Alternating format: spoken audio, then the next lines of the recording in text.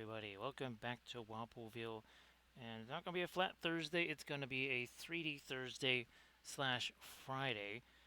We're going to do the bust version of Merlin here. Going to be some glowy stuff happening, which I think is going to be super fun. Lots of glowy things. Not this kind of glowy thing. It's going to be more internal glow on him, which I think is going to be, again, super, super fun. This is a redo, right, Armored Wolf? Thanks, Armored Wolf. That's crazy, 73 months. Holy smokes. Yeah, that's a whole bunch of years. Nice to see there, Switchblade. So yeah, we're gonna be doing a lot of the same kind of bluish glow here. We have sort of a combo platter of the Alkids and some of the regular paint set. There's the actually Armored Wolf. This is the cerulean blue sitting over here. Yeah, see that this right here? That's actually the cerulean blue. Nice to see you there, Moot2. Boy, the Switchblade, that's, yeah, they keep changing that date. I thought it was the 13th, right, Switchblade? Because that's why we did this. Oh, speaking of, magic users, that's why I did this. So, yeah, I don't know. I guess, thanks for that, Switchblade. Yeah, I thought it was the 13th, but I guess apparently they changed it to the 23rd. Yeah, it's the 23rd.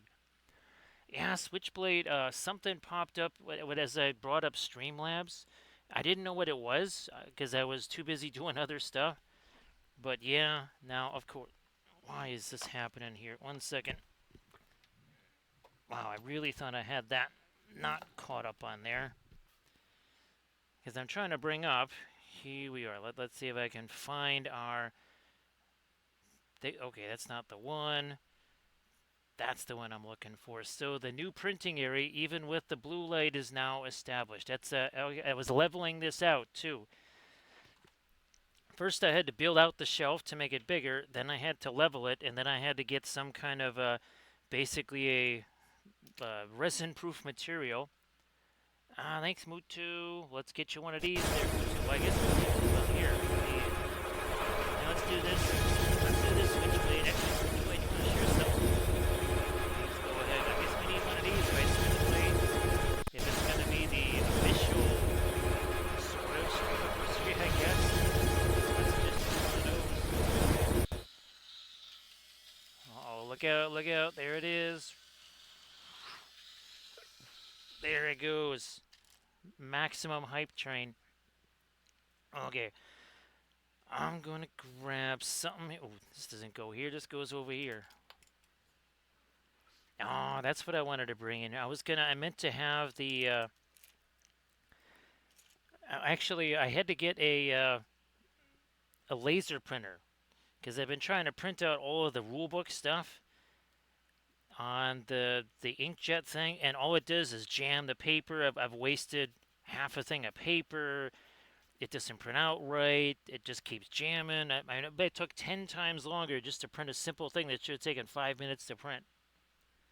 It took like an hour and a half to try and get that thing printed. Actually, more than that, because I had to go fish through all of the blank pages that it shoved in there. Now, it's not some kind of fancy laser printer. It is like the bargain basement of laser printers. But you had to do that because it was getting nuts. There was just so much stuff to print out. Nice to see you there, Doji. Hope everything's going well there, Doji. I'll try to send you some pictures there, Doji, of the 1-to-1 terrain scale or 1-to-1 scale terrain project. Actually, Doji, hopefully you had a chance to do some of your terrain project stuff maybe over the last few days. I know that's not usually what you get to do. But those really are looking fantastic there, Doji. And again, Switchblade, you want to share some stuffs in the chat. Please feel like you can do that. Just Van Dyke Brown, Mars Black. And again, this for the most part is going to be regular oils here. For the most part. I think we're going to do the texturize in here. Right, that we did on the cloth here. Yeah, Doji again. I was super happy. It was very messy work, and there's a lot of messy work yet to come, because basically all I could do, since the garbage can was very very full, was just sort of chuck a bunch of stuff in the garage. So there's a lot more work to do yet as far as this project goes. Even if that, well, I'm hoping after the stream that I can start to work on the printing process here. Because they now the I know the one print on the one Anycubic, it's there was a failure on it, so I'm gonna have to redo the supports on that. Might as well just take it all down, re-level it, and all that other kind of stuff. Hey there, Conrads. Yeah, Conrads. I really thought it was the 13th, so apparently it's the 23rd. Conrads. I gotta remember, I guess. Now Switchblade. I think you do. You remember this army here, Switchblade? Takes a little while to scroll up there. So 1 second. I mean, it is like scroll, scroll, scroll, scroll. We're almost there. There we go. So I don't know if you remember this army here, but we did actually do an army painting series, and you'll see it eventually here as we roll on along. All of those vehicles, basically, I had to scratch build all of those. All of these massive conversions with all kinds of different pieces and parts. Some of those figures, well, now they're almost 30 years old. So yeah, that exorcist there, that whole deal up there, that's just a bunch of plastic card pieces, parts, polystyrene tubing. Oh, and then look at that. Look at that. That's about 3.5. It's at least 3 feet tall, and there's several pounds worth of lights and batteries. Yeah, because well, this was 2014. There was not quite the option for LED stuff then as there is now. So you can see all the lights there up in the ceiling. That's the whole interior there. There's statues in there, all kinds of fun stuff. Now this is the Army Painter series that I was telling you about, Switchblade. Oh, is that Series 19? Yeah, Series 19. I basically took the new sisters and we redid those in oils. You can see the bases are all the same. Color scheme is the same, right down to the hair color there. The freehand essentially the same. It's just that these gals are not. They're not made out of plastic. They're metal. They're made out of plastic because they're the new figs. Actually, Armored Wolf, I was going to just see if I could take some of. I actually saved a bunch of pictures of. Oops, I already scrolled past it here. What? 1 second. There we go. The old Tomb King's army, the Hyro Titan and the Colossus. I actually, since I was looking for other pictures, I ran across those. That was not what I was really looking for. And I said, wait a minute, what if I grab the pictures of those miniatures and, well, let's see what I could make out of them in GPT and Grok. So I might be redoing the Hyro Titan and the Colossus because, well, those were never done, right, right, Armored Wolf? Hey, there's the 100. There it is. There's 100 for Conrads. Which appearance? Wow, that's quite the coincidence there, Conrads. 100 on the, well, I guess the official one. I thought I was the official, but now this is the official. So that's for Conrads. 100 streak right there.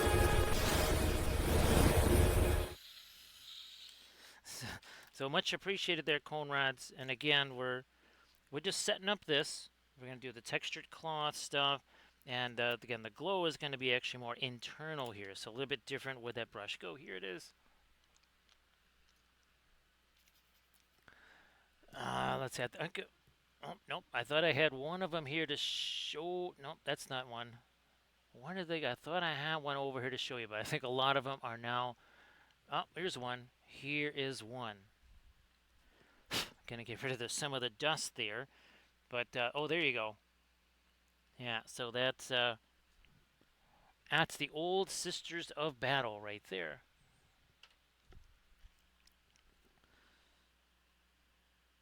And the Armored Wolf, again, I'll also try to get more of the kitties done there too. I'm way behind on everything. Let's put it that way. I mean, and by way behind, I mean way behind on absolutely everything. Nice to see you there, Arid. Yeah, Arid, I thought it was the 13th, right? Shows what I know, Arid. Everybody, please give Irid Canwave a follow. And of course, Irid, if you want to share anything in the chat, linkies, that kind of stuff, please, please feel like you can do that.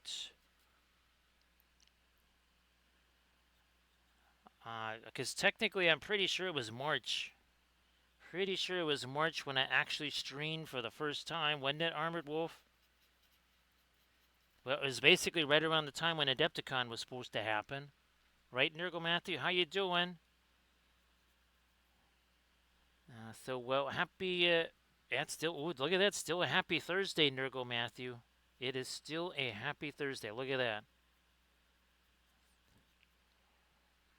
A wizard is never early or late. I guess. And just roll some of this in here. Some of this over here. Grab me a little bit of the skinny tone. Shove that onto here. Whatevs, don't care.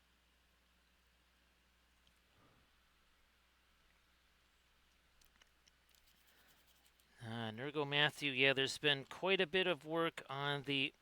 What is it stuck on now? Here, let me see if I can scare this up for you.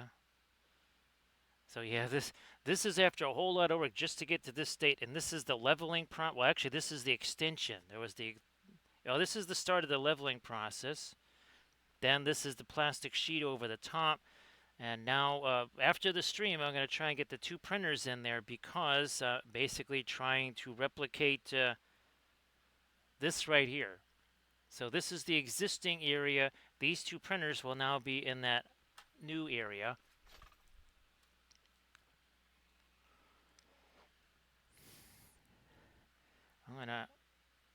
That's what I forgot to put out here.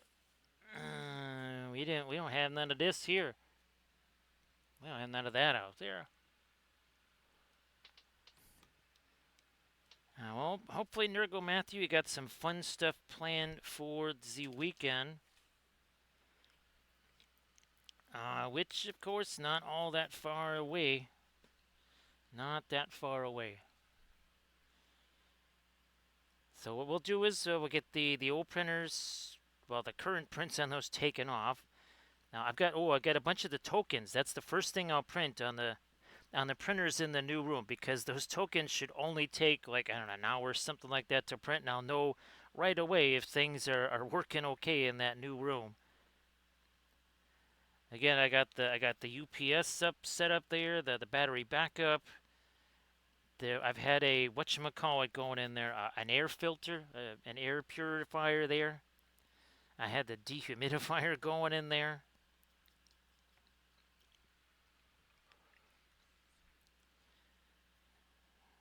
It's gonna be very, very, very up tempo here. That's for sure. I still have to try and film a video too somehow. Speaking of videos, hopefully people got the link for this.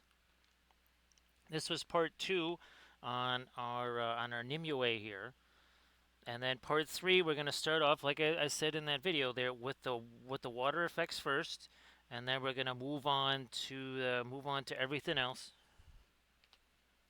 Trying to do more smoothing, so that's not something that you usually get to see.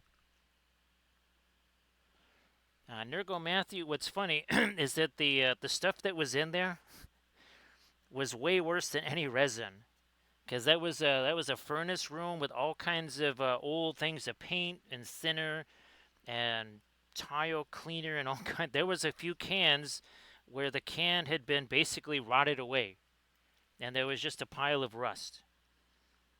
So needless to say, I was operating most of the time. I was operating in there with a mask on. The resin will be positively, that'll be nothing by comparison. But there is going to be circulation in there. The crazy thing is, Nurgle Matthew, there was no outlet in there. I'm like, I could swear that at some point over the last X amount of years I was in there doing something that required an outlet, but apparently not. That's probably why I never actually really used that room for anything, because there's no outlet in there. Or at least tried to use it for something.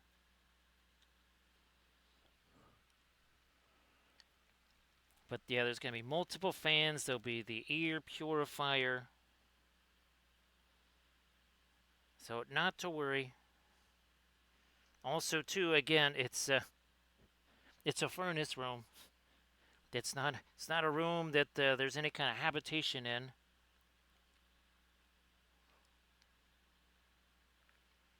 We'll do this here. Now again, it's just not really a room that I had ever thought of using.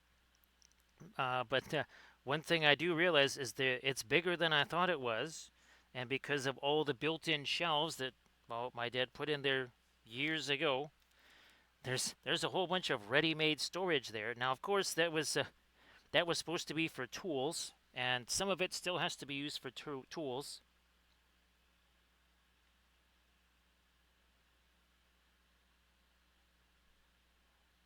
I'm gonna hit that here too. So we still have to find room for tools, except a lot of all the boxes of filament are in there now, which is nice.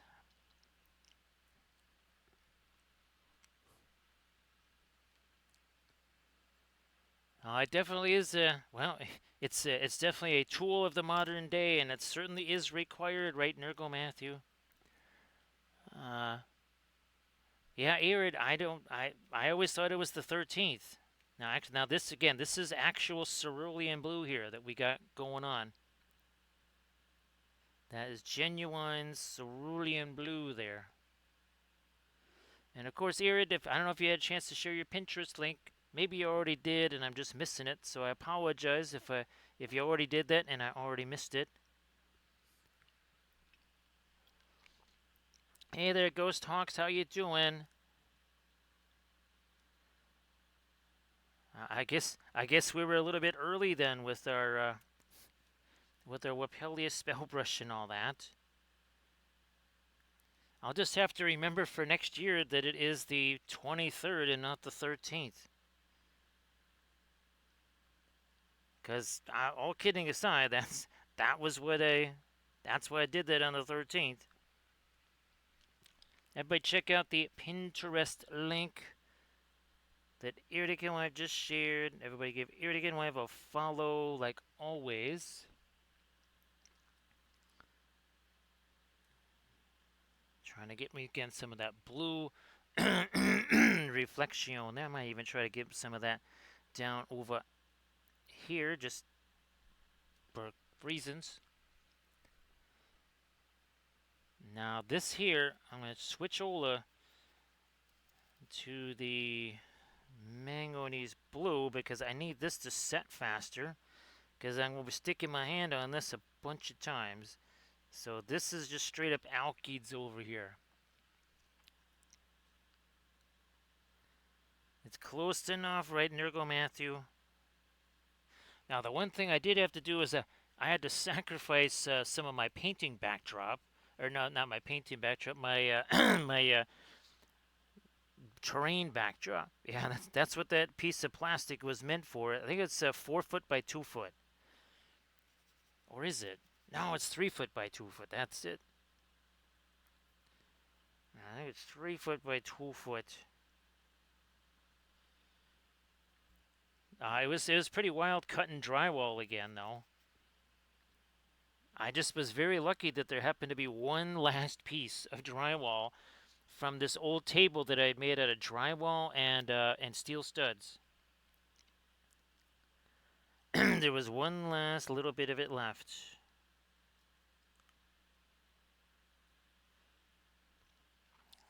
Now, how's about we just do something like this here? Where's my? I'll just use you. I'll just use this. Oh, gee whiz, there must be. How'd that yellow get in there? Oh, that was the brush I was using to transfer everything. That's what the deal is here. Fine. We actually have some radiant turquoise in here too.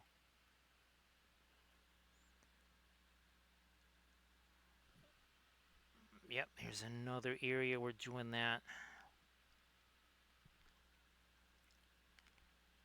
like a so. So see you later there, Doji. See you later. Hope the rest of Thursday goes well for you. I was hoping on the next stream, so on the, well, basically, not still Thursday, still Thursday. On the Friday stream, I was hoping to paint the the Green Knight, the new version, the one with the axe. So that's gonna be a big, big dude. He is gigantic. Also, I think I can grab him here. We also have, so this is the corrupted version of Galahad here. Again, so all of his armor is gone. Yeah, that's the corrupted version of Galahad. I printed out a big old base for him. Oh, we also have, I think it is, oh yeah, well this is the non-cyber version here of Guinevere. No, she's going to have to just go back over there.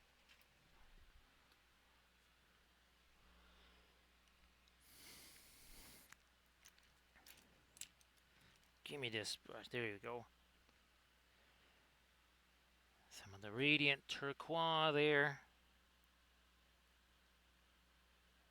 Start getting some of that into here. And over here. And over here. And then a few hits in here. One over there. Then fine, we'll do something for the eyes here. Real quick, like. So we're just kind of trying to map things out here. Super quick, just mapping things out. Whatevs. You can see there's references here, but see that thing in the lower left-hand corner? What does that show you?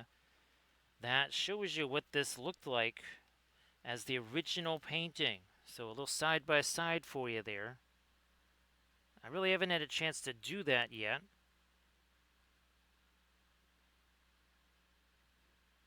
Let me do this here. Something like so. For Merlin's beard there, mustachio. So see you later there, Doji.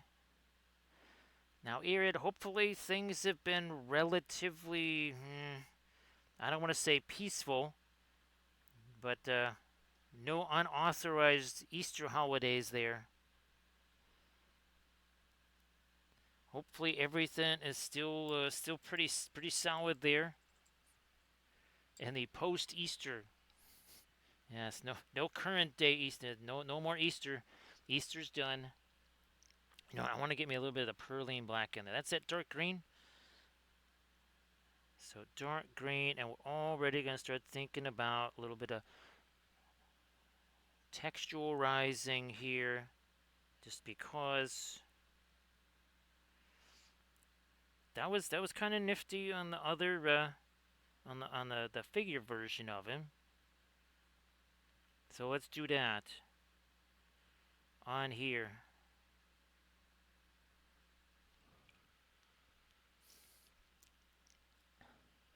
Oh, geez, happy birthday there. Everybody say happy birthday to Erdican Life, which means, well, okay, that's gotta...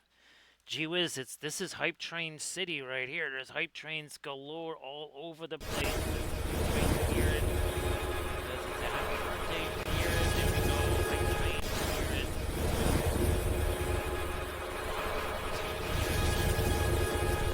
We're 24 minutes in, and this is like the 27th Hype Train right here. There it is for Erdican Life. Look out. All aboard the birthday Hype Train for Erid.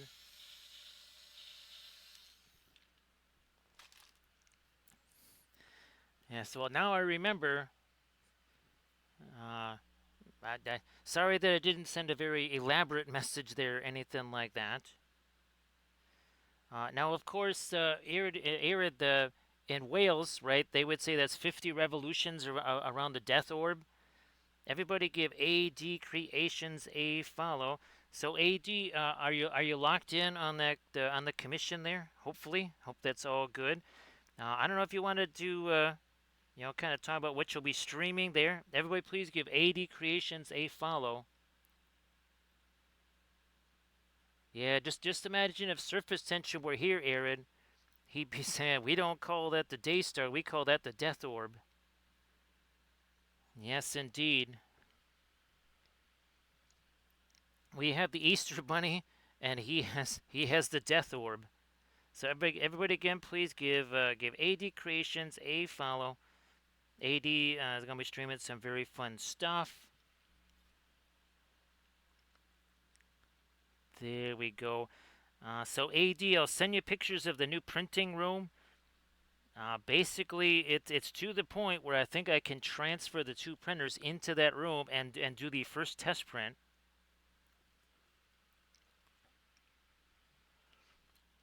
That's fantastic. And again, AD, if you want to let folks know what you're going to be doing, where it's from and all that other kind of stuff, because I know you had a set amount of streams for it, right? I'm pretty sure you got a set amount of streams and all that. So again, and of course, glad that you got there and back again from the Gem and Jewelry show.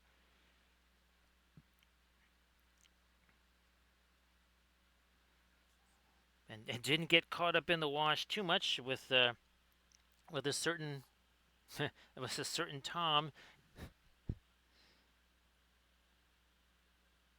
doing Tom stuff.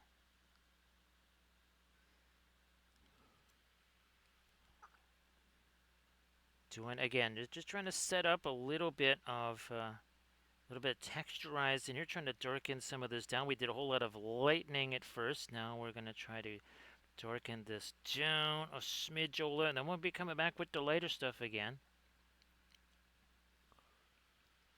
So everybody check out that Kickstarter there. That's Bellicorn. Check out that Kickstarter. A very nifty piece there. So check that out. Aaron's going to be streaming that. So everybody, please do us a favor there and go give AD Creations. Well, not Aaron. Well, you got to follow Aaron too. Sorry. The brain has been distracted by too many other things.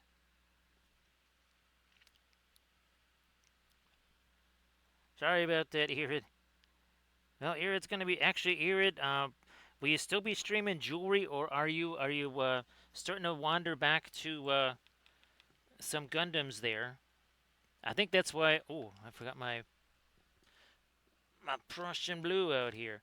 I think that's why I was thinking about that, Iris, because I wanted to ask you if you were going to get back into some Gundams there. Now, of course, Irid,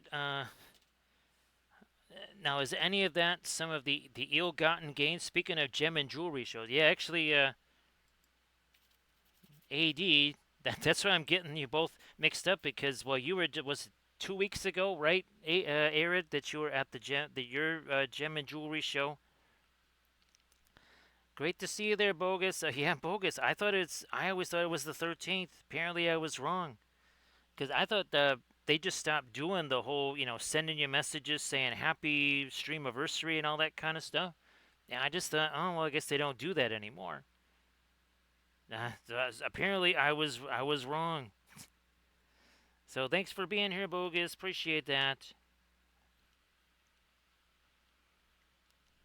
So that was 2 weeks. Okay, then that's why I'm even more getting you mixed up because AD just got back from the Vegas show.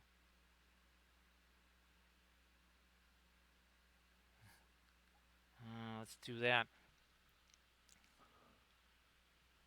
Yeah, the old Glasscraft and Bead Expo in Vegas.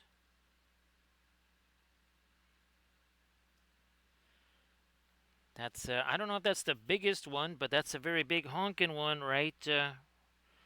right? And okay, AD here. Oh, this is what I wanted to ask you. This is what I wanted to ask. I don't even know if it's even possible to compare. How does it compare to Adepticon in various ways? Like as far as because I know there's lots of seminars, right? There's lots of seminars, but you don't have the painting contests. Obviously, you have a vendor hall, right, AD? So yeah, because I've never actually been there, AD. I've never actually been to that jewelry show. They wanted me to go there many times, and never have been there. I keep forgetting that's why. I'm like, why is this all messed up? Because I had to restart the stupid computer. Otherwise, I'd actually be a little bit earlier.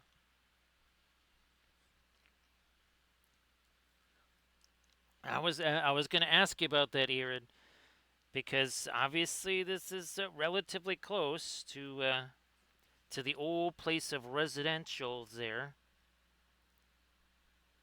Yeah, it's starting to work out little bit more of our texturized in here, just for funsies.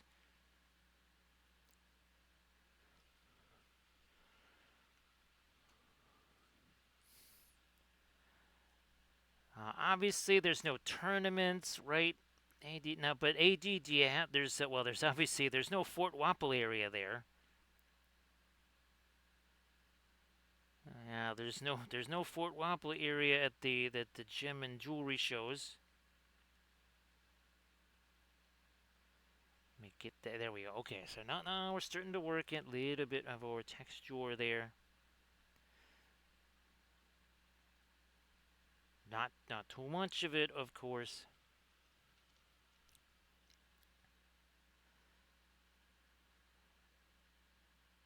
That's it. I guess do you have a lot of people walking around with well basically cases of tools and all that kind of stuff, or is it just literally people running from one classroom to another?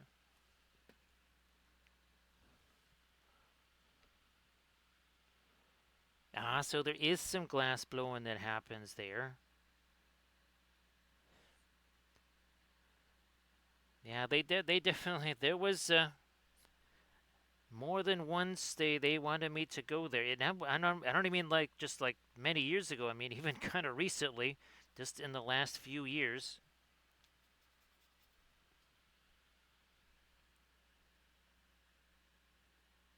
Yeah, well we're gonna take our little blendy brush to this too. That's what we did on the other one. Gonna take our blendy brush to this here.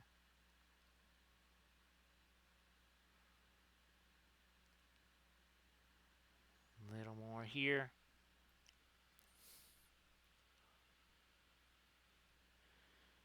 I was wondering, AD, is it almost kind of like what it's like for me at say Gen Con, where I see the vendor hall, and then there's all the stuff in the hallway between the vendor hall and the miniatures area.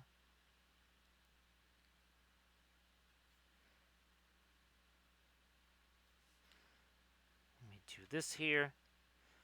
Oh, so Armored Wolf, I still I swear that if I just gave you nothing but cat files, uh, Charity would print enough miniatures to have for sale at Ren fairs or something like that. I don't know if I've ever seen her so motivated there, Armored Wolf, to paint a single figure.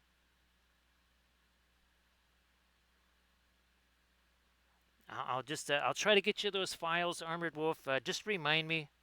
I haven't had a chance to put them in a Google Drive. There's just been so many things going on, so I apologize.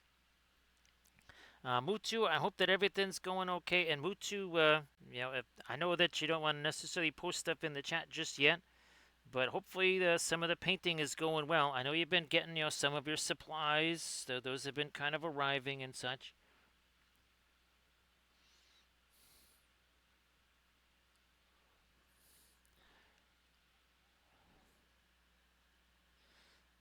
AD, you would have had to have a few more sales at Burko's vault then, I guess, to be able to get that then. And AD again, if you want it, I think you shared your instas right, AD, so that should have your Verco's Vault piece in that in the instas there. So AD also, in addition to helping out with the art clay world stuff, also brought her award-winning Resin Beast entry. The large it wasn't large creature, it was just large figure AD. Maybe it was large monster. Maybe it was the monster category, I guess.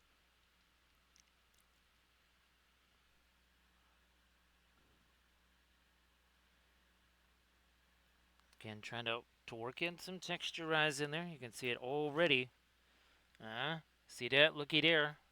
Looky there. Everybody check out that Instagram link that AD Creations just shared. And that's the one, again, with the Resin Beast. Was that second or third place at the oh, I'm getting it mixed up with Melissa. I think that was a third maybe.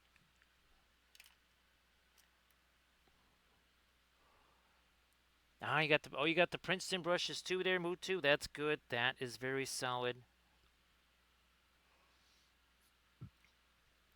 Mutu, these things I gotta tell you. Now these, I think these are the one. Okay, I haven't gotten the zeros yet. I've gotten so many other things off of Amazon. Again, there's just a ton of things that I've had to get for this new printing room and for the game. Again, I will be I'm going to be printing out game tokens tonight because there was last week, well, earlier this week, there was a massive kind of a breakthrough with all of the rule stuff. It was one of those things where there was a few directions the game could go, and once I chose a certain path, then I could kind of go, kind of like start pulling the trigger on other elements. So third place again in the monster category there for AD Creations. And again, AD is going to be painting up a really, really, really nifty. I saw it. So you're going to really like watching it. So definitely give AD Creations a follow. Now, Irid, you don't have any cooking streams coming up, do you? I did make a dump cake.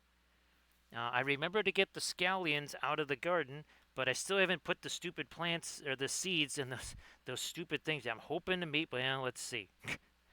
I don't know how I'm going to be able to do all this stuff after this. Well, I will. I'll just stay up all night. That's what I'll do. I think that's what we're doing. I think it's going to have to be an all-nighter tonight.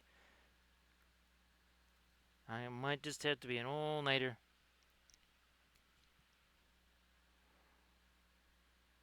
There's too much stuff to do to fall prey to that barbaric human custom, that sleep thing.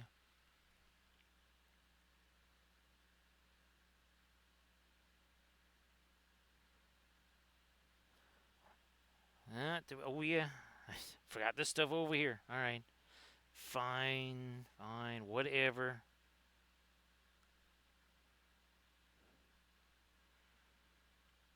Whatever.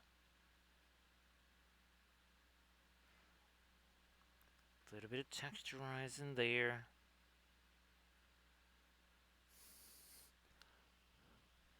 Now let's see if we can try to maybe even boost this a little more. We're gonna take our manganese blue. There you are, manganese blue. This is where we start maybe doing some of the dry brushy stuff. Or maybe a Saturday afternoon cooking stream.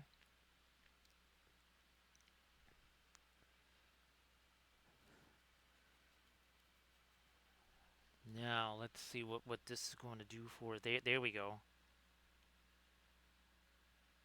There we go. So it kind of starts toning that down and starts to also give it a bit of color there. Bit more color. Doing that here.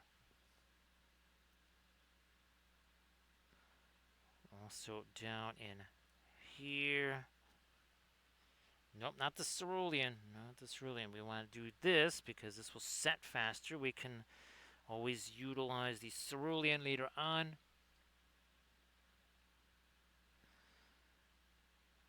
Actually, Nurgle Matthew, I do have that crazy little mini, like mini fridge. It's like the size of a cooler. Maybe I should put that in that room down there. Who knows? Who knows what might? I was actually thinking of putting an old laptop in there,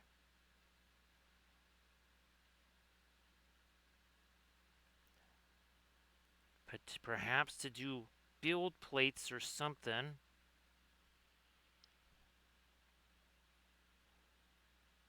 Might just do that.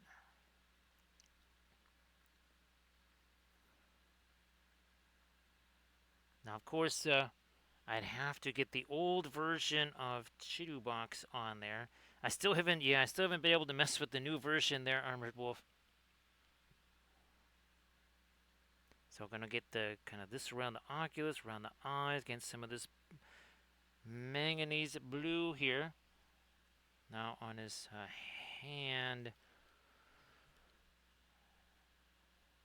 there. Get in there.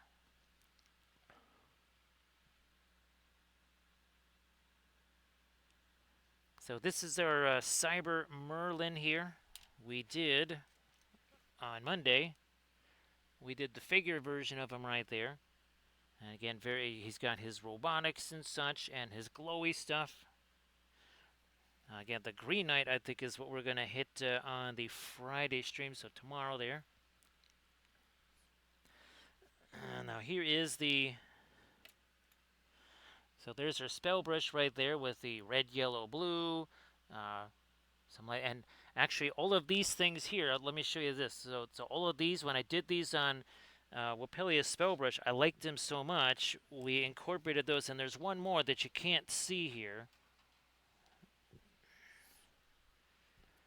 So on this is the corrupted version of Lady of Shalott right here. So you can see we've got these monitors here, and there's going to be all kinds of scenes of the destruction of Camelot or Cyber Camelot, all that good stuff. Very different from this version. So what we're doing is we're working on basically essentially your dark version or corrupted versions of all the characters. That is the next. I still have to take care of that rules-wise. That was kind of one of those things where we stuck a pin in it and said, let's deal with this other stuff first. And again, some big leaps made in the game system there too over the course of this week, which is again why the laser printer was purchased,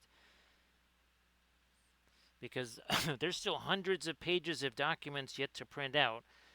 And there was no way I was doing that on an inkjet. It would have just been a complete waste of time. Kind of liking how this is working out. That's kind of nifty there. Now this the metals everywhere else cannot be this kind of this color of blue here. So we had to make sure it's almost like a violet or something.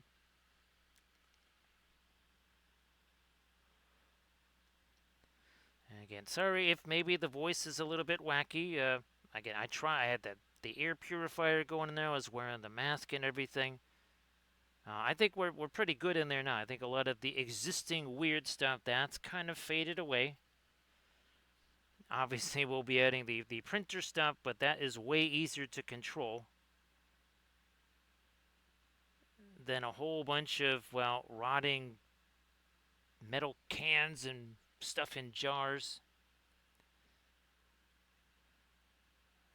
There was a bunch of there's a bunch of cans of paint that I know I had used in my own remodeling years ago. I don't think that those cans of paint are still good. Now I think Terra Rosa. We need Terra Rosa. That is what we need. We need to get some skinny tones on them here.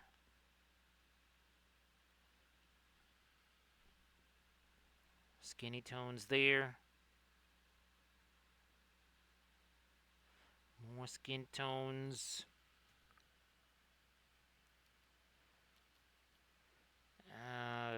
Yeah, here we go. Here we are.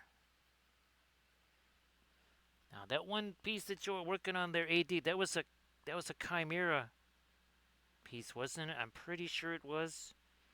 I know that you had been working on that for a spell.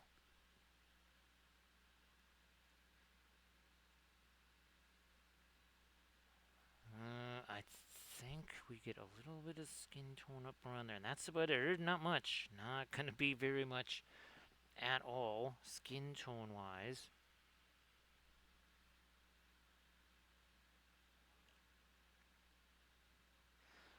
I still gotta send Kate some messages there.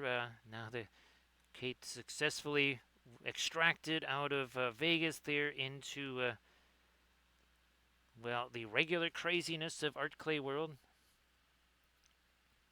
the regular daily craziness. More of the Toro Rosa here.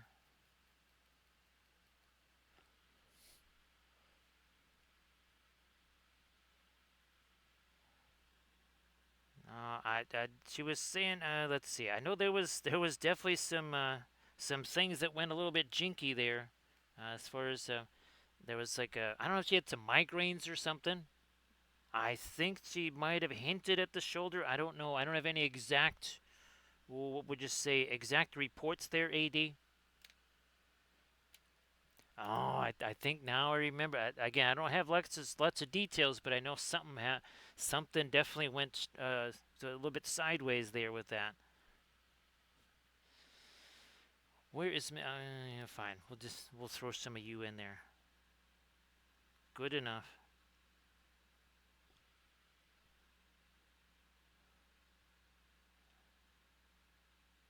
Bring that down. Okay, so we got ourselves a little bit of skinny tone in there.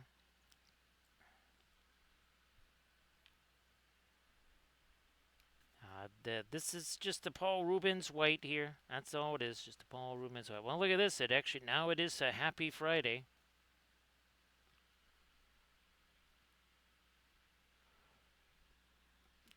Now AD, was she trying to move stuff around? Because I'm just trying to think of how the heck that happened. Which is generally you're trying to maybe move some stuffs or whatever. Or was that just kind of a repetitive thing or something? I don't know. But yeah, that is usually you got to be trying to do something physical there for that to happen.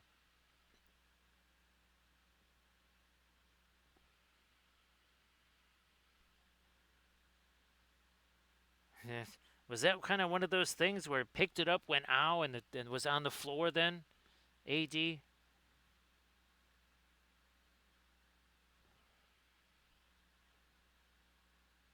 That sounds about right.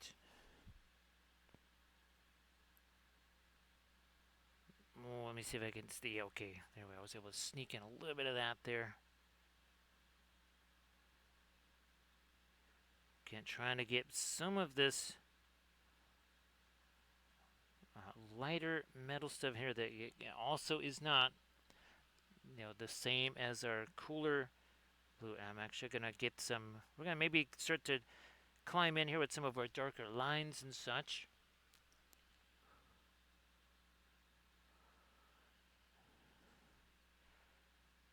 So yeah, I do remember that now, AD. Yeah, I remember that.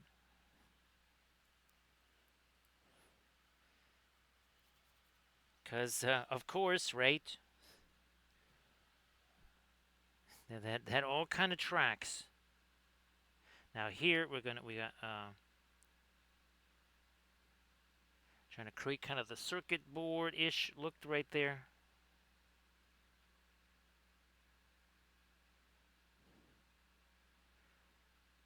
And again, ultimately, want to make these files available to folks first via the Patreon page. I was actually even thinking of doing like a pledge level of some kind.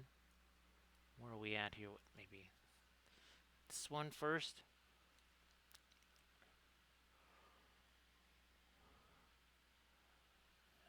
So Valfira, I think it was maybe I don't know 1133 or something like that. And of course, Valfira apparently the 23rd was my official stream anniversary. I thought it was the 13th. I've been working on the 13th for years, but apparently the 23rd, Valfera. So I'll have to remember for the future, I guess. Yeah, that's not quite how I thought that was gonna go down. So hopefully you're feeling better there, Valfera. Feeling a little bit more solid. O2 levels maybe a little bit higher than 82. I would think so.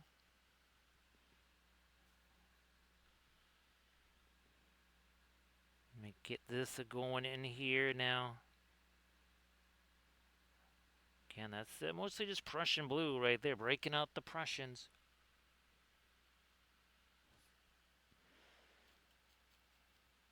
I think it kind of changes Valfera.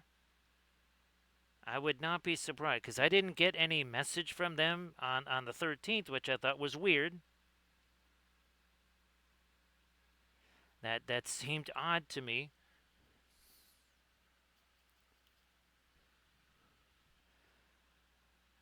Get with the Prussian blue here.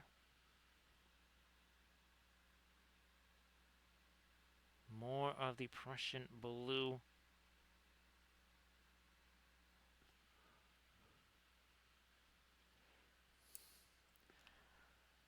Yeah, well, Valfear again. Sorry that that particular assault from the well, it wasn't the Easter Bunny. I think you have your own nemesis there, Valfeira. You don't need the Easter Bunny. You have your own nemesis right there. There he is. There he is.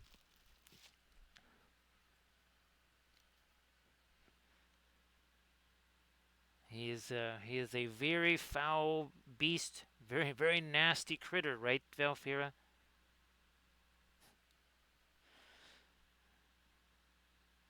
The most lethal condiment known to humankind.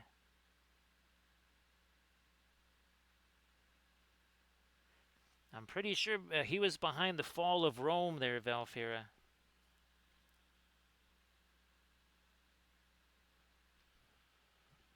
I'm going to try, yeah, here we go, again, some of the Prussian blue in here.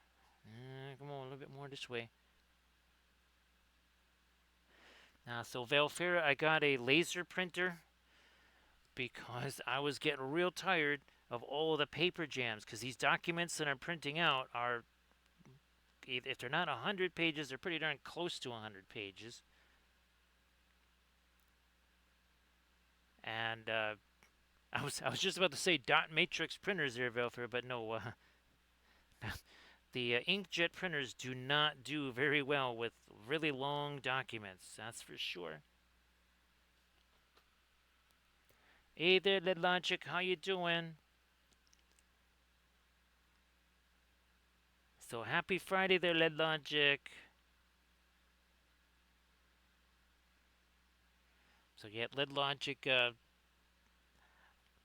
I really have all this time thought it was the 13th, but apparently it's the 23rd. So stream next year, the stream anniversary will be the 23rd then. And of course, I'm sure I'll get ready for the 23rd, and it'll say, oh, on the 13th, I'll be getting this happy stream anniversary message from them. I wouldn't be the least bit surprised. Trying to work in on later stuff here now.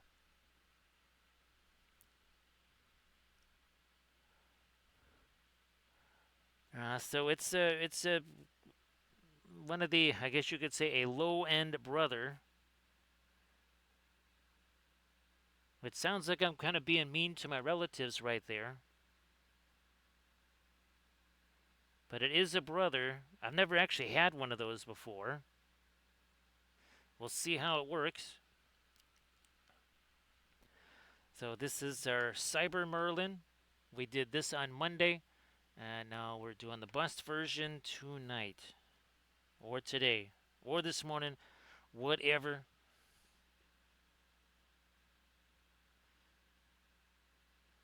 Oh, that's the... I'll just grab one of these guys. Close enough. Somehow. That also did not participate in getting that bit of that cyan type color there. Again, I meant to have some of the books in here. I might have to get some more binders. I'm actually gonna have to get more book binders. And what's funny is that I said, I just got like half-inch ones, and like I don't need any big giant ones like the typical 1 inch wide. Nope. I'm gonna actually probably get some of those tonight. Some of the 1 inch thick ones.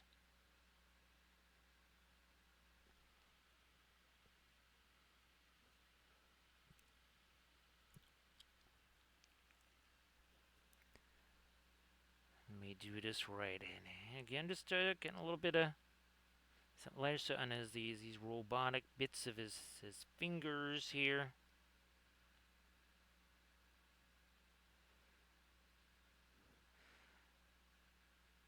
Now I guess AD. Do you think you'll have a regular stream day again? I know that like Sunday was always kind of a regular stream day for you. I wasn't sure if that might be back on the menu again.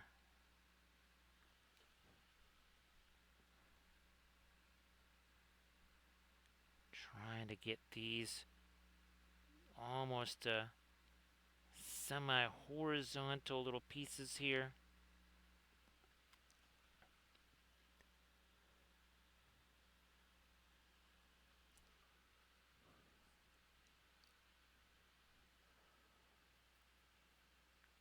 Oh, well, that's good there, Velfira.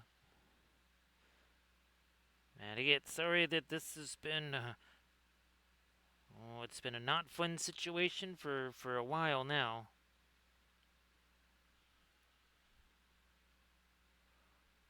Here's hoping that just kind of finally starts to resolve itself.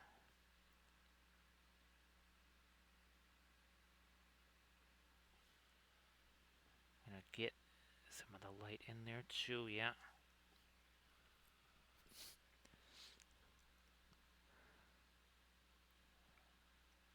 Oh, geez, I forgot about that, AD. Well, obviously, best of luck with that too.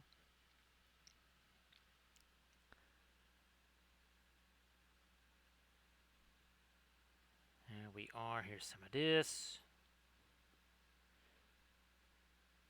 So, Veilfair, I will be trying, hopefully anyway, the first test prints of the printers in their new location after the stream. That might be one of the very first things that I do is start moving those. Well, first I gotta take the prints that are on them off of them.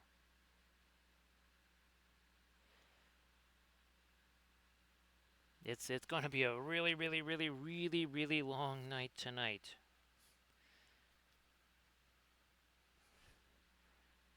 It's going to be one of those getting to sleep at 10 something in the morning kind of days.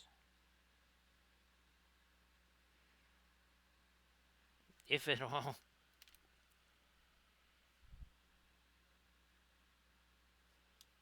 Actually, Armored Wolf max velocity. He had to do a live stream on 2 hours of sleep because he was at that YouTube summit. I guess the top 100 YouTube creators or something like that. None of the other creators even knew that weather on YouTube was a thing, which is he thought that was kind of hilarious. Well, let's just put it this way: he kind of overdid it on the coffee because I was like, "What the heck is going on with him?" I mean, either that or somebody put crystal meth in the coffee. I don't know, but he was. That was like spicy max there. He was maxed out. There you go. He was maxed out for sure.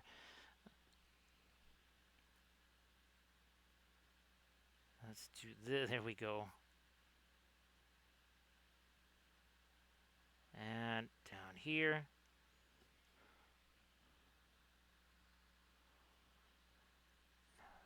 Let's see.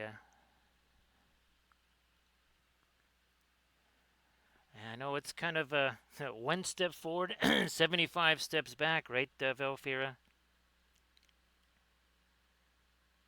Let me do this.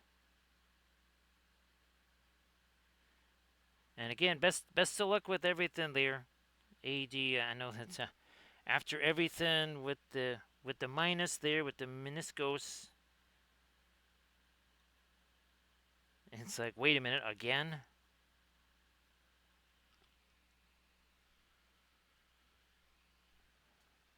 Let me do this here. So as again, as far as the game goes, and Merlin,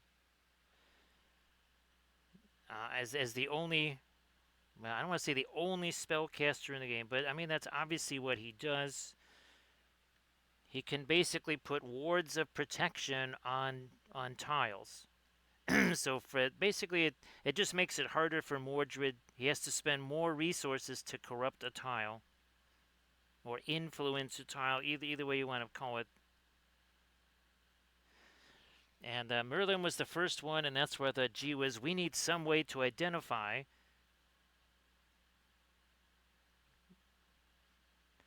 And of course, Guinevere is the only one who cannot, like, basically influence a token or protect a token. Basically, Guinevere is a resource management type of thing, where you say, geez, I don't have enough action or whatever. I don't have enough to do this thing. Guinevere says, well, now you do. So that is Guinevere's role in the game.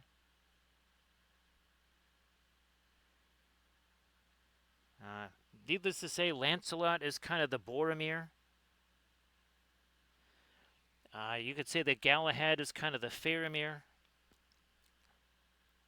as far as kind of what their characters are like. Arthur is the only character in the game that has the ability to remove corruption from a tile. I mean, no other character can do that.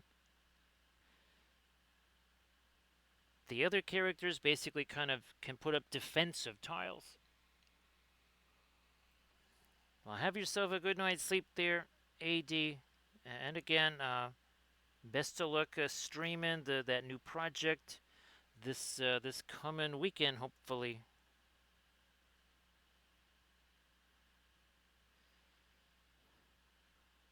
And the other key thing was figuring out, okay, Morgan Le Fay.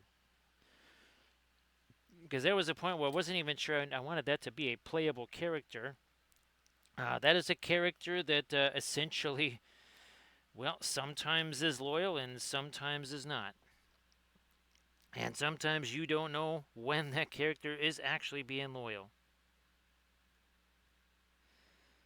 Also kind of got the Green Knight settled in. And like the idea with we didn't want the Green Knight to just be like a punishment sort of thing. The Green Knight can make things bad for Mordred too. So yeah, we didn't want the Green Knight to be just we didn't like the Caprica phase. Yeah, we didn't want the Caprica phase from the Battlestar Galactica expansion. So I'm hoping that's one of the reasons why we're thinking of an all-nighter there, Valfira, is to try and put the seeds in the pots. Now, of course, you could say that the activities that I've been doing freed up a table that I can use to do that. Put the seedlings on, or do the seeds. And that might be something that I'm doing after the stream. It kind of depends on how successful I am getting the printers going. If that is successful, then okay.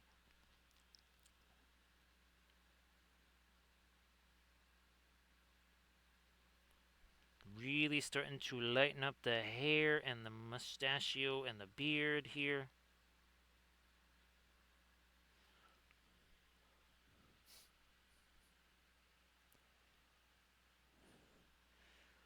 Also, it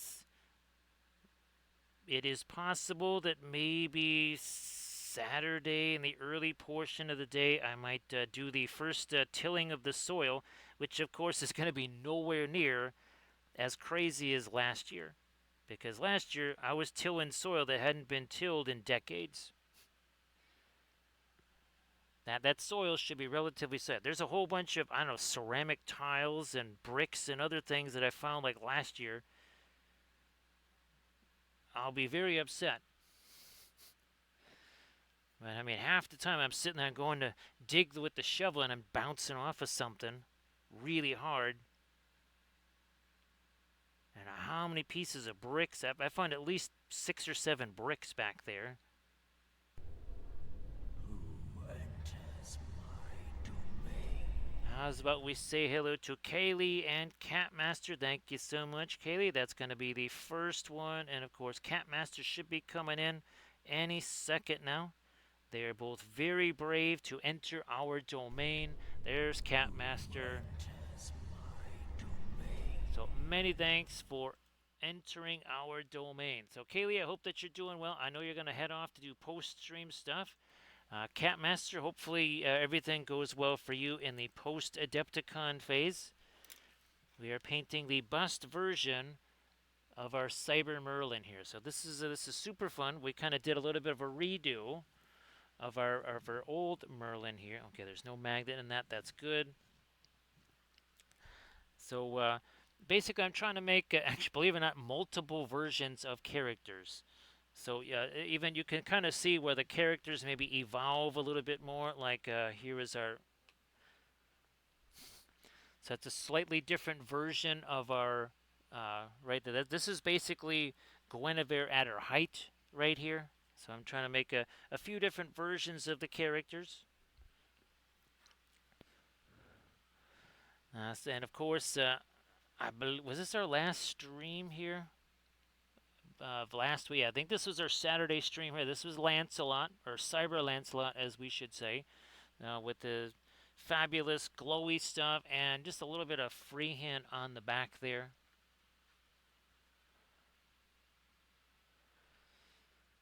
Gee whiz, Camp. Now, Camp, you sure you didn't get that at the? Oh, what the heck was that? The axe throwing. Remember the axe throwing there, Campmaster? Hopefully it wasn't from that. And of course, Catmaster, if there is something that you would like to share in the chat, you know the deal. And again, I'm pretty sure Kaylee is going off to do post-stream stuff. So everybody also please give Kaylee a follow. That would be fabulous. It's free to do that.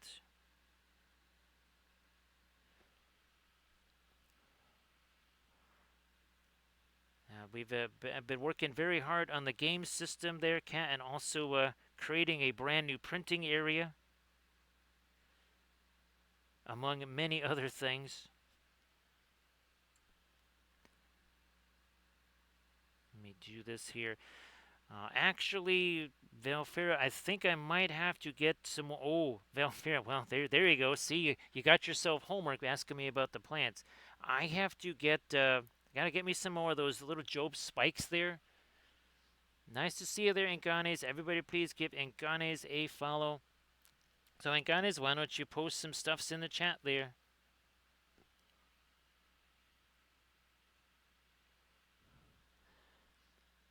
Yeah, Catmaster, you gotta catch them all. You gotta catch them all.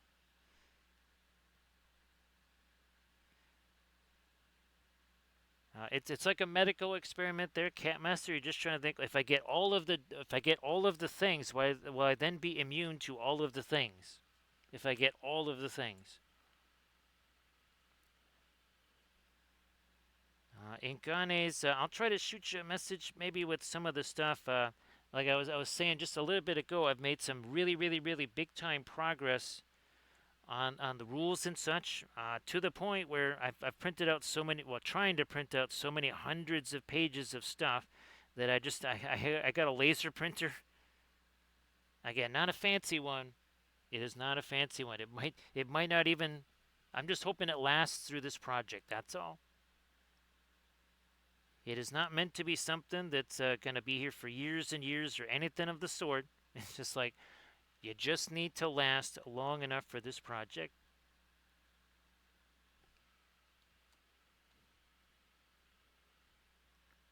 And again, everybody please check out that link that Ngani just shared. Instagram link. Ngani also does the oil paints there.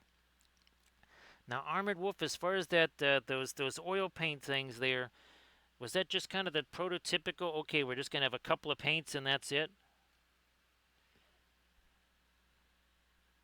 I hadn't heard of that or anything like that. They haven't, I certainly haven't heard from them or anything like that.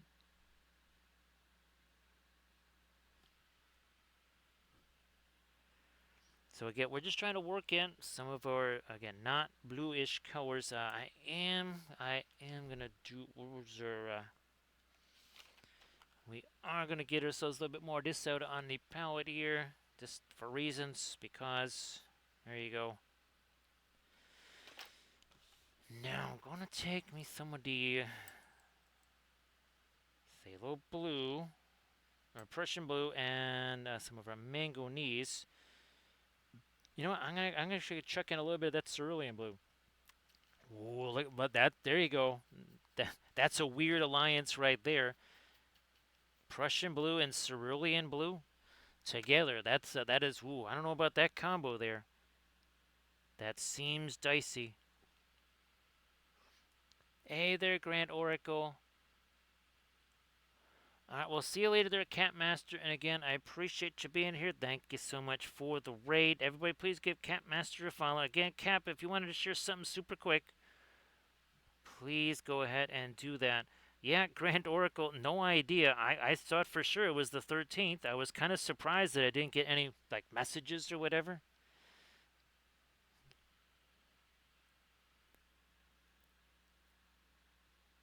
Fortunately, there, Grand Oracle, it's mixed up with two alkids. But Grand Oracle, this dried reasonably fast, and I don't know if you saw episode 2 yet. I'm gonna try and film that army painting. Oh, geez. Well, tomorrow during the day, I guess. Oh, and check this out. Well, okay, that's gotta move again. 1 second here. Okay, that's going there. Let me see if we got our go away. Here we go. So yeah, this is the new. Let's put it this way: it took like a day and a half just to get to this point where I first started to extend the show. You can see that's not exactly even, right? So then I found a piece of. There we go. I found one last piece of drywall in the garage that was used to level it. You can see the level over there. Wait a minute. Then we added this piece of plastic board over here. And now after the stream, Camda, yeah, I'm gonna try and put the printers in there, and we'll do our first test prints in the new area. So great to see you there, Camda. Camda, if you want to share some stuff in the chat, please go ahead. So yeah, Grand Oracle, we'll see how that goes.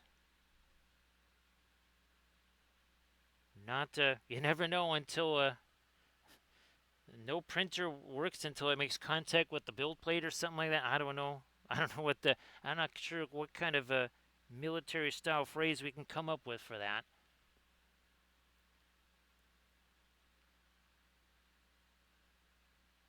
And yeah, I'm just going to do that darker too. So great to see you there. Great to see you there, Camda.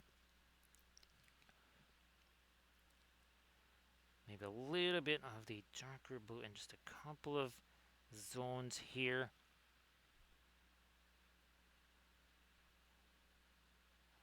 Okay.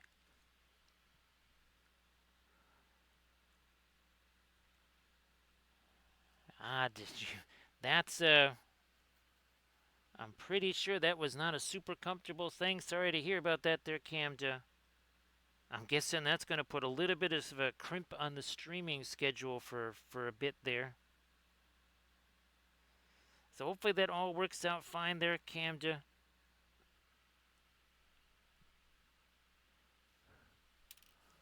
So yeah, here's there's the figure version that we did. And we his function in the game as the only magic user is that he can protect tiles by placing a ward on them. So that's his primary function. Is basically a kind of a he basically puts protective wards on the tiles. The only character in the game that can restore a tile is Arthur. Characters like Lancelot and Galahad, they're basically defensive in nature. So you could consider that Merlin, Lancelot, and Galahad are all more defensive type things.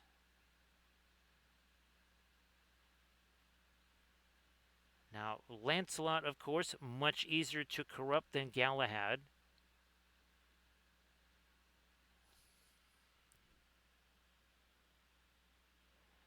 Yeah, I was gonna say, Camda. Was he gonna have the Gollum injury? Now, Camda, there was some friends of ours. Uh, well, ironically enough, his name was James, and for whatever reason, they played this game where they slammed a screen door, which was like one of those super heavy screen doors, which was more like a door instead of a screen door.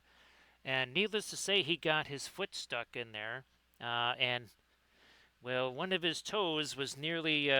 Well, let's put it this way: for years afterwards, there, Camden, we called him Nine Toe James. If that gives you a little bit of a clue there as to the result. So that's yeah. Don't play a game of slamming the screen door. I still have no idea what that's all about. But yeah, not the best game. Who would have thought to play? Now we're going to be coming back into here with some of our lightest blues on some of this stuff here. And we got a radiant turquoise for some of this here. That's going to be maybe down here a little bit.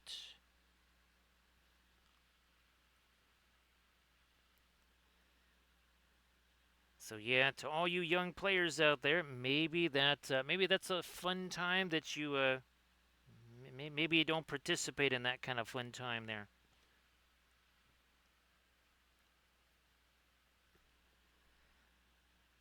I mean, I've almost had doors give me the Gollum treatment, and I wasn't trying to mess around with them. I was just trying to like close them. You don't need to assist the door in trying to subtract the body parts from you. It can do that very well all on its own. And start piling again. Some more of our lights here, right? And all of this.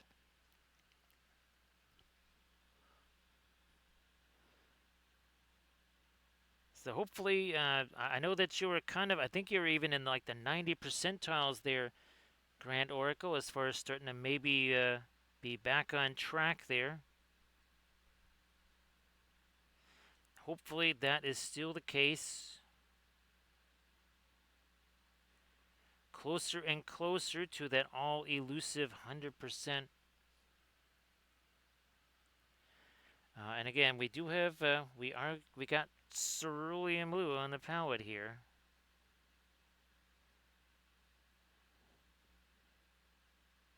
It is, of course, being mixed with some other stuff.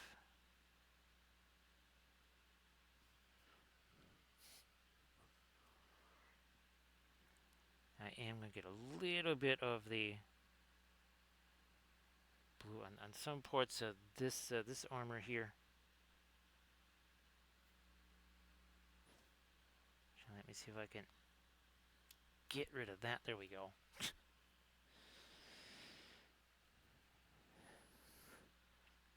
Now we almost need a little bit of reflected light on some of this from here. Like you do. I was hoping, there we go. See, that's going to give it a nice little bit of Nice little bit of reflected light there.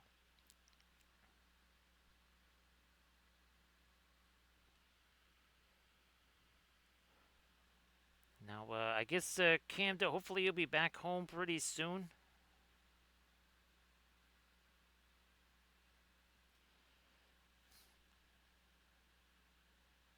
I get, well, see, I guess with the one thing there, you should have him doing something like something safer there, Camden. Yeah, forget school and have him filing mold lines and all that kind of stuff. Yeah, so, them doing something safer than that.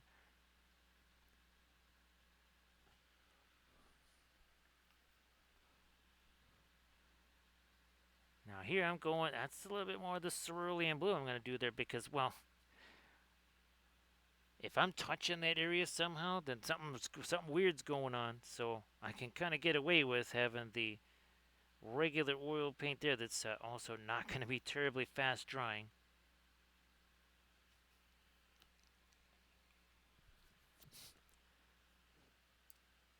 Let me take this here. Yes, bit more of the light on the oculus and then maybe in the eye here. This one. Bam.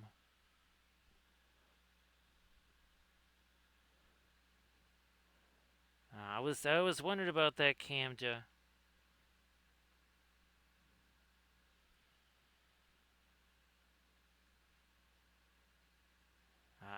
I guess sometimes when you feel like it's an emergency situation, then other folks come along and it's like, well, that person's missing a head and an arm and all that other kind of stuff, so maybe they go first.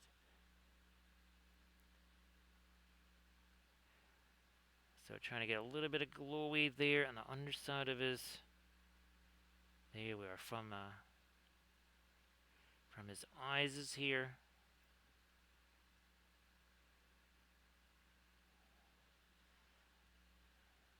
Bit of blue on some of the cloak here. And what were we? 1 hour 22 minutes. 1 hour 22 minutes in. Where's my yeah. We don't want to be using the bluer stuff here. This has got a little bit of the little bit of Naples yellow in there, just like a tiny trace amount of it.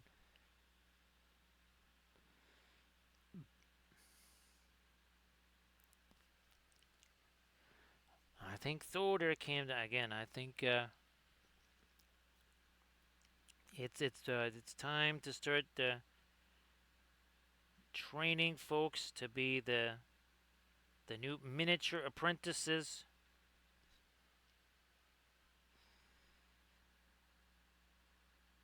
Let me do this.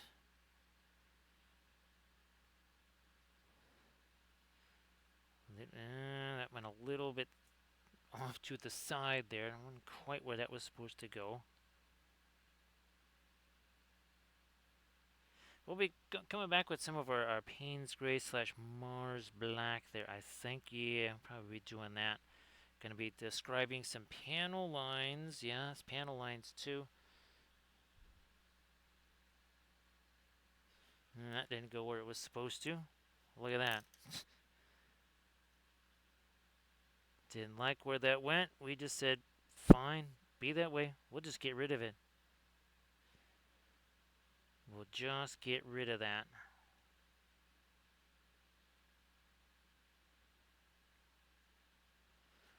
You know what? I'm going to also play with some of this here. Let me get some of you in there. Also, come on. Now, whoops, not that much manganese blue. There's a big old clump of it there. Let's get rid of that clump.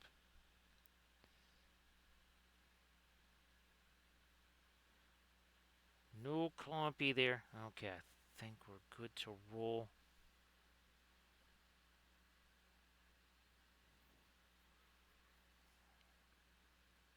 Trying to get some of my blue down in there as well.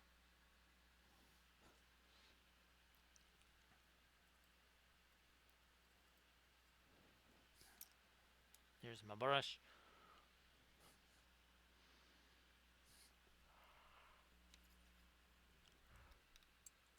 Do I want to get into the maybe we will. No, no, no. Let me keep rolling with this here first. Nah, there was too much paint on there. I could see that. Gonna get rid of some of that. Great to see you there, Michael. Everybody, please give Michael a little look-see there when Michael posts some fun uh, stuff in the chat. So, Michael, please go ahead and post some of your stuff in the chat.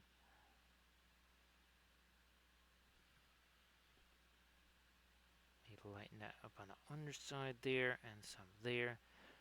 And then maybe a little bit on the fringy there. And remember, we're going to be kind of doubling down on some of our texture here on the cloak too.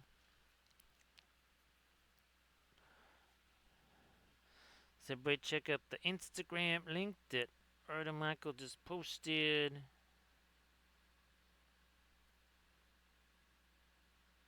Some lines there. Got a little bit of the texture up here on the cloak. Like what we did on Monday there. Now the Friday stream is all about the Green Knight, and he's going to be gigantic. So that's going to be a real interesting stream for sure. The Green Knight. He is a large dude, and of course this is the axe version of him.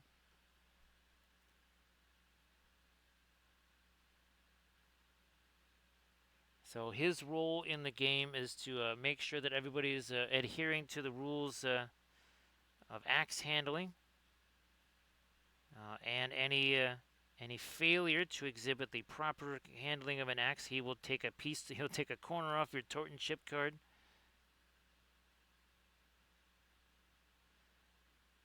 Okay, let's get some of this down in here.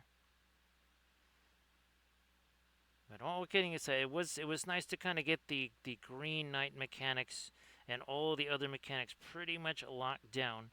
As far as the individual characters, it's one thing to go, okay, this guy does this guy does that. How do they interact with each other? Right? What kind of mutual buffs are there? That sort of thing. Without it, then all of a sudden becoming way too powerful. You can say, oh yeah, okay, he just does this, he does that. Next thing you know, again, it's such an unstoppable combination. There's kind of no point in moving forward. You don't want that in a game. And of course, the other thing that was being worked on were the different victory conditions for Mordred and for the player characters. Kind of came up with a little bit of a system for Mordred where he has essentially hidden objectives. Because you don't want the game to play out the exact same way every time. Well, these objectives here definitely will change how the game plays from one game to the next. Oh, it sure will.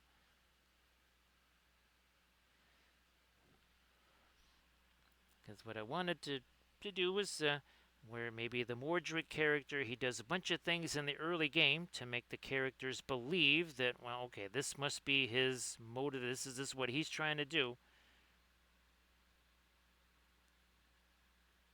And then it turns out they were all of them deceived.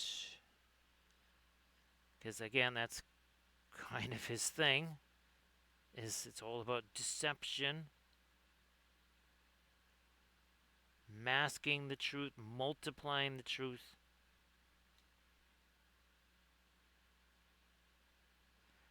I need to get me a little, yeah, a little bit more of the light stuff down in there.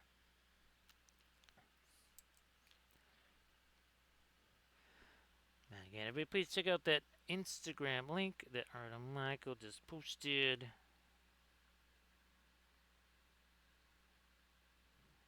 Let me do a little more light on the underside of this. There we go. And of course, we haven't even touched our fast matte white yet. This is nowhere near white. As light as this might be, yeah, this is nowhere near white. I know again it looks very light.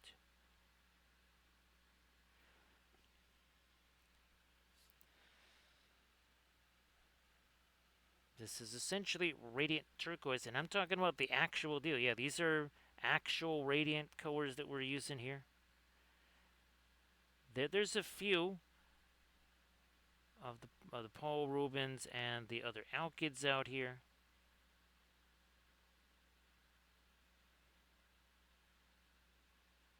Again, looking for here that reflected light, like you do. Thanks, Armory Wolf, for posting a link to the Patreon page. Now, the latest video that just went up yesterday was episode 2. Speaking of our Cyber Arthurians here. Now, Nimue,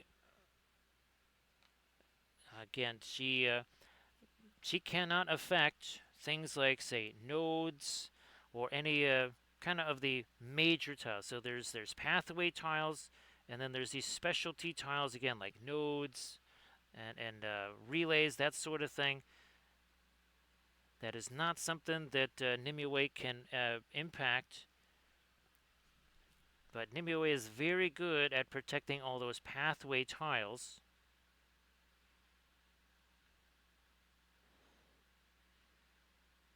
Because Nimue being, well, you know, whole water elemental and all that, well, kind of protects the data flow.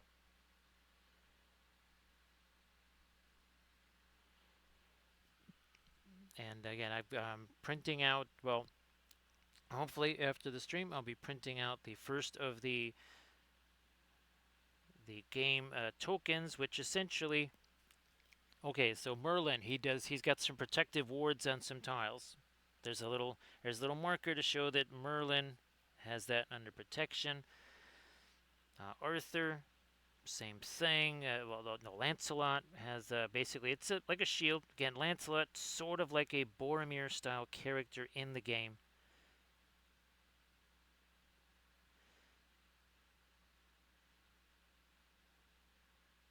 And of course, again, Galahad with the association with the Grail Code. For him, also, he can help to protect significant tiles. Of course, it is also tied into his level of corruption. Too much corruption, he is no longer his armor goes away. And I was earlier, I showed the it's too late. It's too late. Let me do that. Oh, and by the way, this is genuine radiant green here. Yeah, nope. Still gonna take that down another notch here with the other green. Actually, might even go a little thinner here. Now I think we got it. Yep, we're just about there. Get some of that into here. Not on the mustachio though. Let's get rid of that.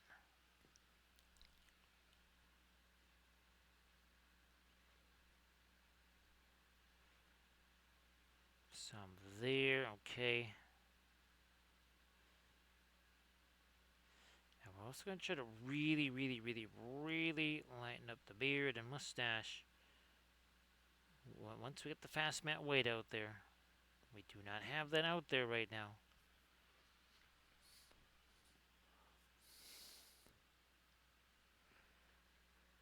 We could also start to use a little bit more here. Some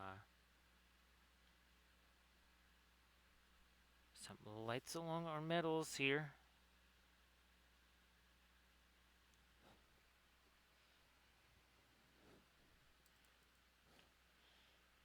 Fine, I'll mix a little bit of white with our radiant turquoise there.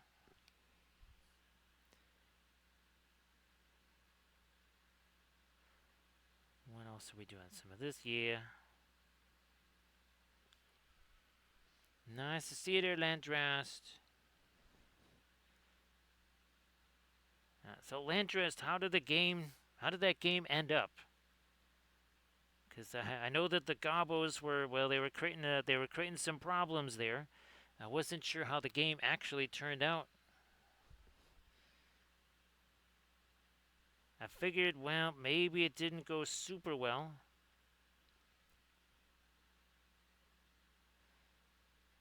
It was not looking bright at that point. It's looking a little cloudy in that game.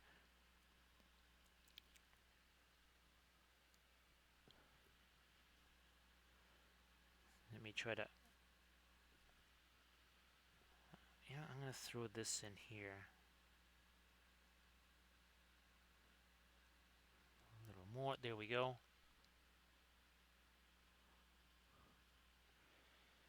Oh, well, that's better than nothing for sure, there, Landrast.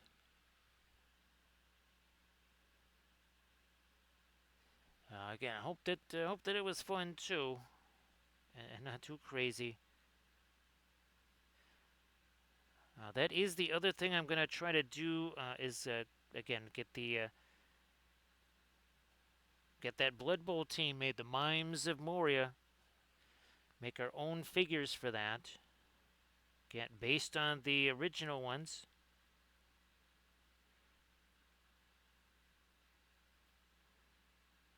Because, well, reasons.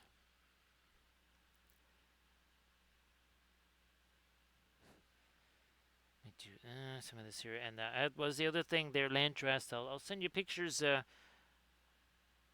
going to see if I can't take old sculpts like, say, the Hyro Titan, the Colossus, the sculpts that were, well, they were mine because no one else ever made those. And see if I can't make miniatures out of those.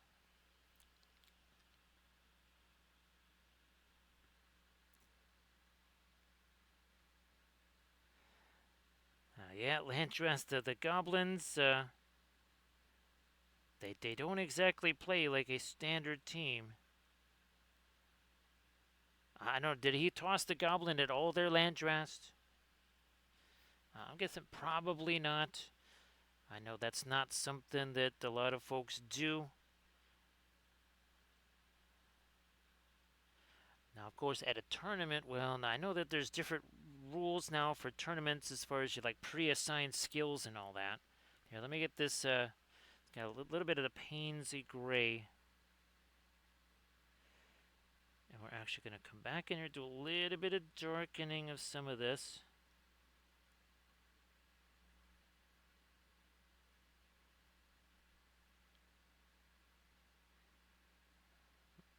On kind of this top edge up here.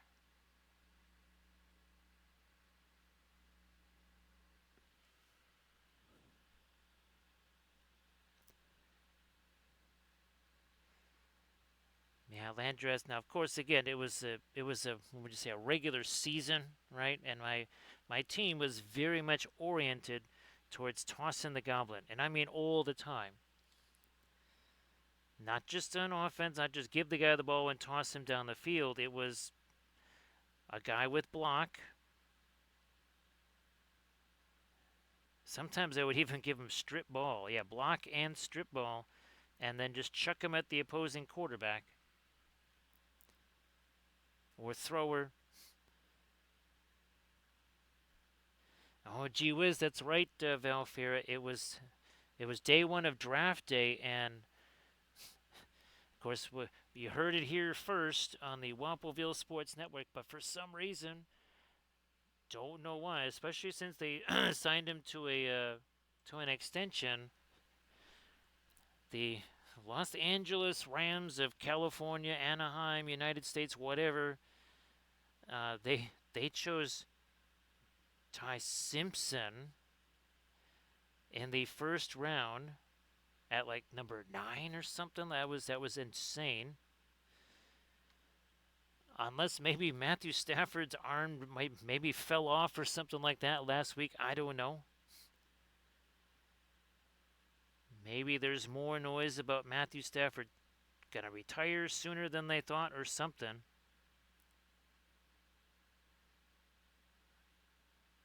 But that was a most unexpected result there, Artemichael. 1 second here.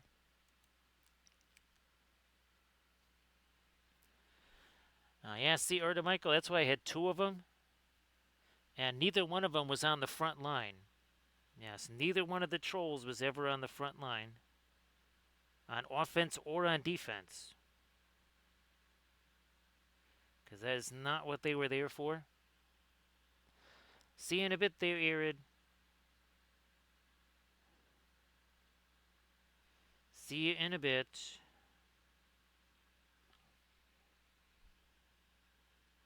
Let me hit a little bit more just up here again. We're going to start doing some of our texture on the cloth there as well. And then after we do a little bit of a refreshing of the medicine, we're going to grab our fast matte white and really start to lighten up. Yeah, actually I'm going to try and lighten this up a little bit here too. Let me get a little something on there.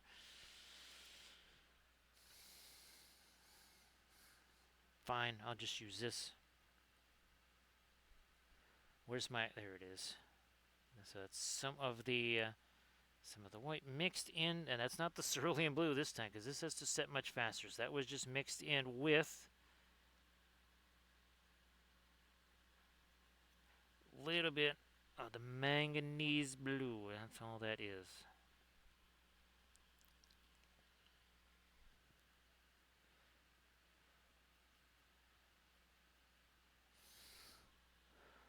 Now, Landrest, I'm guessing that the game that you guys did, it was just the raw teams. There was no, it wasn't like, okay, rosters that have some skills acquired, maybe some stat increases or whatever's. I'm pretty sure I had at least one 3-strength goblin or something like that. I know that my old orc team. Now, again, this is an older version of Blood Bowl. I had an ogre. There was like a 3 agility and pass. So throwing the goblin, all of a sudden he was quite deadly at that. Because again, the throwing of the goblin worked very differently. It could actually be an accurate path.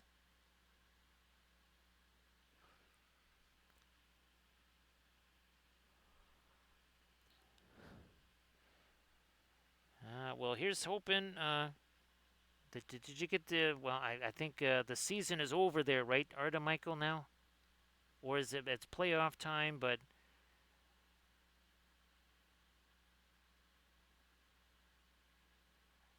yeah, it's the last time I did a Blood Bowl tournament was 2008. So I'm sure that the rules are a little bit different for tournaments now than they were then.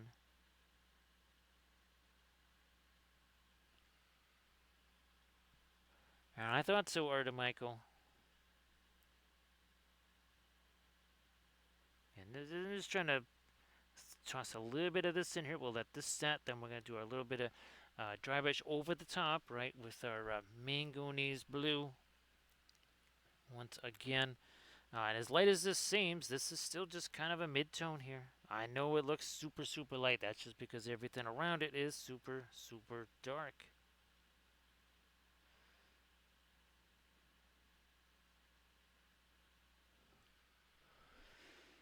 I shall do more of this. Also some of this here.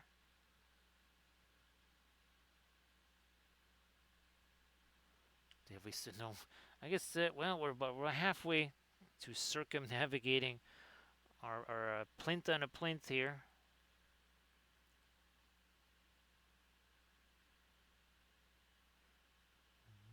We're about maybe 60% of the way.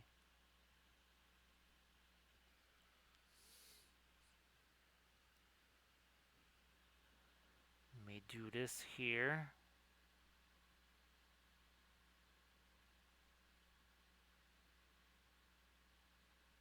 All right, some more like that.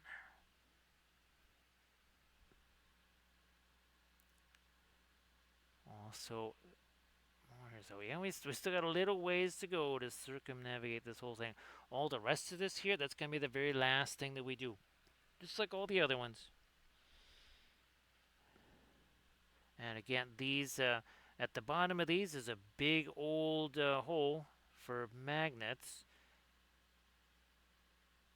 Believe it or not, I have to order more. I've already even now. Well, I haven't necessarily. They're not painted, but they're printed out more than enough to use up all of the magnets that I got. And I think I got 2 sets of magnets.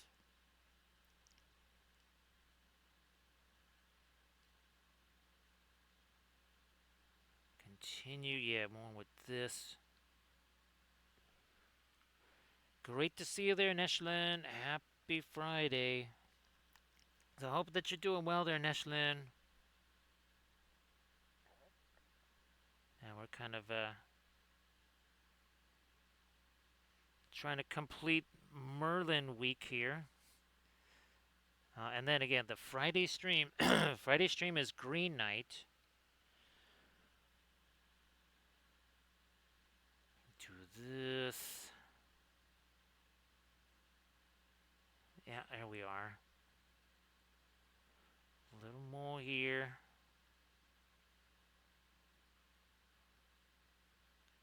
Continue this way. And I am also hoping that the Saturday stream could be the Arthur figure. Because, yeah, that required some actual blender work. And I was kind of hoping to have the pressure sensitive tablet to do that blender work.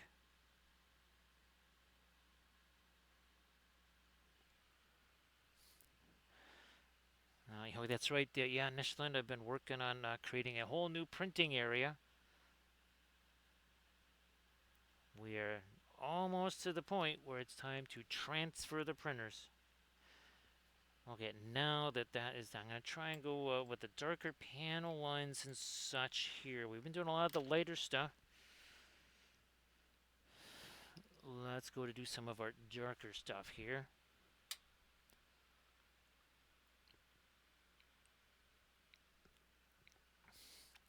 All right, Michael, I'm guessing that we'll assume what kind of possible job things are out there are happening. All right, we're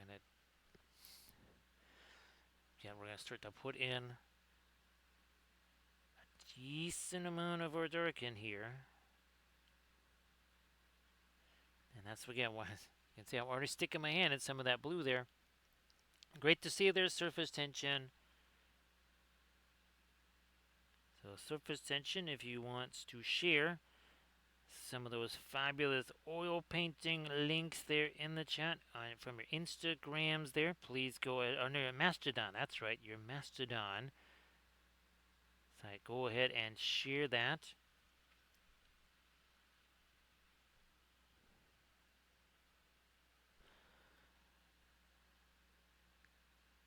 Yeah, Neshlin, and I've also been working on the non-cyber versions and also the if you want to call them the corrupted or fallen versions of the characters.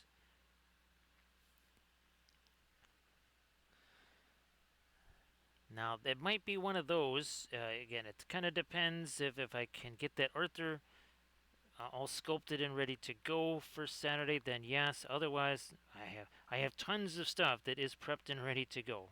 So I'm most likely going to be doing that because I also was hoping to have some of the first Starship stuff ready for painting on stream.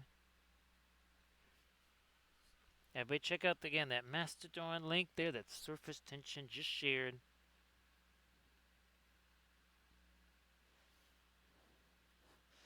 So again, great to see you there, surface tension. So here again, that's more of a panel line right there. Surface tension, yeah, that sky shield has very much been in use. Well, today the sky itself tried to wipe out a whole bunch of folks around with tornadoes all over the place.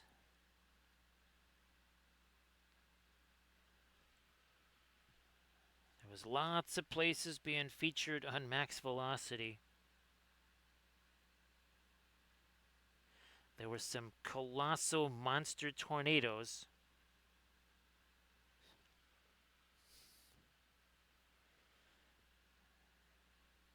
I wish that I didn't. I thought I had captured them on the phone. No, that was on a different device. Otherwise, I would show people some of these massive tornadoes.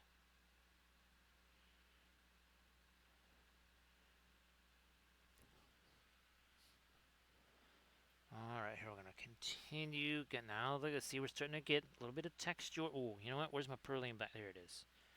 That's it. Super dark green. Very, very, very, very dark green.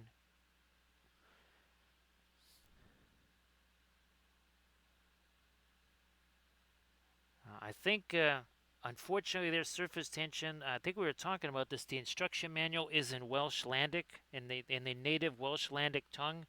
So I think that's why it's not being used correctly. Yeah, I think there's certain things like whatever you do, don't press this, and I think that button is being pressed there. Surface tension.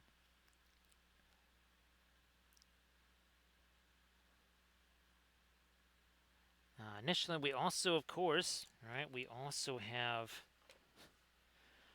bas reliefs too, right? So there's the trifecta there, the Merlin trifecta there, and we've been doing that for everybody. All right, because we've got the same thing with Lancelot. Where's the? Here we go. We have the bust, we have the bas relief, and we have the figure there.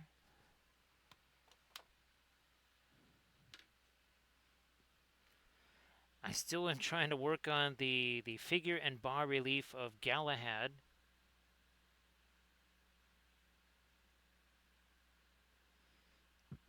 Need to, there we go. And there's another panel. Yeah, panel line here. Let's do that.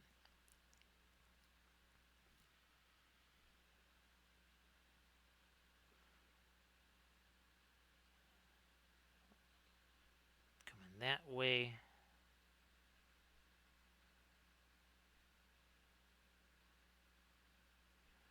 Around. Oops. Well, that was a little bit darker there.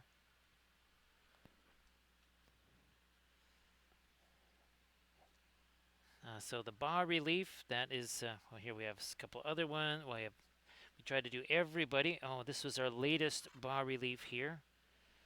So there's the Lady of Shallots there, the Onion Lady. And then before that was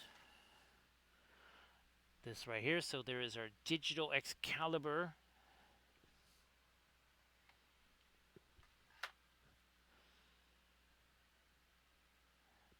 So think Roman and Greek sculpture on a lot of their buildings. So something like, say, the Parthenon. A lot of those were removed, but all along the top of the columns was a whole group of bas reliefs. Again, that is typically something that is used in architectural situations there.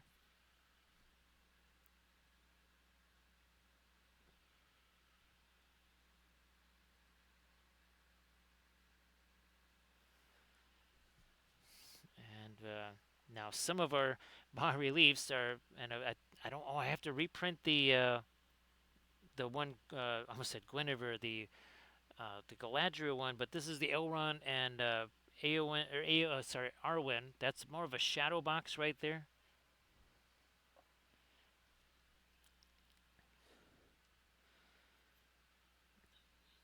Now, of course, the other thing, actually, that's what I'm going to do on Saturday, or maybe we'll save the Green Knight for Saturday.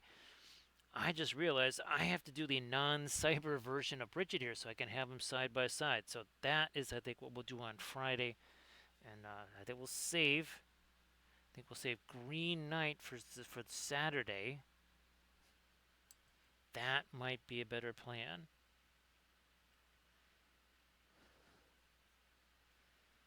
I knew there was something. I was like, wait, no, there was another one that I kind of needed it for photography. Well, I need all of these for photography.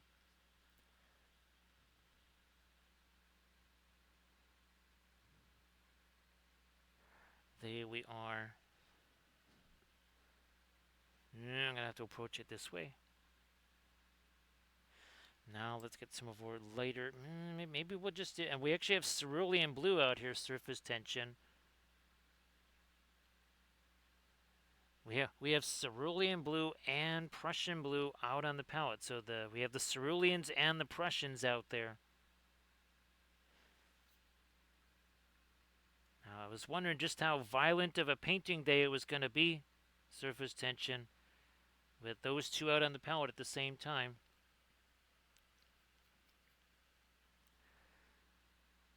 Could get kind of dicey. Again, trying to work in some. Move that out of the way there. More of our lighter blue in here.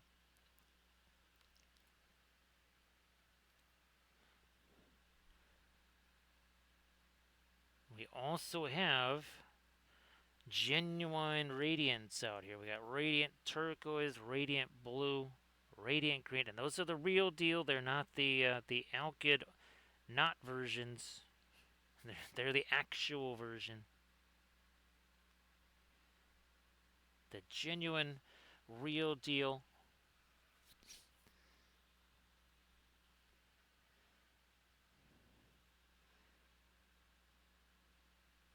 I mean, it could be a very bloody situation, right?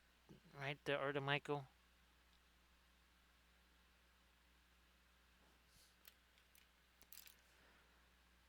Ooh, here we are. And also surface in. I don't think I had a chance to send you a picture of this, but now this is kind of further along in the process here. But this is the new station here. There it is. It took 2 days just to be able to reach this. It took half of a day to clear that off, and it's taken another day and a half to construct that. So now that is just about, well, not just so, that has essentially replicated the current printing area, which means that after the stream, I'm going to try and take both of the Anycubic printers and get them moved in there. And then we'll try and do some test prints tonight. Mostly, well, at least the first ones are going to be much shorter ones. And again, everybody be sure to check out the links there that Art and Michael posted a little bit ago.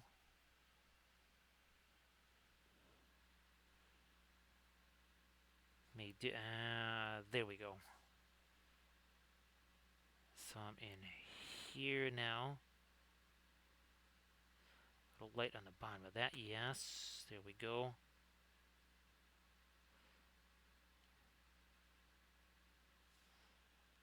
Start trying a little bit of the lighter stuff. Maybe even this lighter. Maybe even some. Oh, that's too much thinner. Let me get rid of some of that.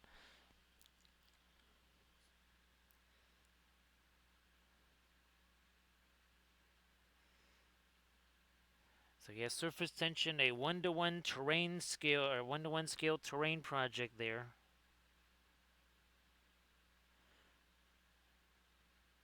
There's garbage bags that will take weeks to get rid of.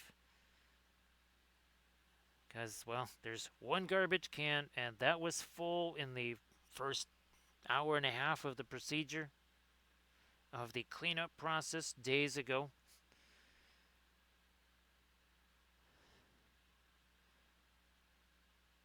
This is also we're gonna be doing some other stuff kind of cascading along with this. So it's kind of it's a larger scale project because there's also other new devices that need to be set up.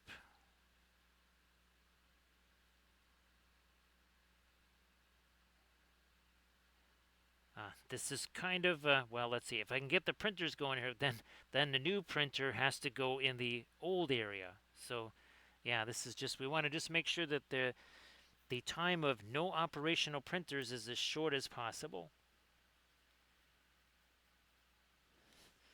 So as long as the two Anycubics are going, well, we basically still have the same level of production. If the Saturn has some issues kind of locking in things or whatever, well, that's not great, but it also doesn't mean that nothing's getting printed.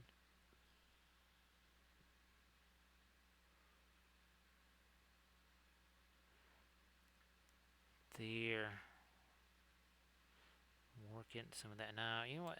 Here, let's do some panel lineage here as well. We started doing. Oh, I think there was the raid. That's right. Yeah, there was the raid by Kaylee and Cap. And again, everybody, please give Kaylee and Capmaster a follow.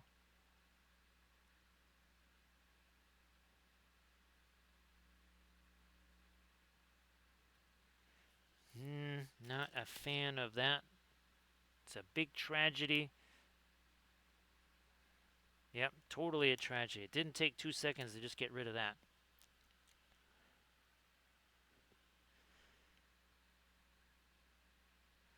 Just think of the backlog surface tension. Think of the backlog if they were down for more than 10 minutes. It would be quite tragic, wouldn't it? Yes, they cannot be down for more than 10 minutes.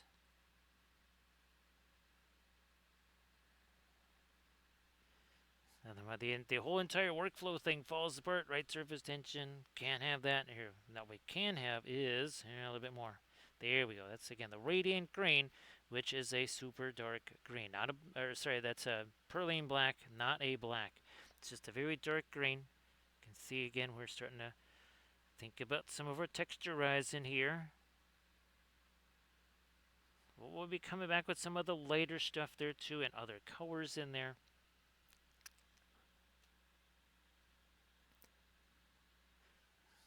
Let me get rid of that. That doesn't go there. Whatevs. Yeah, surface tension. Great progress has been made, like I was saying earlier, with this game here, to the point where I had to buy a laser printer to print out all the documents.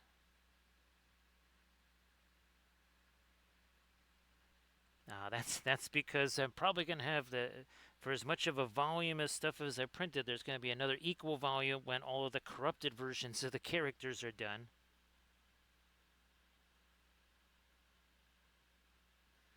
So yeah, it's a whole nother thing that's gotta be done for the game.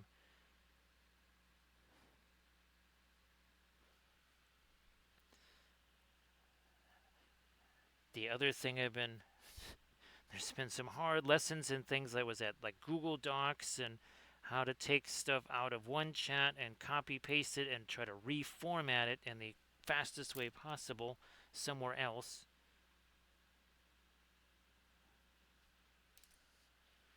Dreading having to get something like InDesign, but that I might ultimately have to happen.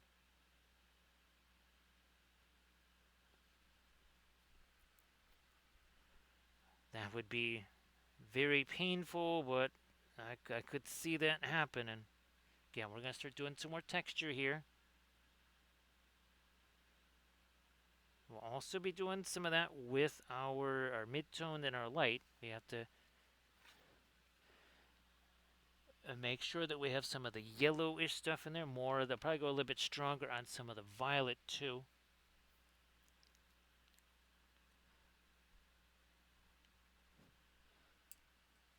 Now let's start to go stronger even with some of our lightest stuff here. Let's see what happens here. Okay, get all the stuff out of the brush. That's already kind of on the tainted here. Let me just use the paper towel for this.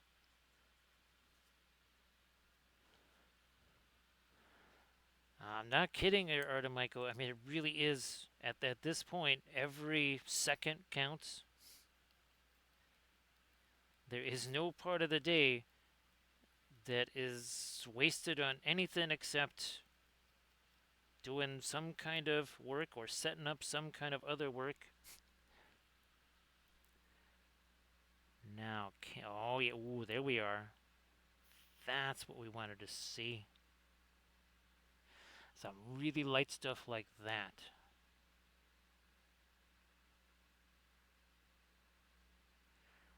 There we are. Now we're talking. Thanks, Camden. Now, are you still waiting there, Camden, or have you actually kind of gotten through at least to stage one?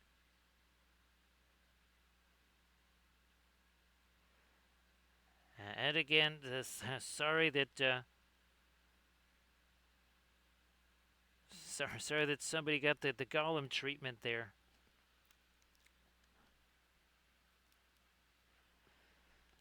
I have to say, Camden, they might not quite see that ending scene there with Gollum and Frodo quite ever the same again.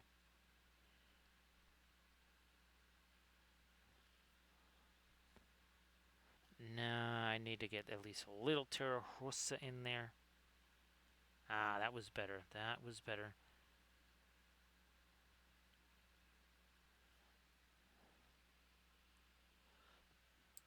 Now, two more of our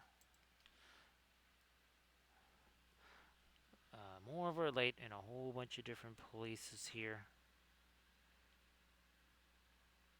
Some down in here.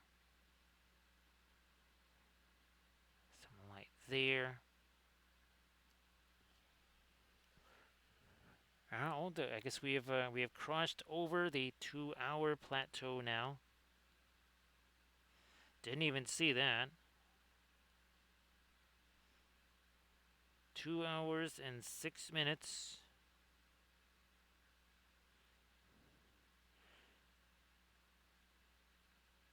So yeah, I think that's what we're going to do for the Friday stream as well. We'll get that non-cyber Bridget painted, so that I can have that side by side in some photographs with the cyber version that we did. That was probably, I think, one of the first figures we did after Adepticon.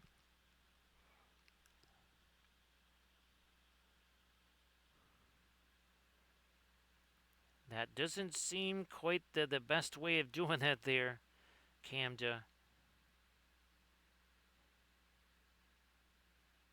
Again, glad that it's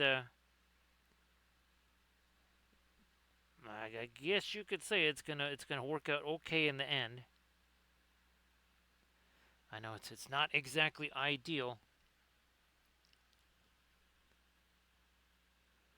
Oh, and of course, Cam, all the paintings are looking really fantastic too. Sorry about that. I think I might have sent you that in the last message there. Oh, that what were we talking about, Camda? Like a painting diary of some kind, where you finish one and then you just or you kind of say, okay, here's what surprised me on that one. Here's something I wasn't expecting. This played out as I expected. Ah, I forgot about that, Camda.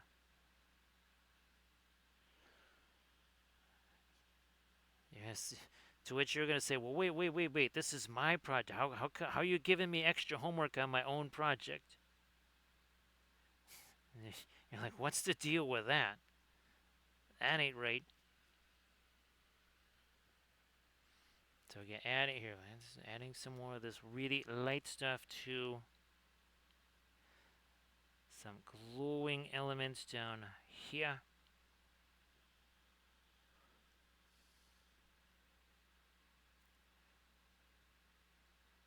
Now, we say all the time, you never know what kind of hidden thing, something that might be a very handy application to miniatures in some way, where you reverse engineer something on the 2D side of things. You say, you know what? This might work kind of neat for some miniatures. You never know.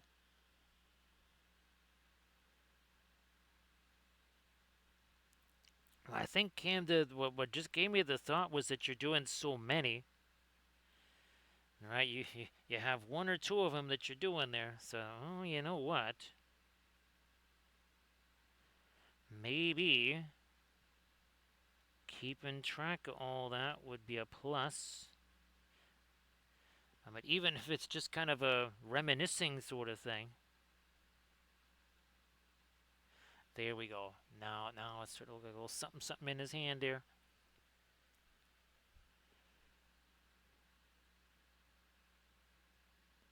Teensy bit of light right along these. Come on. We're also gonna have to think about getting some more reflected light in a few places here. As we now wander into, again, into hour number 2.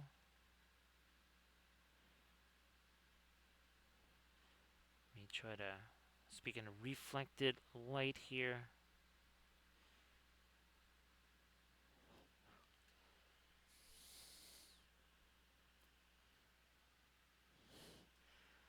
Something right there. I'll show this.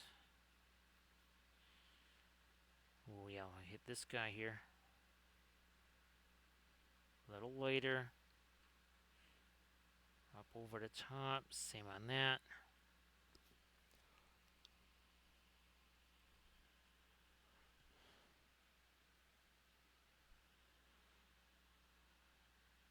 Trying to catch more of our light in here.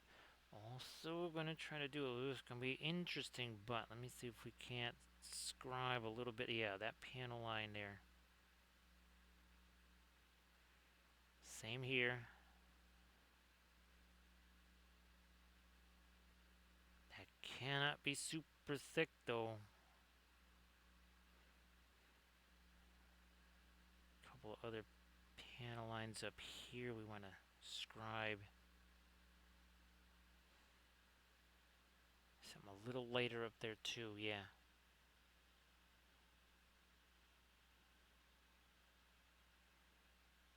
Something lighter up there, yeah.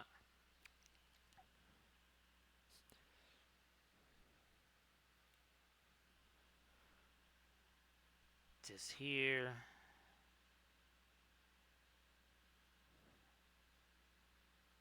Some of that.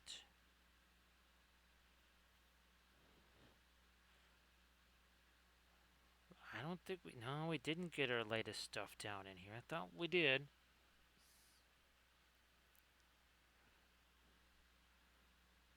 Apparently not.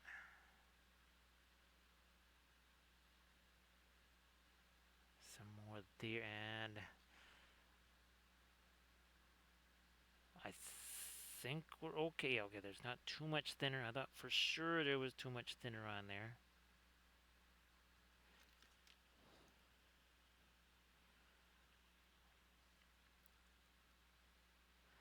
Well, we'll probably come back once again with some of our really dark stuff here.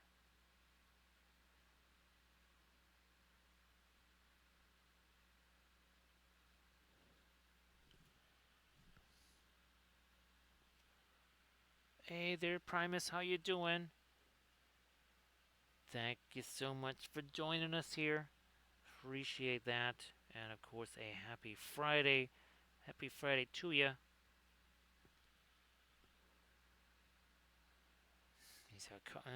Maybe that should have a little touch of our blue on there. Yeah, a little touch of the blue on there.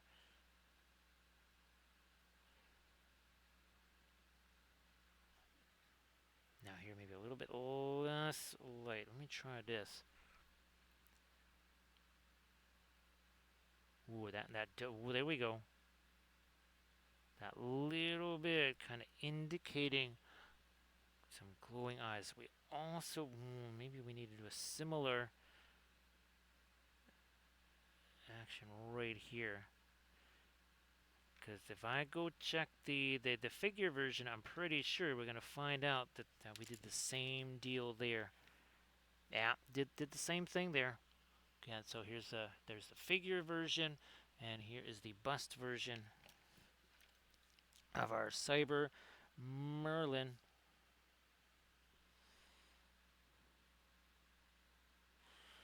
And again, the production of the game side of things is also going very well. Now here we need to divvy these up a little.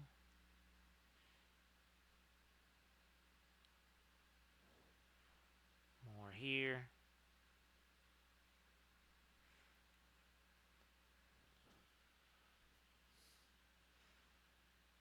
Alright, let's same deal here. Just gonna get making some of the dividing this up into some smaller shapes here. Now back to the Prussian blue. Okay, all right.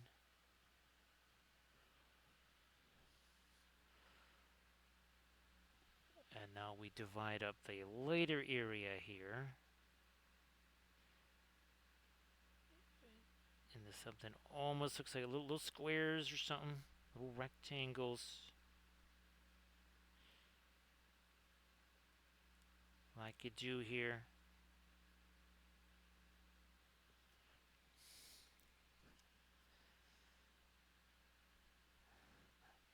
You certainly need to make that happen over here.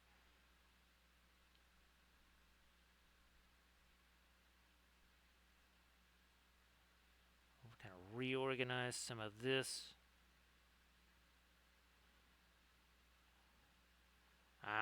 Gotta do that over here.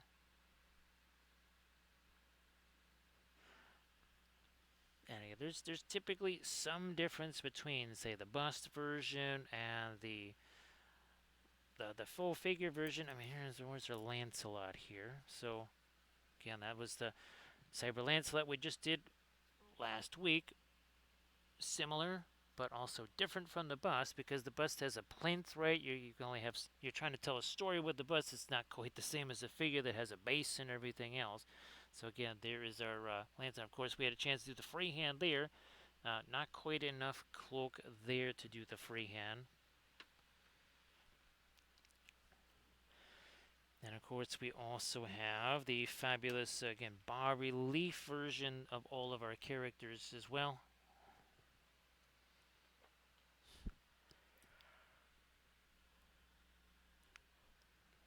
I think, yeah, we got the darker stuff on the brush right now. It's again our darker blue here.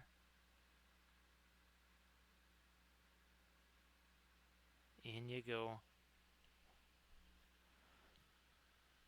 Some of that out here too on this fiber optic tubing here.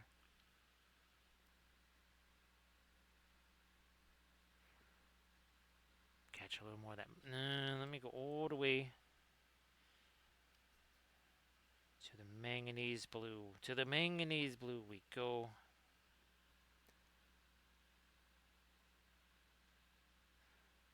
Getting some of that down here. And then also I think we're going to start maybe working on some glow coming out of the down over here. Okay, just going to use, I might just switch to this. It's got the cerulean blue on it. Doesn't matter if this is going to have an extended drying time down here, because nothing is going to come in contact with that. We have the benefit, right, of all of the high intensity color. None of the downside, because again, nothing's going to touch that. Let's do that over here. All of this needs to be here just to get some of that, again, the cerulean blue, and it will be just dry brushed in here.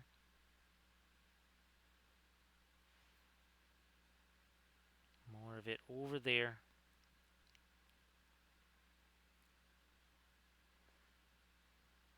Smushing that in there.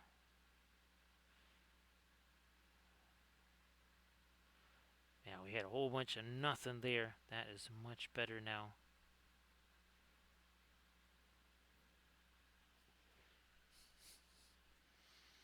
Shall we try to go with something a little lighter? Back in there.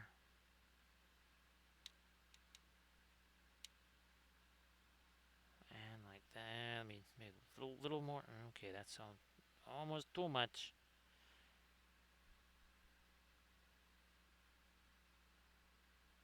That way, okay.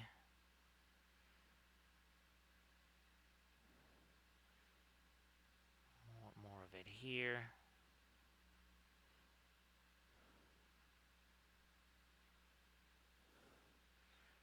Nope, nope, that would have been too. Let me get a little bit more of the cerulean blue in there. Ah, better. Back to some over dry brush again. And I'm going to go back to more cerulean blue, some of this. And we're just going to try to dry brush a little bit of that over the top here. And then also over here. So there's been now a few of these where our plinth on a plinth has also been kind of impacted, whether it's lighting or something like that. Here, we got a couple other ones. So where's our Galahad one here? Here he is. Now here, some of the gold, right, was cast out onto this. This was one of our tutorials on the Patreon page here. And then Nimue, and again, I'll be doing the water effects on this. Right, so that's we added water to our plinth on a plinth there.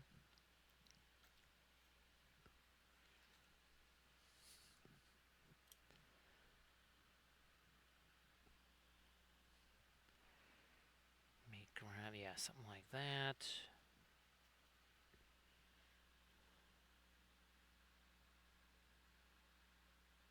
Yes, there we are.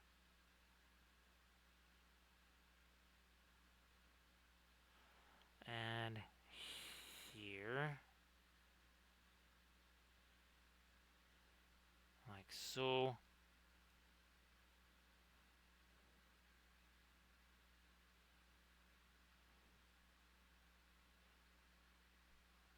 Like that. And now let's go darker, some more pansy gray.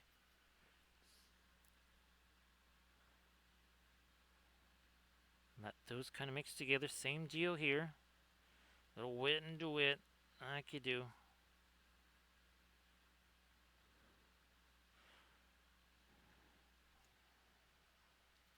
Grab some of this, can do a little bit of dry brushy stuff here. Also, here, let me try. I'm just gonna grab one of these brushes here.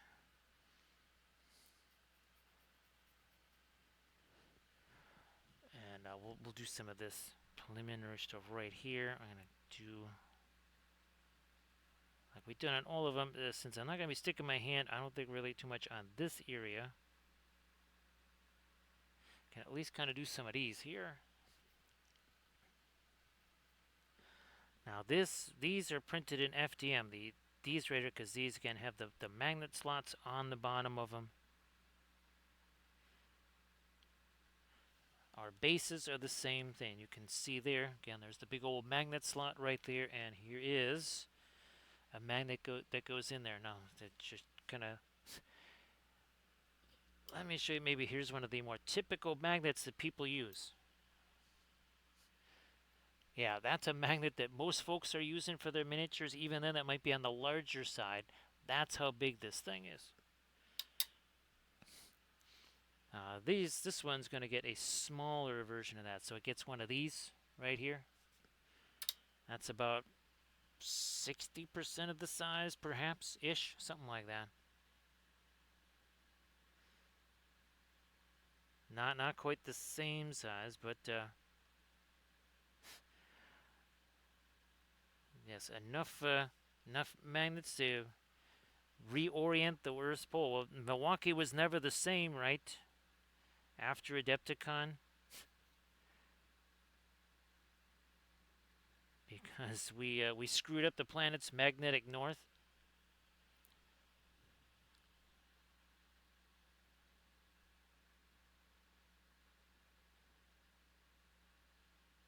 Nah, I'm thinking surface tension. I'm going to use that to confuse. I'm going to confuse the candidate, the bio drones. Maybe that's what messed up the Canada geese in the first place. Their surface tension. And of course, as we all know, those are not actual geese. Those are just bio drones created by the ancient Welsh Landians, which somehow escaped the control of the ancient Welsh Landians and ended up over here in North America. That's all. That's very much science stuff right there, right? Surface tension. That is all 100% science. Just like leafy bits and cratery things.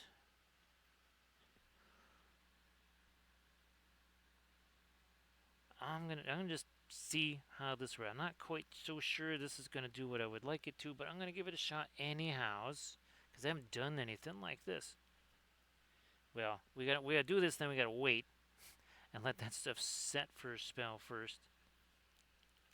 How's about we start thinking about again our texture up here.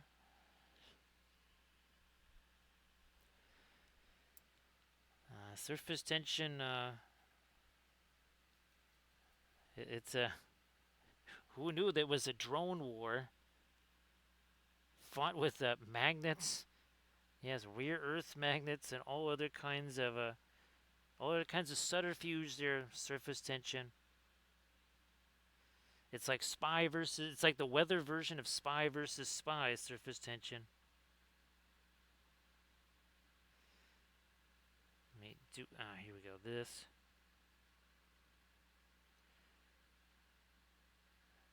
More of that.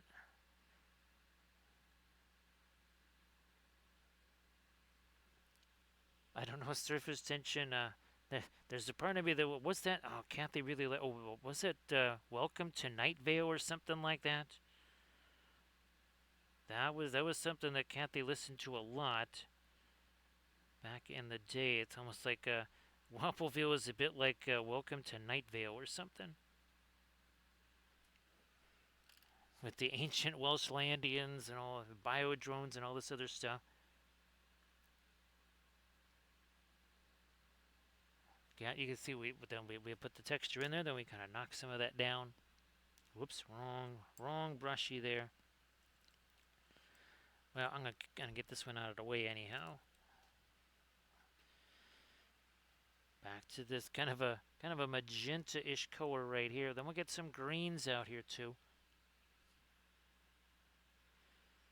And starting to scribe down a little bit more of this, a little bit more of the robe texture here. Textured cloth.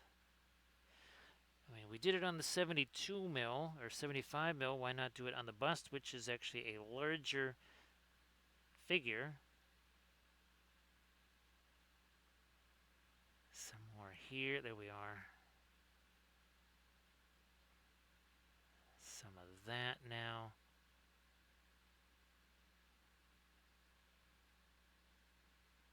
Yeah, like this.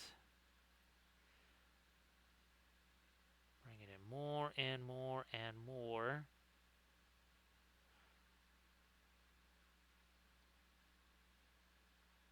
There we are.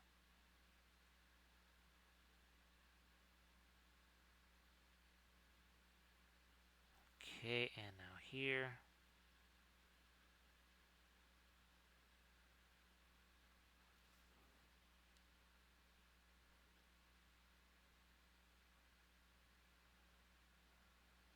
More. There we are. There we are.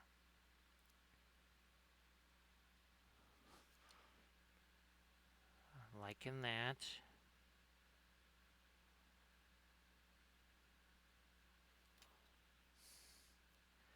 More of this to go. More of that to go. And again, then we're gonna bring in maybe some greens, just so radiant green, some of that yellowish color there.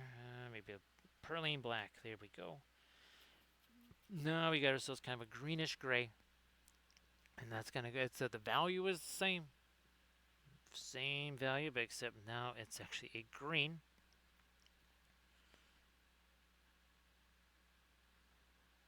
Doing our little tappy stuff, and of course we will be doing a little bit of our stabby, stabby, stabby thing there too to integrate all that. Well, safe travels there, surface tension. Again, you never know what those squirrels are up to. You never know what they're up to. You know, they like to say they're collecting acorns or something like that. I think those are actually tiny little communication devices there, surface tension.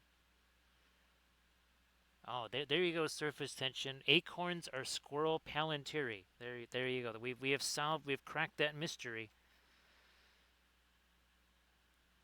Yes, they pass them around to each other there, surface tension. Yes, so acorns are squirrel palantiri. That's what they are. Again, this is a science-based show right here. That's 100% science.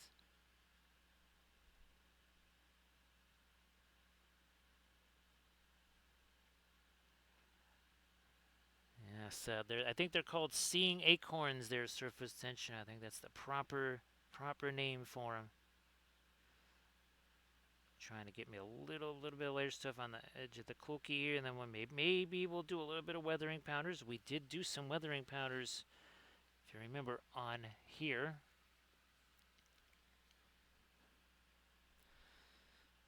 And you never know what happens, right? Surface tension. A hasty hobbit grabs one of those or something like that. Looks into it. Next thing you know,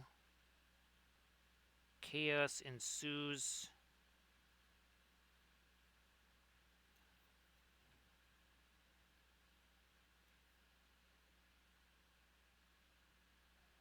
There we are.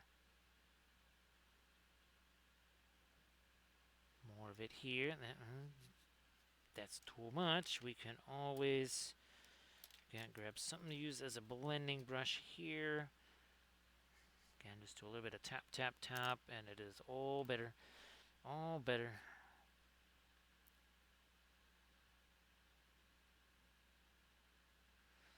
So again, the texture is as much. We want to make some color. Some interesting things happen with the color, not just with, well, the texture itself and the light and the dark. We want some interesting color going on in there too. Now I will get the some of the Naples yellow in here. That's going to be some of the lightest stuff. Also, again, kind of reinforces some of the texture in the cloth, right? Reinforces some of that.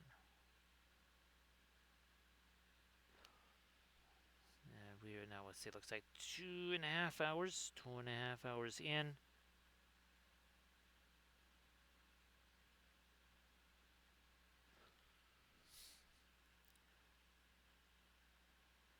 And again, should any part of this, where there's too much of the lighter stuff out. Now, let's say we do this. Like, well, that's way too light, I think. Not a problem, because we're going to take this, and all of a sudden it's kind of like a little bit of a structure there, but it's certainly not the overpowering stuff that was just there a second ago. Here we're going to backtrack, a little bit more of the.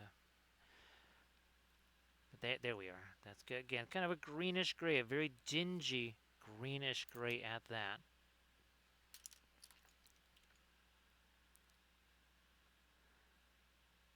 And we're using these, again, pennies on the dollar craft brushes because I can stab like this all I want.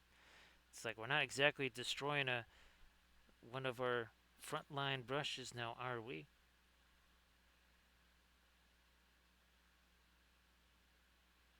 But in the early stages, these actually don't work too badly as, I don't necessarily say frontline brushes, but they can do a lot of stuff for something that's really not a snazzy brush, that's for sure.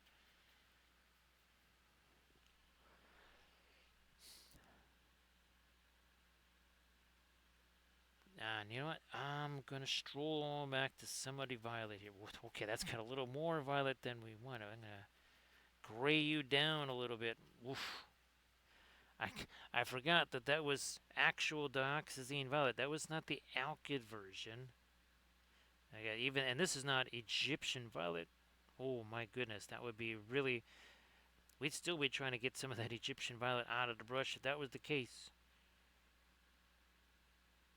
And that brings up the again the point that the alkyd paints, they are not going to be the depth of pigment is not going to be the same. And no, I have not gotten the alkyd resin yet. That's yet another thing I have to try and get.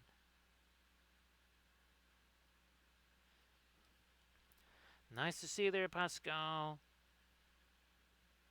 Everybody, please give Pascal Cruz a follow because Pascal also streams the miniature painting and it is very glorious.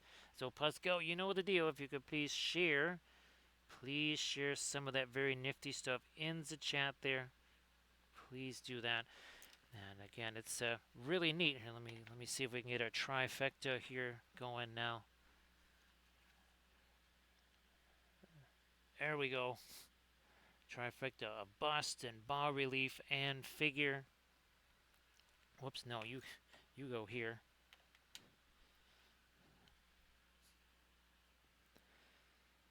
So yeah, Pascal, I seriously, for the longest time, thought that April 13th was the stream anniversary, right? Because we did our Wapelius spell brush. But apparently it's the 23rd. I'll just have to remember that. Of course, it might change it again.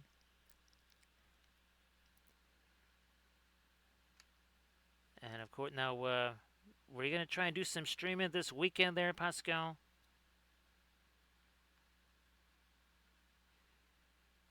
Maybe a Sunday morning type of thing or something like that.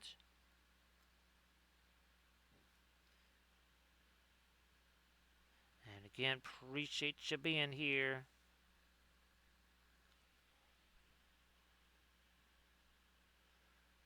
Let me hit that again. I'm gonna get even more of that pearlian black. So there we go. That's kind of a bluish green gray there. Again, that looks really light there on the palette. That's like a value 6.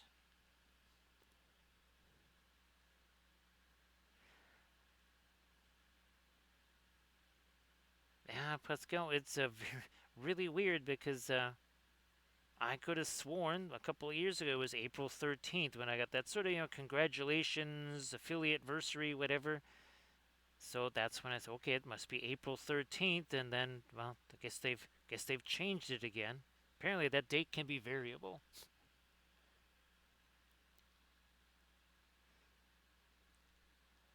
That would be fantastic there, Pascal. And again, I hope that everything has been going well, obviously on the painting side of things, but also on the non-painting side of things. It's been quite active here. I've created a whole new printing area.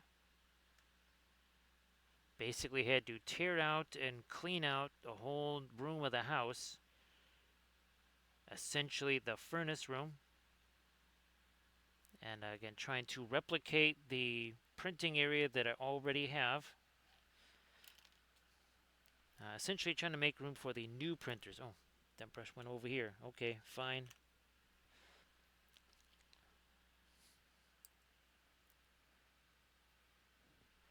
Because we never really did these guys over here.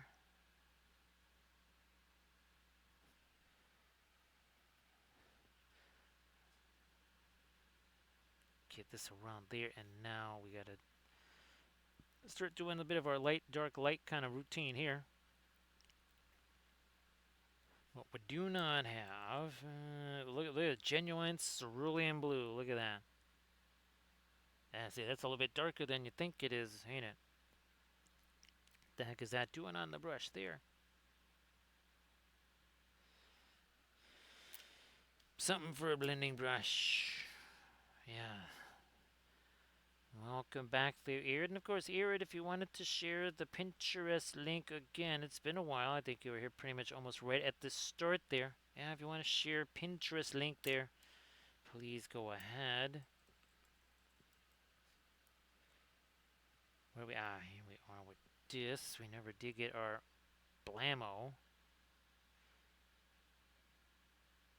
Lightest stuff going on here with the metals. Again, that's kind of like what we've been doing all along with our Lancelot and such. Everybody check out that Pinterest link there, again, that Irdican Wife shared. Everybody please give Irdican Wife a follow when you do that. Nope, nope, nope. Gotta get rid of some of that paint. Is nice.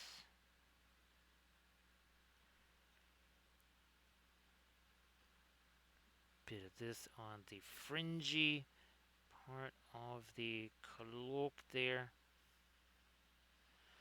Now in here, let me snag some of you. We shall make that now lighter down in there.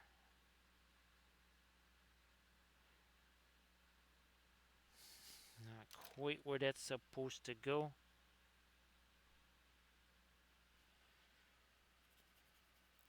Fine. Be that way. We're just going to do that then. That's how it's going to be.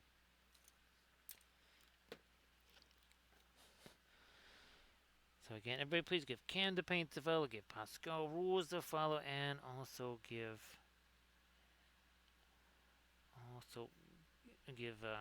Air to Cam Wipe a follow.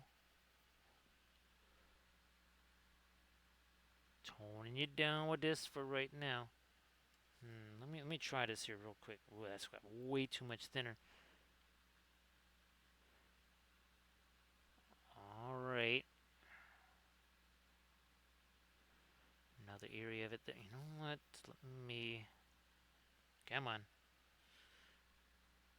Okay, look at my hand is on this, but none of this. First of all, miniatures get painted lots faster when the brush actually touches the miniature. That's one of those rare pro tips that you don't hear on every channel. You're only going to get stuff like that here.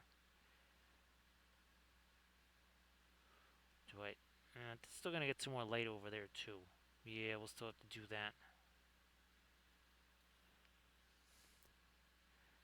I'm thinking that that's going to be darker up there too.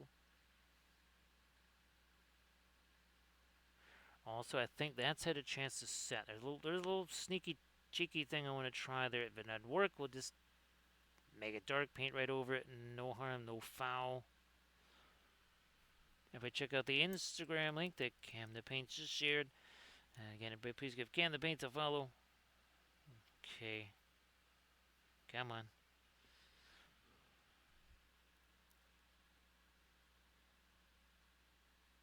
Let us see if we can make this happen here.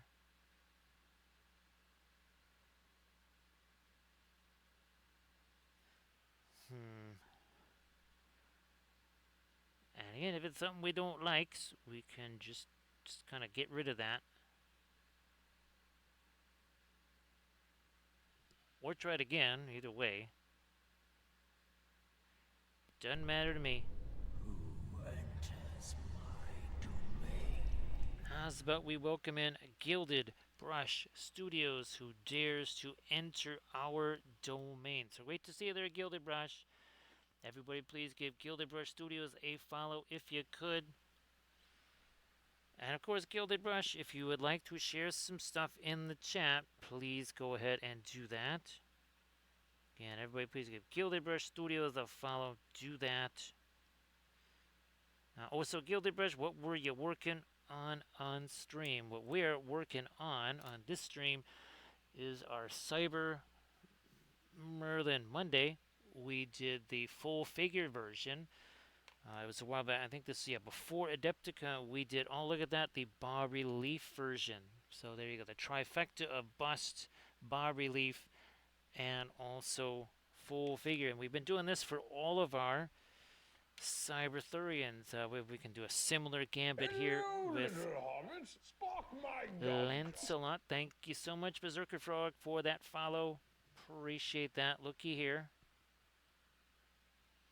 So again, the trifecta of Cyber Lancelot and bas relief, bust, and figure form. And we've been doing that for absolutely everybody. And of course, thank you so much. Appreciate that, Berserker Frog. Now, okay, at least this guy only has one arm. He's like, what's it do? He's like, have you seen the bust that he made of me? He's like, no, I haven't really seen. I'm kind of occupied. It's like it's got no arms. This is what Gandalf is getting very very cranky about. Yeah, that's what Gandalf is very. This is very cranky Gandalf. It's like, so what happened there? He's like, it's a Balrog thing. Let me guess, you tried fighting him with a glow stick and a kitchen knife. It's like, how did you know that? Let's get a roll on our Gandalf 6 here for Berserker Frog, and we shall see what happens. We have another 6 and a little bit there. What's going to happen? Well, it's a third of a 6. A third of a 6 for Berserk Frog. Thank you so much. With some Reaper miniatures. Oh, thanks, Berserker Frog. Now, everybody, please check out that Discord link. Check out the Discord link that Berserker Frog just shared. Now, again, here's another recent bas relief. Oh, here it is. So there's our Onion Lady, Lady of Shallots. Now, we also have, let me see if I can grab this here. Oh, look at that. So, again, there's the figure, there's the bas relief, and there is the bust. We've been doing that for everybody. We did it for Morgan Le Fay, for Guinevere, and of course, well, we did that same thing for Nimue. Again, figure, bust, and a bas relief. So again, everybody check out those Discord links. The Gilded Brush just shared. Now, of course, here's the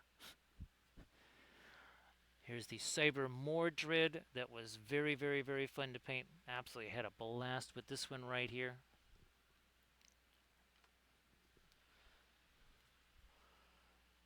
Now, on our next stream, just determined we are going to paint the non-cyber version of our Celtic goddess Bridget right here. So that's the cyber version. We're going to be painting the non-cyber version.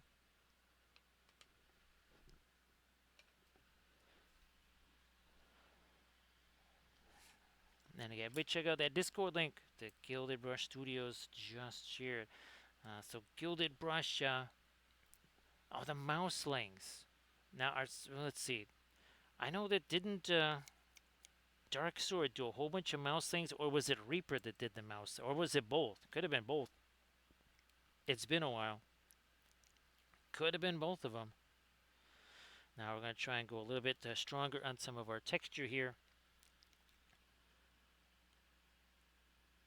On the cloak, and again, now I thought it was April 20th or April 13th. For some reason, that was not correct, I guess. We made ourselves a brand new Wapelia Spellbrush figure. So that's a Cyber Wapelia Spellbrush and his little buddy Cad. Where's the very first one? Here's, yeah, this is the very first one. Painted it on the first stream anniversary right there. That was made by Artisan Guild. This one was done by, let's see, this was Lazy Squire did this one. Then I did one on Eldritch Foundry, which is and then I did this one again for 2026. Oh, Dragon Troppers Lodge. It's been a little while since I painted one of their figures. They have really, really nifty stuff for sure. I know I've done at least a couple of DTL figures there. Thanks, Gilded Brush. Appreciate that. And again, everybody please give Gilded Brush Studios a follow if you could. That'd be sensational. All right, let me get some more of the because we can do more of this light on the top of his on the hood here than we could on the other one, because well, that had all the source lighting on it, right there. Thanks, Gilded Brush. There's been a lot more of these since Adepticon, that's for sure. Also, I've been doing the corrupted versions of these characters, which of course, I mean, it's not. It all kind of started with I was working on the game mechanic for Lancelot, and then it devolved into doing an whole new entirely line of sculpts. Same thing, bas relief, figure, bust. We also have our Starship project, so we're also going to have Armada Mondays with my own starships. That will be very fun. Let me get the more. Let's go in here again. That's some of the lighter texture in that cloth.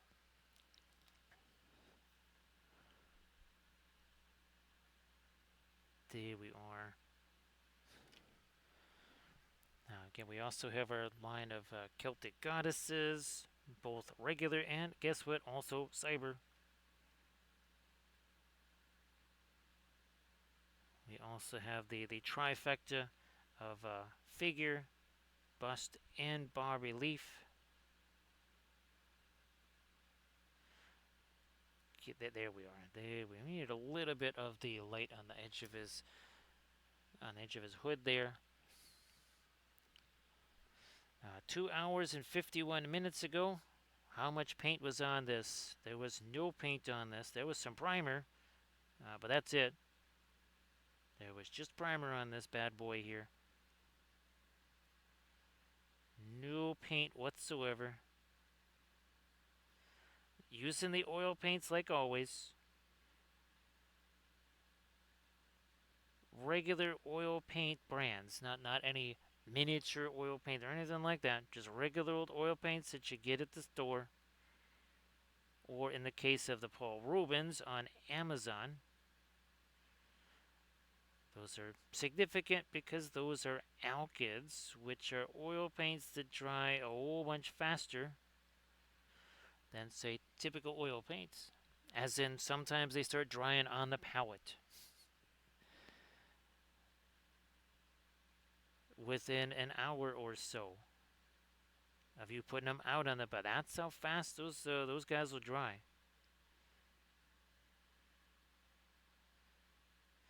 I think now I can start to play around a little bit more with some of this here.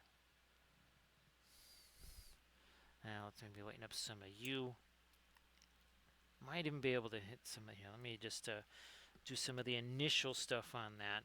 Again, some of it might get wiped away by my hand, but got to at least start marking some of that out there. All right, here we go.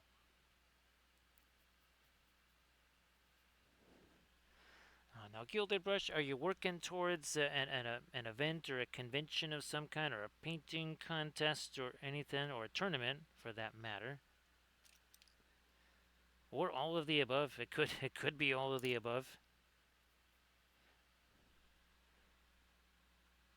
Okay, I'm just gonna lay this out here. We're gonna bring in some of our darker stuff here, like along this edge too. We haven't forgotten that.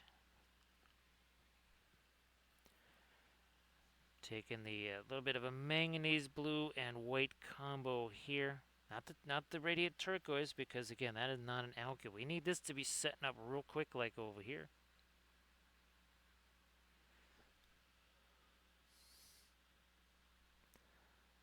We're getting stuff ready for Reaper Cut now.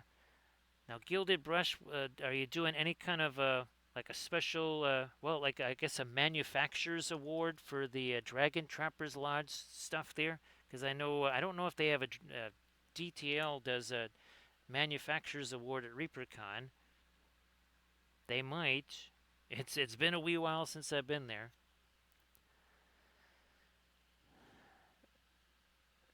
Now, well, that sounds really. Now, geez, when's the pigment miniature show there? Gilded Brush. Hopefully, again, you can get all the stuff you want to get done for that in time. I know that sometimes life has other intentions for you, or for that plan.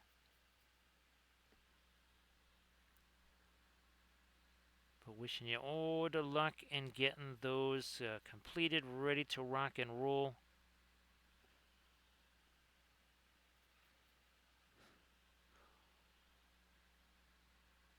Here we are. We're gonna get this.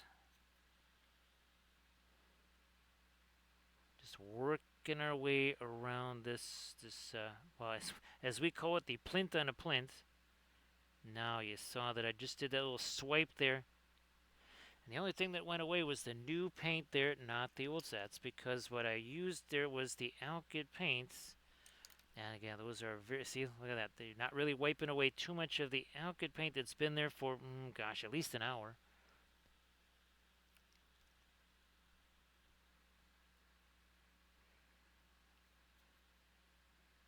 Again, a gilded brush. Here's hoping that that all works out.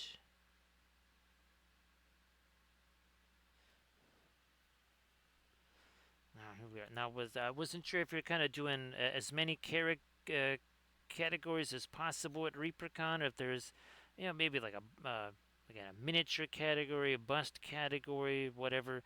It's been a long time since I've been at ReaperCon, so I don't remember what the categories were. They it's been long enough that they might have changed as well, because it was 2018 was the last, maybe 2019 I think is the last time I was there. Yeah.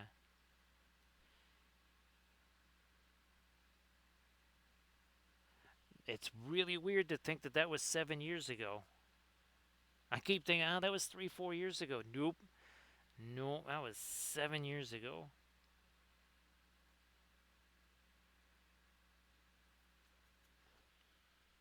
Ah, the turtle for the diorama.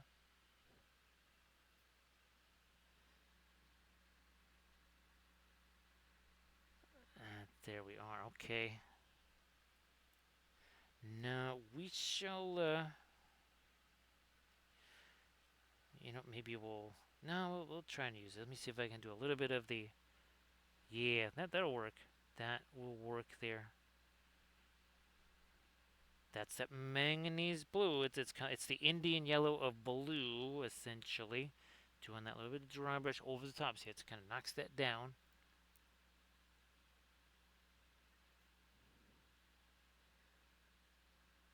Yeah, that was the but way back in the day. That was the category that I judged was the diorama category.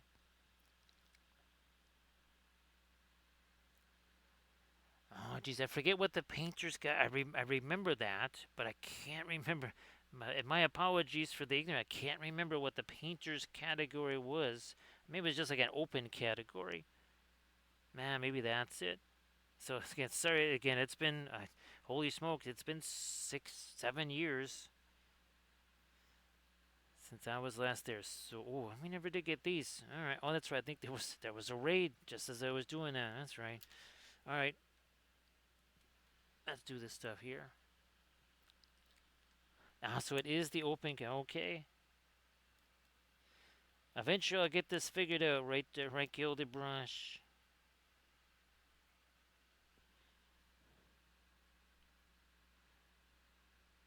Yeah, nope, that's got to be a little straighter. I'm gonna get the line there. Okay.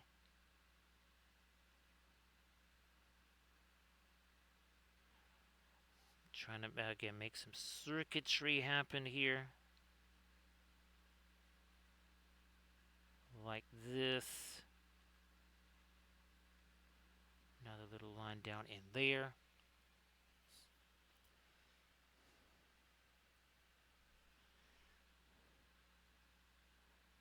Boom. Because I know that though, I think Dark Sword still has there's still the Dark Sword category. I'm sure there is.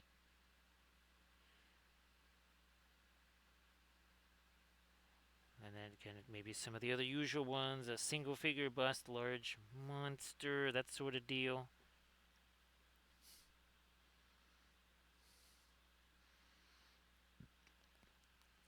That'd be super fun there, Gildebrush.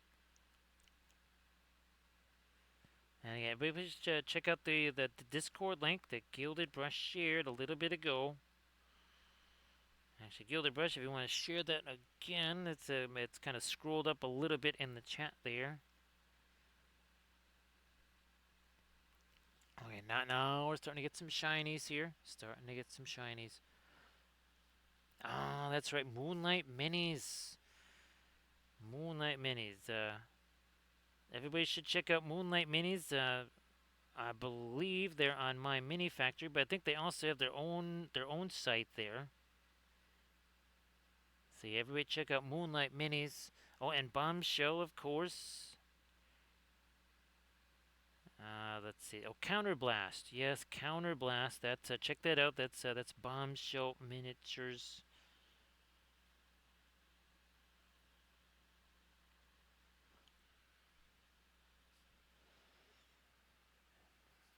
Now, glad that you're gonna get a chance to be there, Arda Michael. Hitting this here. There we are. Now, not sure how that got there. That don't belong there.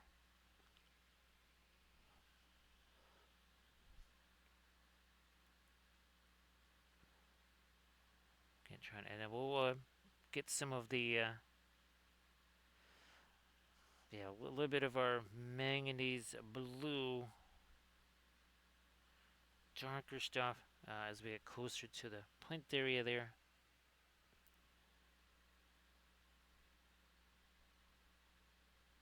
Doing this, there we are.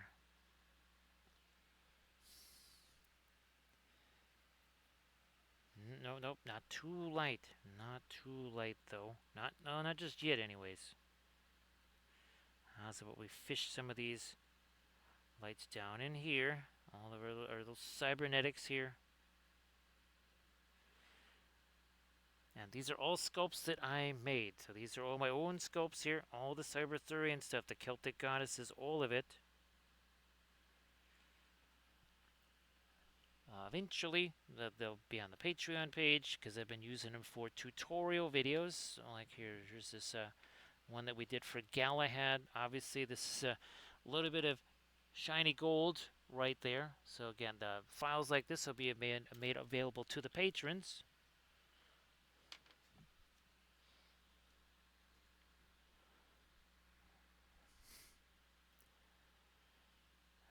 Let me, yeah, let's get a little bit of this lighter stuff along here now too. Yeah.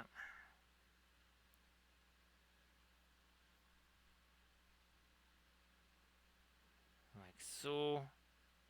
Same deal here. Where we at? There's another one right there. Okay, I think we've done all four. Now let's take our other brush and do a little bit of dry brushing over the top of this with that manganese blue, which once again will be a bit of a maybe a little teensy touch of that because this is this is one of those alkyds, and again, if it's been out on the palette for a while, it's not necessarily dry, but it's that we like to say it's set, kind of like green stuff, where it's definitely not fully cured. You really can't sculpt with it, but it's also not fully cured, so it's kind of in that quasi state there. And you have to sort of think about oil paints almost like green stuff, and that well, they don't evaporate. You can use a hair dryer all you want. You'll melt your figure, or whatever, melt yourself, or start a fire. You're not gonna dry them any faster. That's not how they work.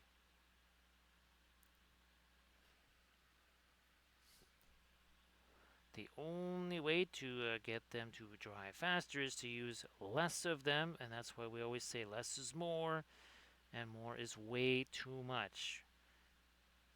Most of the time with the oils, it's essentially a glorified dry brush type of brushstroke. There's no layers. Hashtag no layers. No layers with the oil paints. None at all. Hashtag no layers.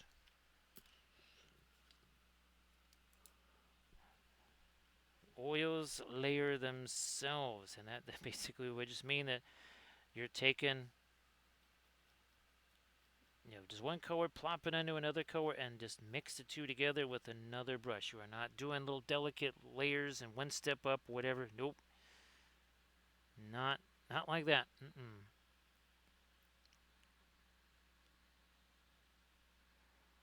Let's do this here, like this.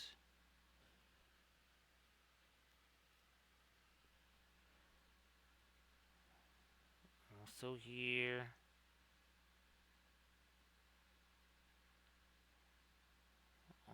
That's a little too much. A little too much.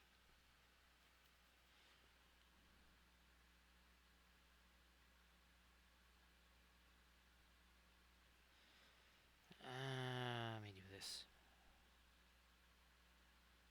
And we're gonna get some of this darker Painsy Gray up in there too. Don't worry, we'll get that as well.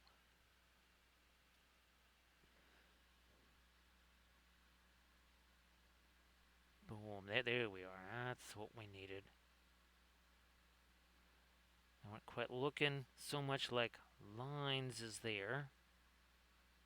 Now we got some more. And then we shall circumnavigate the plinth on a plinth. And again, one of the main reasons for this is that it has the big old magnet holes in there. Now that's not the biggest magnet. That is a sort of big magnet.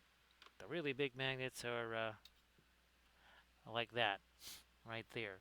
And again, these are magnets that'll, if I have enough of those in one place, like I did at Adepticon, it's like I had my own little private particle collider right there.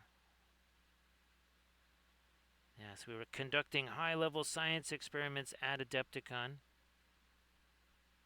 Of course, if anybody got within 200 yards of the area with a phone or electronic device, that was now a brick. It was reclassified. Yes, if you had your cell phone by that area, it was reclassified as a brick soon afterwards.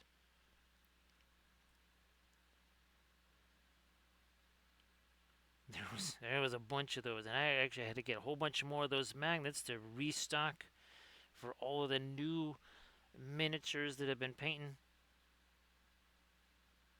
Like I said, our Friday stream most likely is going to be the non-cyber version of Celtic Goddess Bridget, and then the Saturday stream, the ostensibly the Saturday challenge stream, that would be the Green Knight. And this is the new version of the Green Knight with an axe.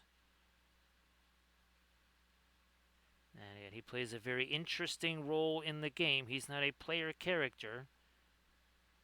He essentially gets summoned at various points during the game.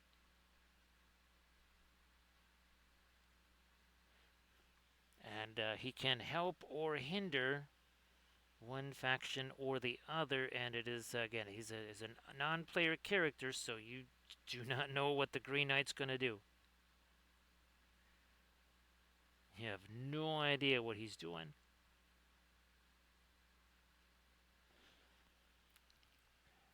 More of this.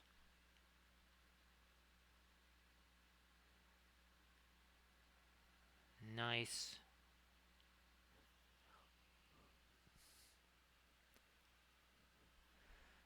Nice, and now here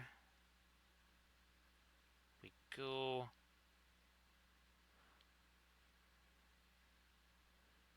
And trying to work our way all around this base on base. So we gotta get to about here. So we have about 1/3 left to circumnavigate that. We gotta get this stuff down here as well.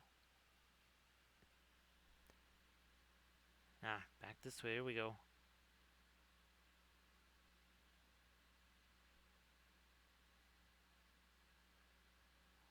More, there we are. Getting more of our light there.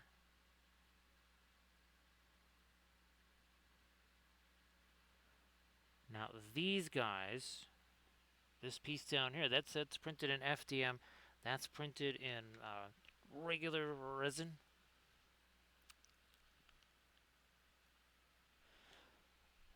And now we are in hour number 3, so 3 hours and 9 minutes.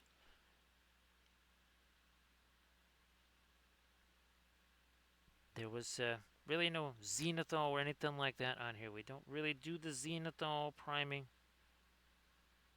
Not with the oils, not exactly necessary, because you're just going to paint over it anyhow. Much better to have actually just a not too light and not too dark, just solid brushed on primer. That's usually what I do.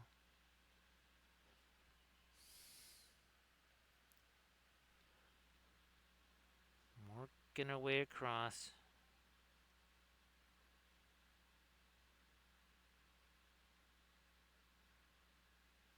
And doing more here.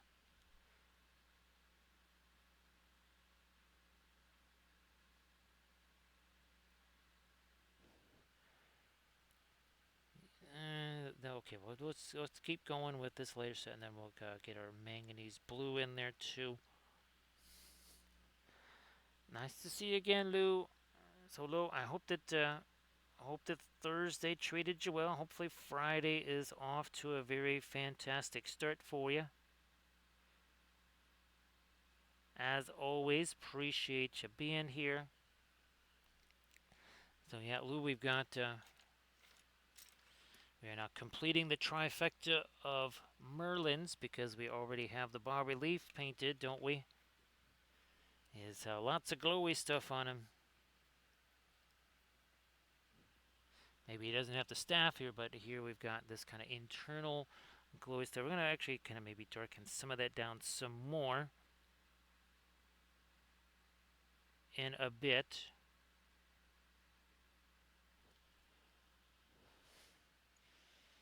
And of course, well, Lou, if there's something that you would like to maybe share in the chat or something like that, some stuff that you're working on or whatever, please go ahead and do that, of course.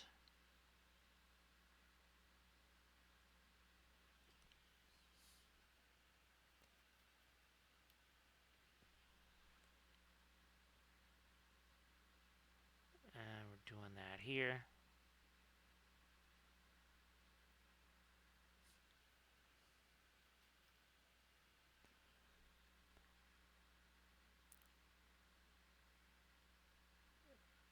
Up and down we go.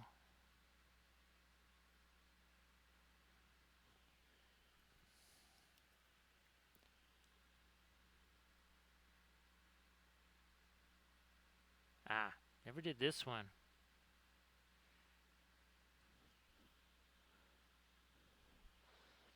Ah, thanks.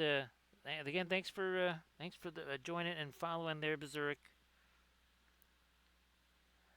Berserk, if you want to share the gobbo there, if you want to share the wee little goblin, please go ahead. Discords there, Facebooks, Instagrams.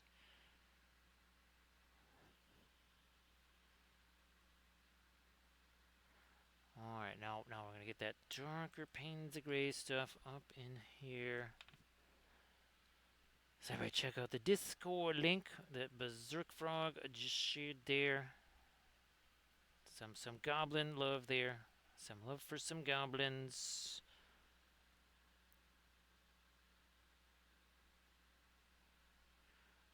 I'm gonna do a little bit of that up here as well.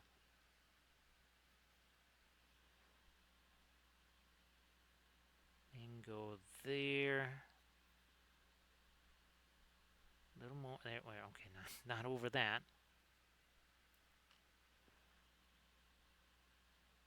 Some more here.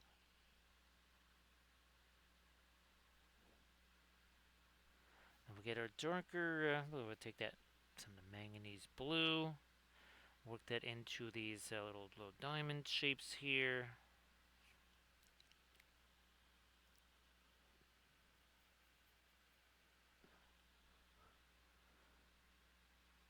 Those can be actually very, very handy there, Berserk Frog. Because there's not necessarily people. You're not saying, okay, this is for a commission, this is for a contest, it's for a tournament or whatever. It doesn't have that. You're not necessarily trying to push things so much, and they can be more relaxing. It can actually be a good site, more relaxing, working on stuff like that than necessarily a big, expansive project or something like that. So not a bad idea to do those from time to time for sure. Yeah. So again, we're just taking this up manganese blue, just doing a little bit of this over the top. Some of the Prussian blue here.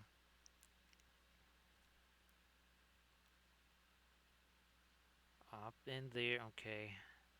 And then let's see if we can do some panel lines up there too. Let me do this. Yeah, Landrest, for sure. I thought it was the 13th. I swear. The last couple of years, they would send me, oh, happy whatever anniversary on the 13th. So that's why I just figured, okay, must be the 13th. But apparently I was wrong there, Landras. Guess I was wrong.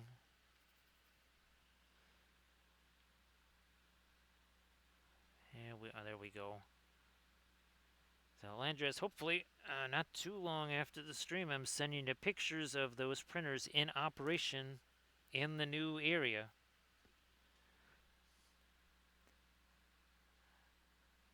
Can't it's been a little bit of work doing that, but I think it will be worth it.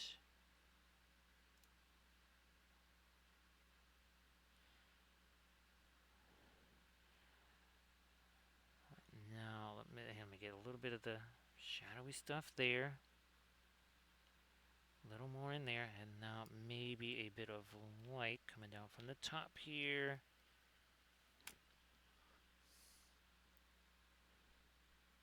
I guess now Landrest for the weekend there. Will you be doing some stuff over at the game castle, or just at the casa?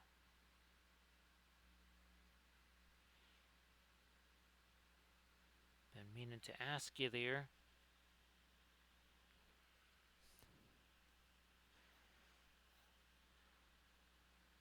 Nope. Back to the dark here. We are. I think, yep, all of these digitals need some of that.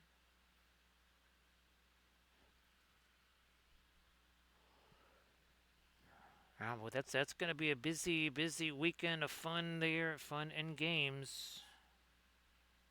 Fun and games at Casa Landrest and at the Game Castle.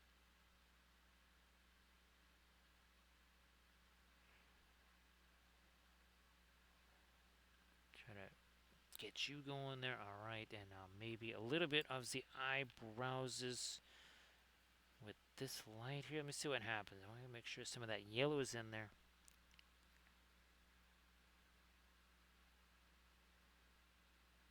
Is nice.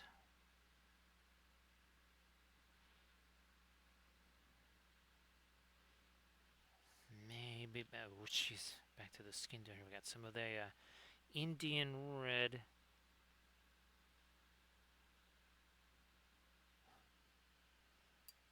Like that. I wonder. Well, that's right. We never. Gee whiz. It's after hour 3, and we have not placed any of our fast map white out there. Let's do that. Let's do the over here. Fine, whatever. Don't matter. Yeah, Berserker, I'm glad that's been getting a little bit of a palette cleanser, maybe. Something like that. Just a couple little dots of thinner there to activate it and also break it down. Now we're going to try to really pump in some of our lightest lights here, because it's that time. Like here on the oculus, and then in the eyes is here. One. And the other. Now we got him. No, we got him on the mustachio here. Maybe some on the beard. Yeah.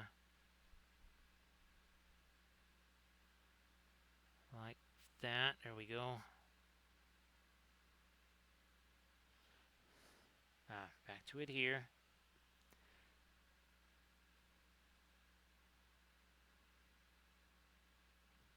Over here.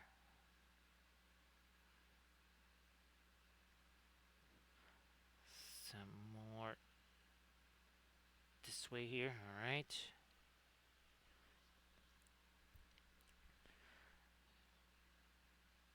I wonder, that might not be the brush I'm thinking that I have. 1 second here. Okay. That wasn't the one. This is the one. Let's break this down some more.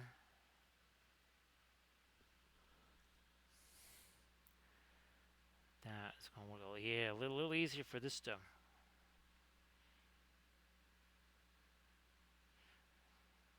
Trying to again tighten up some of these edges here. Getting some of our lights in. As in like the lightest lights. Maybe a couple more on the beard here. Not really gonna do any of this on the cloak though. Alright, now down here with our glowy stuff for sure.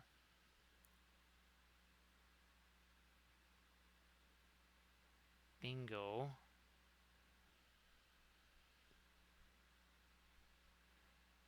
Up over the top of that. There we are. Been waiting a while to see that. But patience. Don't be a hasty little hobbit. We all know what happens to hasty little hobbits is.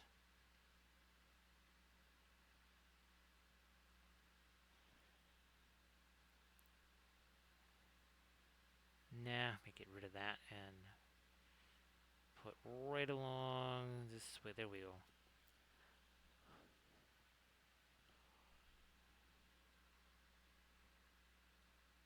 More of a light there, and then maybe a little something here. No, that didn't. That did not go according to plan. Wow, yeah, that was super hard to fix that. That took like half a second. Super exhausted after trying to fix that. Man, that really took a long time there.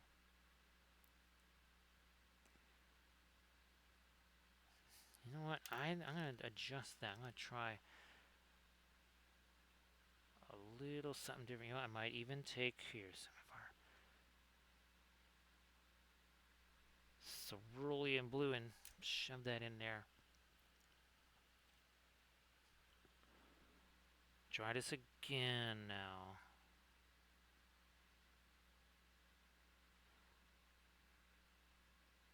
I think, yeah, that is more what I was hoping to see there.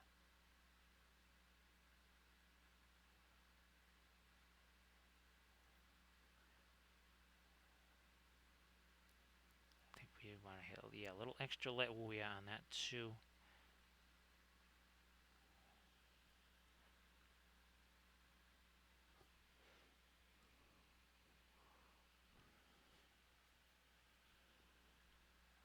Lighten you up a little. And there over the top of this too in a couple of spots. There we go.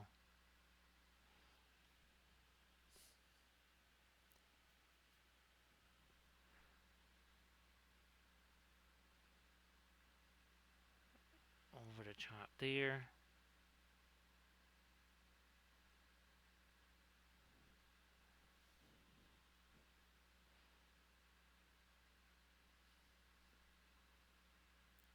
Do we have it there? It's a bit more. Maybe we'll just stick with the lighter stuff there. I think that works.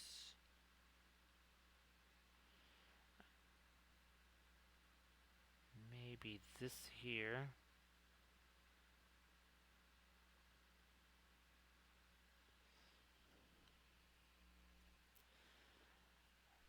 I'm gonna go back to the Prussian blue mix here if we can. Break some of that down.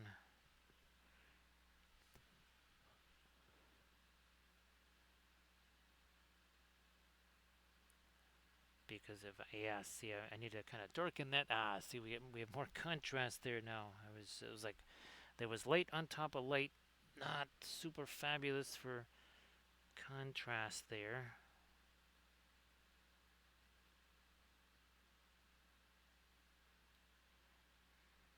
Now I think it's starting to work. There we are.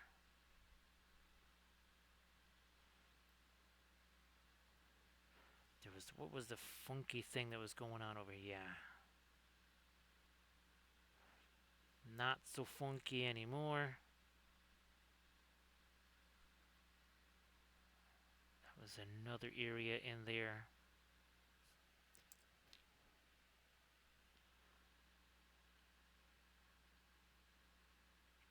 Better. Okay. Now I wonder. Not too late, maybe.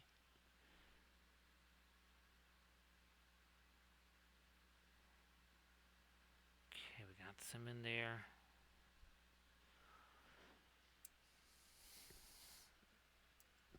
Back to the manganese. Well, I guess that's also got some of the Prussian blue in there too.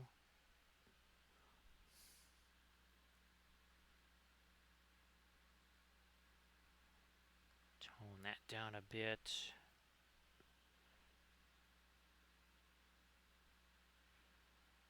Kind of just, again, doing this little bit of darker dry brushy thing over the tops of some of these. Tone those down.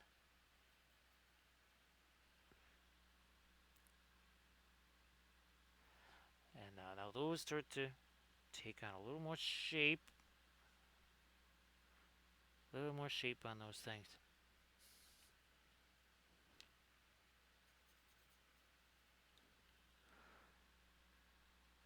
Working our way around the outer edge of this here. That's clearly one place where we kind of wiped away a little bit more of the paint with the with our finger there when I was working on other parts. Which is, so that is just fine.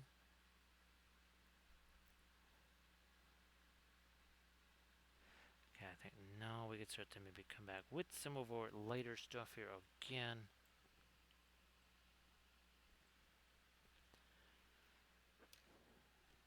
Where did that brush go? I just had you in my hand.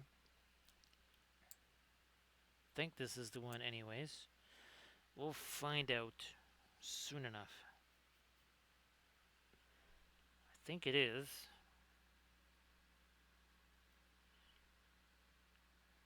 Poof, there we go.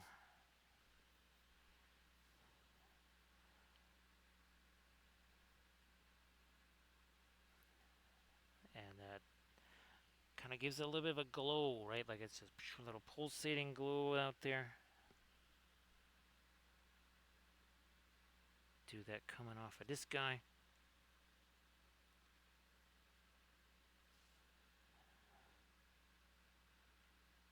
Some of that light down here on the bottom. Same deal over here.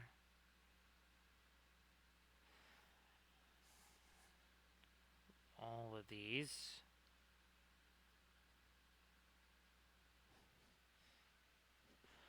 Not a pin line wash. There's a little bit of thinner in there just to kind of get it to flow.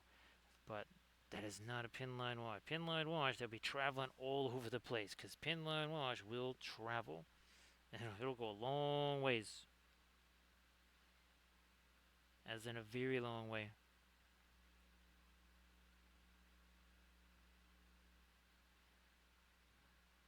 Alright, we got you.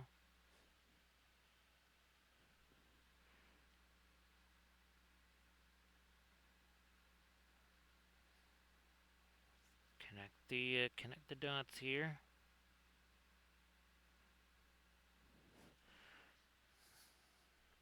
Back up a little bit instead of, yeah, there we go.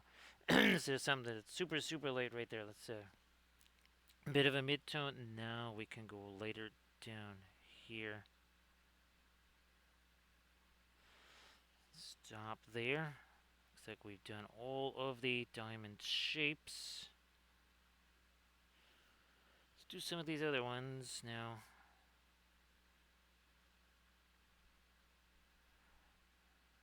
Like these guys.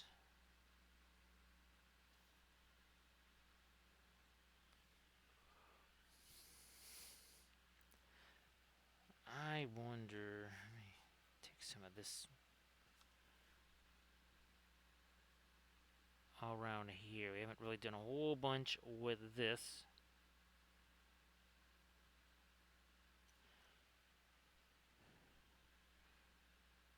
Lighten you up some more down there. Over the top, yep. And Something there. Now let me come back, get some of my blue. Just drag that over here. And this is what we mean about no layers. Hashtag no layers. I just let one color mix into another color, and now we'll take a blending brush here, something like this here.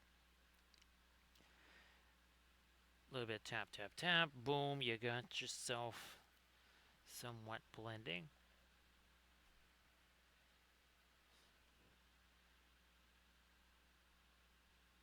Spread this out a little, and once again, we're going to do this. Take this brush here, no paint on it. See, we got the big old blob there. We're going to just spread that out. Looks almost like an airbrush. Not an airbrush. Don't have to deal with any airbrush. Lots easier than an airbrush. No cleanups, no compressors, no masks, no, what are those, no filter things, whatever. Just slap some paint on there, good enough. That's all we need, is just some paint on there.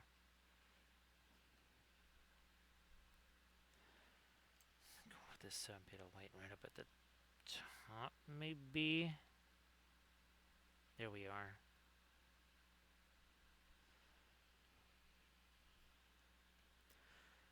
Again, trying to find as much glowy things as we can here and there and here.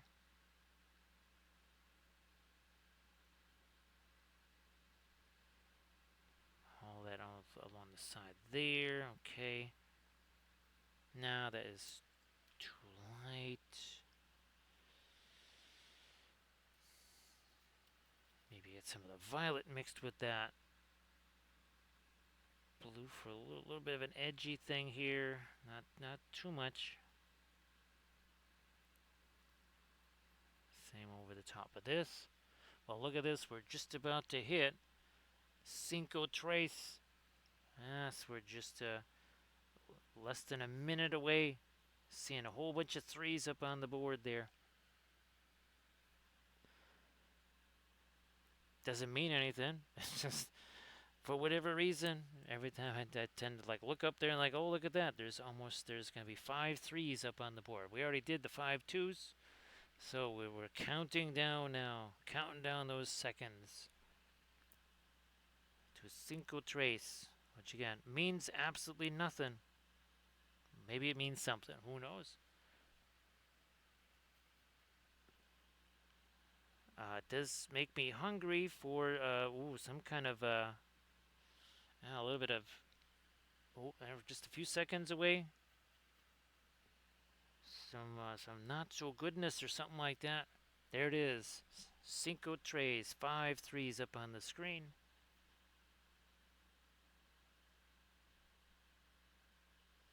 Let me work it now. A little bit more of this here. Cut that line down. Over here, a little bit of the blue. Expanded. Just kind of reorganizing some of those.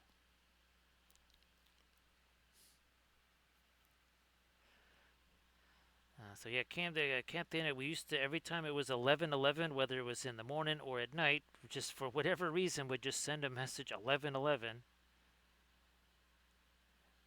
And it wasn't, I don't think it was all that long ago. I would just look up at the clock. I think because I would say, okay, is it hour 3? Is it time for to break out the fast mat weight? And that's when I'd say, I'm gonna look at that. There's a whole bunch of threes up there.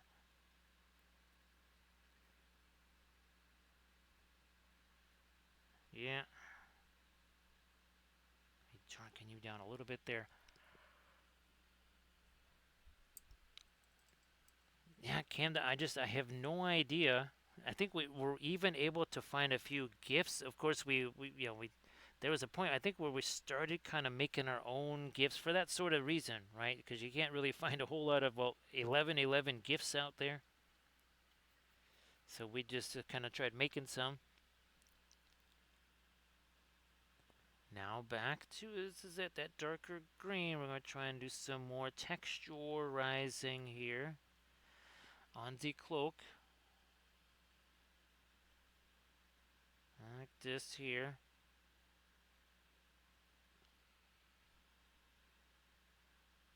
That's there we are. So we're gonna do a whole bunch of that here now. So have a good night there, Irid. Have a good night. Appreciate you being here like always. So thanks, Irid, and of course we'll have a great stream there on Friday. Irid's gonna be streaming the usual 7 Pacific right on Friday and Saturday. So please give Irid a wave of follow. Irid on the way out. Why don't you share your linky one more time there? Share that Pinterest link.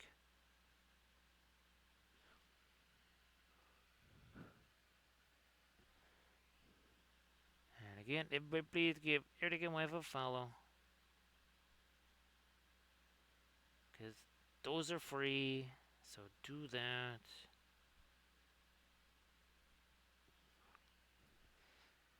Again, got those. There's some of that green in there. Super, super dark green. You had yourself some, well, high intensity Indian yellow, like I said, Williamsburg Indian yellow. That kind of starts to turn into like a sap green sort of a thing there. Oh, and that's right. Happy birthday. Also, a happy birthday there, Irid.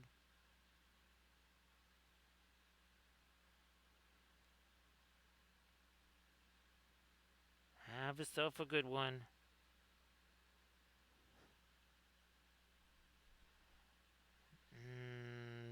It's maybe. I'm gonna try this here. Let me get a little bit more of the. Okay, fine. Maybe some of the cerulean blue. Cerulean blue and the Prussians working together. My goodness, what is happening? What could that possibly mean? Besides trouble, I think it means trouble.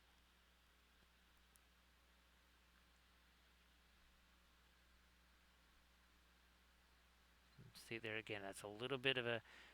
We didn't. There's no subtle, or little one layer to the next right there. We went very strong with that, and let those two areas just blend together. Let them do their own thing. Now here we need a little extra. Well, maybe we'll do this.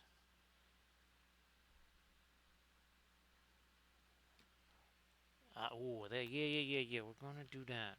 We're gonna do that here. Let's take that and spread it out a little here, like we do, and then maybe a bit lighter. Nah, gotta get me some thinner in that first.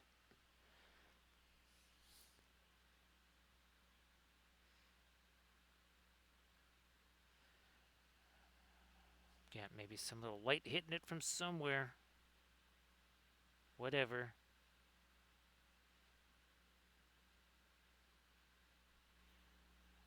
And then down here we got. I'm gonna take the again some of our blue here.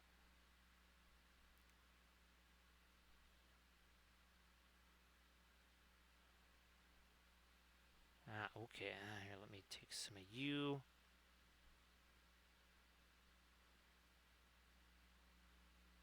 Fill in some of that now. That certainly needs some of this really light color in here.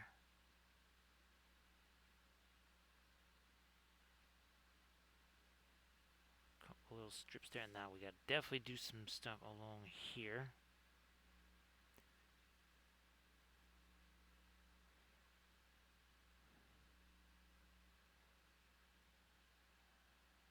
Okay.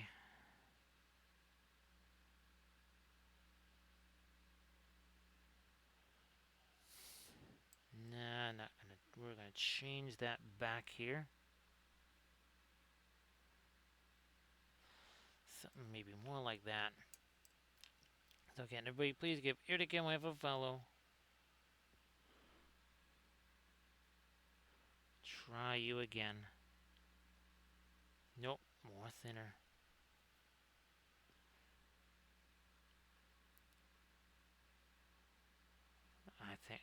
I think we're talking here.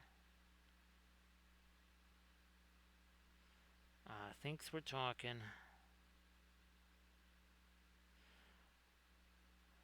We kind of lost all of our really light stuff over here on these parts of his fingers. Also, somewhat reflected, like maybe some of this here violet or whatever. We started doing it on that finger. We haven't done it on these though.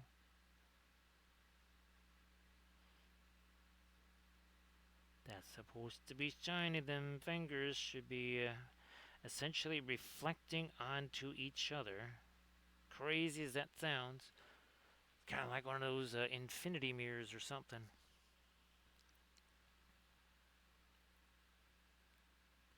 Light bouncing back and forth.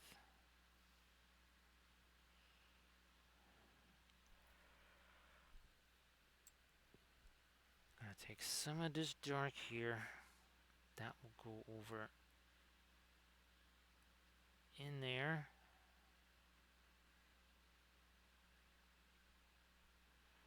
Oh, yeah.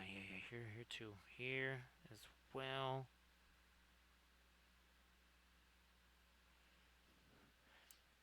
Maybe that might just work on the very end here. Let me try some. Break this down.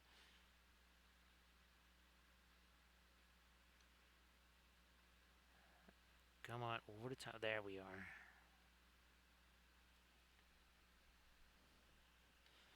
Might just do it.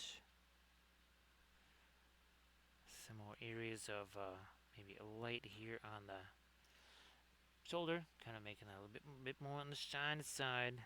More shiny. Hey there, Dad. Any Dad? Nice to see you. Oh, and happy Friday. So on Monday we did the full figure version of our Cyber Merlin here. So there's the full figure version. Got lots of nice like glowy stuff, and then we also had some fun doing the textured cloth. So we thought, let's do that on the bust as well. I don't think we were able to do textured cloth on the bas relief. Wasn't quite enough space there, but again, there's the bas relief version of our Cyber Merlin. And I do believe the last figure we did before him was our Cyber Lancelot. Again, a little bit of freehand on the cloak there. Also, again, kind of that same sort of shiny, glowy stuff. You can see on the shoulders there, right, where you have alternating bands of kind of mid-tone, light, whatever.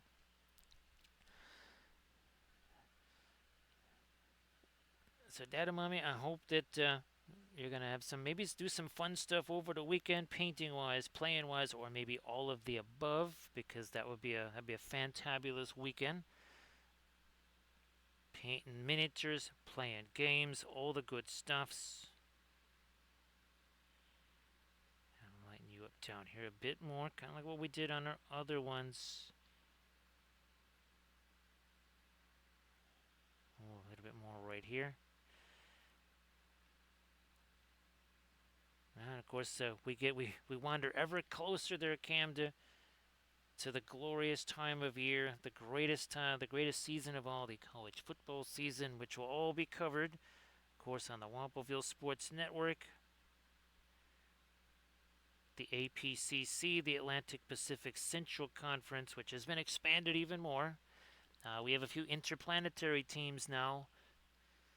Again, 10,000 teams, no academic standards. Everybody makes the playoffs. The portal is always open. You can change teams during the play if you want, as long as you got yourself a uniform. And of course, the coaches they change at halftime. That's what you call halftime adjustments. And we cover every snap here on the Wampelville Sports Network. There you go. Look at that glorious studio right there. And of course, well, I guess they've picked Swampton once again to finish top in the conference.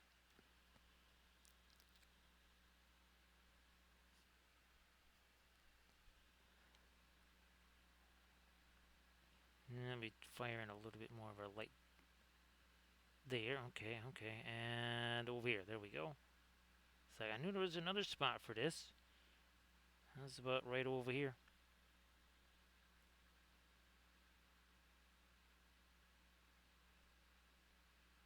And there.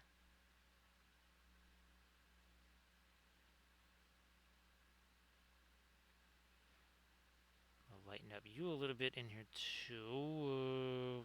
Yeah, no, we can do this one. We can lighten up that a little bit more.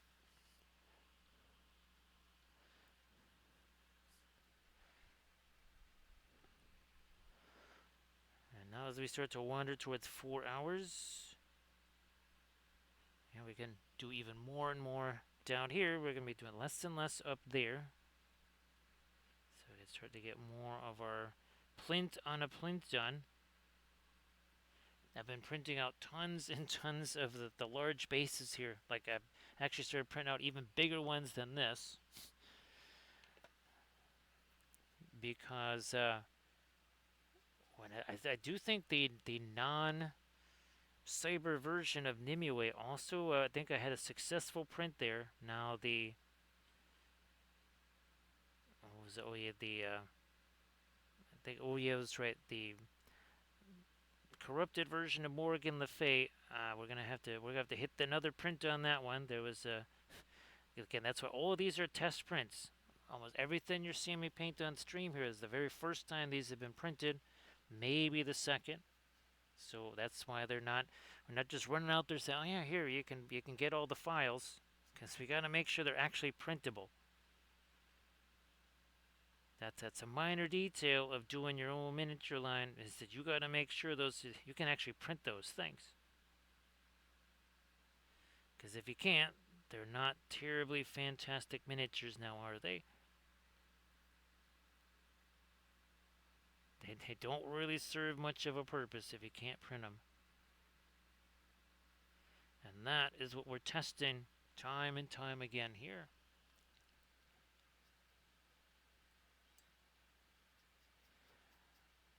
There's some where I think I've done 4 test prints and still have not gotten the result I was looking for. There's other ones that boom right there on the first test print. And that's not just okay, the sculpt itself, that's also, well, okay, the supports, because not everybody can do those, so I'm trying to also kind of take care of the supports for folks there too, if need be. Again, you can do the supports your own way if you want, and get rid of the supports, do your own stuff. Again, all the figures are essentially designed to be printed out at 75 mil scale or above. They are not meant to be miniatures. Yeah, these aren't something you would just print out at 30 mil or something like that to play a game with. That's not really what they're for. These are a little bit more on the display side of things. So think more like, say, the Loot Studios stuff, Nerickson.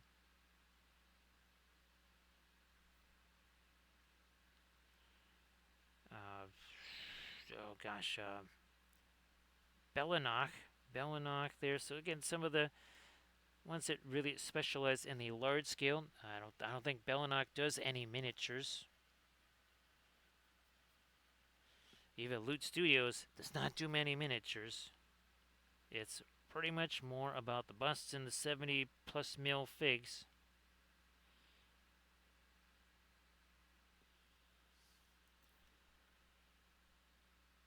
And I'm doing that because well, that it's very fun. I'm having a blast. And the game itself, it's a tile placement game, so there's no miniatures needed for the game. There's no miniatures needed for that. I mean, you can have your representation, right? You can have these printed out on the table, which would be make it look really fantastic. I mean, that's what I'm gonna do. I certainly will have these things out on the table And yeah, Camda, definitely will be. When that time comes, I'll be doing live streams of the game because that's not going to be on this table. But I think I can finally use that table behind me that was meant for Miwa's. Well, no, we'll be doing Miwa, but our Middle Earth stuff. Guys, if you want to share some stuff in the chat one more time before you head out, please go ahead and do that. Everybody, please give Inganes a follow.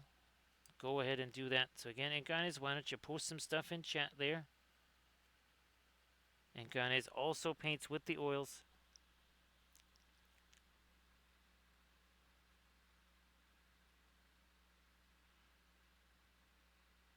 Yeah, Camda, there's been a few now that have been printed out multiple times. And where's our oh, here he is. And this is one of the ones I'm printing out the really giant. I print out the big giant base for down here. So this is again our non or a corrupted version of Galahad here.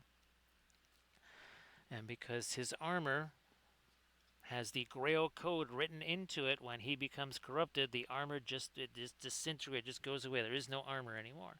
Because again, the Grail Code is written into his armor. Oh yeah, and then of course this was, I forgot to tell you about this. There's a Caprica 6. Yeah, that's Caprica 6 right there. That was very fun.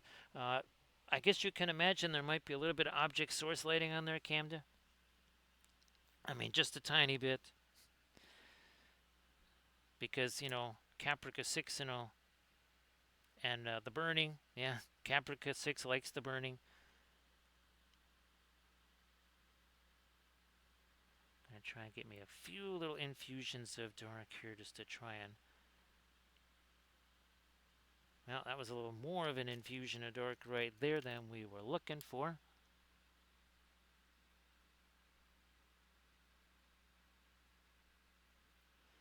You know what? I like the idea of some more dark up in there, so we'll do that. And then, I think you saw, I know you're at the hospital and stuff there, but I think you saw the,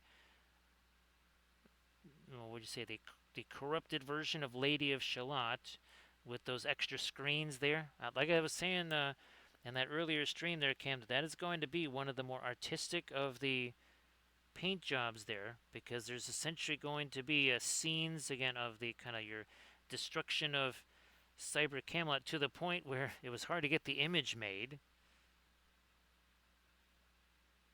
because of the images of terror and everything like that.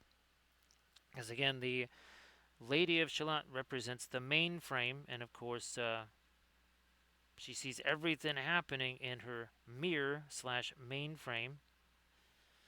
Where's that? Here we go. You can kind of see that here represented, and then also in the bas relief that we did last week. So there again, that's your cyber version of Lady of Shalott.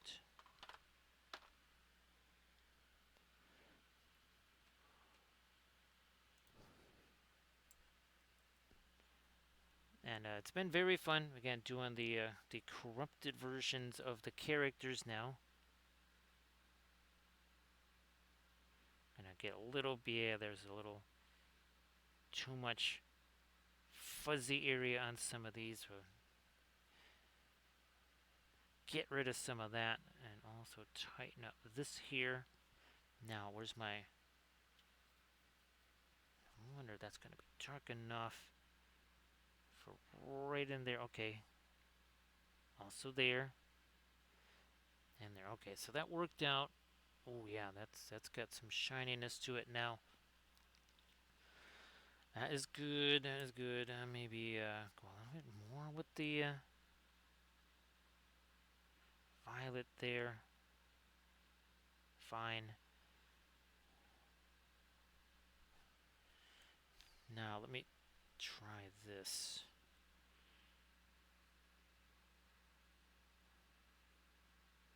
For some eyebrows is there.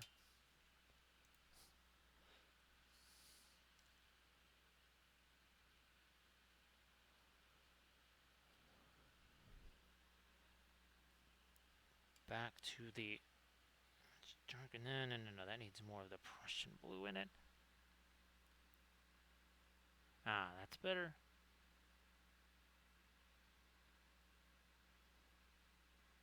Darken you down. Darken some of that down.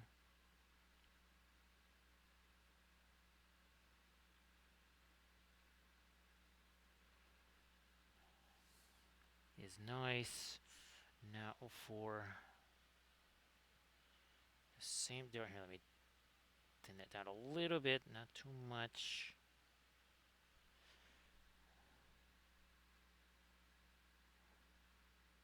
And do all four of these, okay, and then we'll come back with our really light stuff on these as well.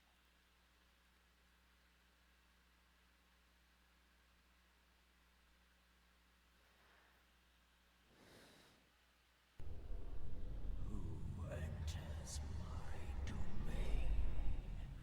How's about we welcome in Jason, who also dares to enter our domain. Hello.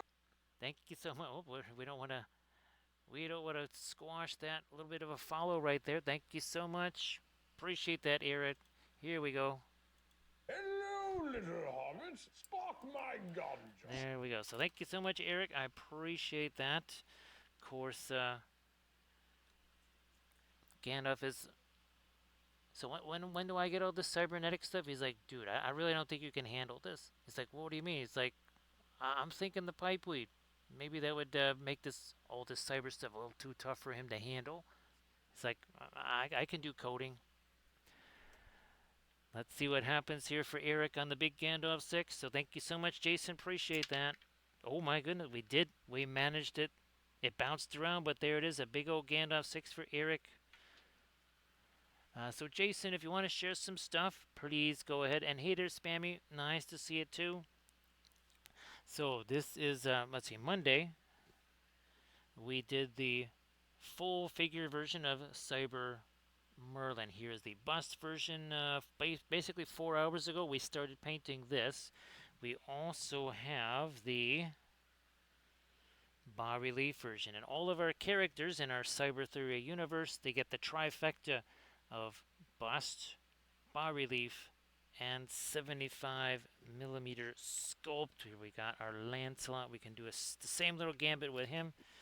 Set this up here. Where's the there's the bust.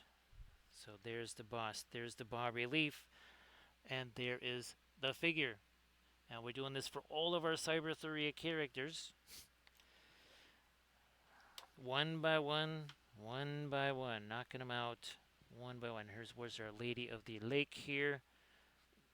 We also have, again, the bas-relief version of Nimue.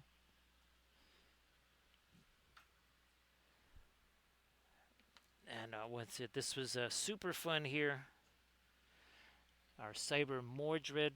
We will be painting, actually we're going to be doing another version of the Green Knight on our Saturday stream. And of course we also have our Celtic Goddess series, and we've had some fun with that because we're also doing cyber versions of our Celtic Goddess series too, because, you know, cyber everything is very fun. Let me see, and here again is this is the Lady of Shalott here. So there's the bust version, and again there is the bas-relief version, which these are super fun. Very fun. When we have there's a bas-relief version of our Cyber Excalibur.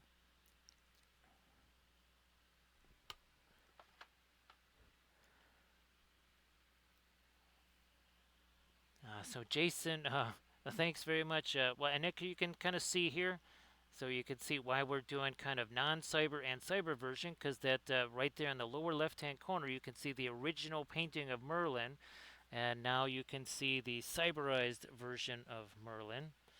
Now we also here, we're also doing, these are again based off of all my old paintings from years ago. Look at this, more trifectas. This is Arianrod, the Celtic goddess of the heavens. So there's the bas-relief. That's probably the closest to the painting because, well, it's a little flatter.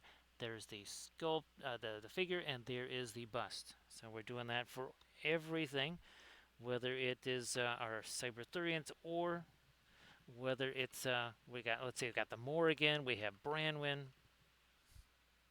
Hello, little hobbits. Spark my gun. Thank you so much, Spammy. Appreciate that. So let me get this straight. I get no arms, yeah, and I get none of this cool cyber stuff that these other guys get. And of course, you keep saying that the gardener is the hero of the story. This is spectacular. You know, I'm the guy that died. You know, boy, that is very grumpy Gandalf. He is super grumpy. Now, is Spammy going to be as lucky, as fortunate as Eric on this roll? Oh wow, I don't know if that's ever happened before. Look at this. Spammy and Eric both rolling the big Gandalf 6. Oh, and by the way, we did this for our stream anniversary here. So there's our Cyber Wapelia Spellbrush because, oh, here he is. There was the very first one that we did on the very first stream anniversary in 2020. That's why he's still sitting up there. And then, well, we've done some different versions over the years. There was this one done by Lazy Squire. I did another, basically a fantasy version via Eldritch Foundry, and then I made this one, the Cyber. Oh, and there's a little CAD right there. Now, thanks, Solo. Appreciate that. Here's his not so little buddy. Look at this. Yeah, I had so much fun with him that I printed out a big one. So yeah, Jason, you'll probably be seeing this like at Adepticon and at Gen Con. He'll just be hanging around. We'll take pictures of him at various places right there. So again, thank you so much for those follows. Again, that is very much appreciated. Oh, and of course, here's our Cyber Galahad. We did this in a tutorial vid. We're also doing again the the bas relief version of him, and also the figure version of Cyber Galahad here. Oh, of course, there's Arthur himself. There's the big guy right there. We'll be doing a figure of him probably next week. So next Friday or Saturday will probably be the first of the Arthur figures.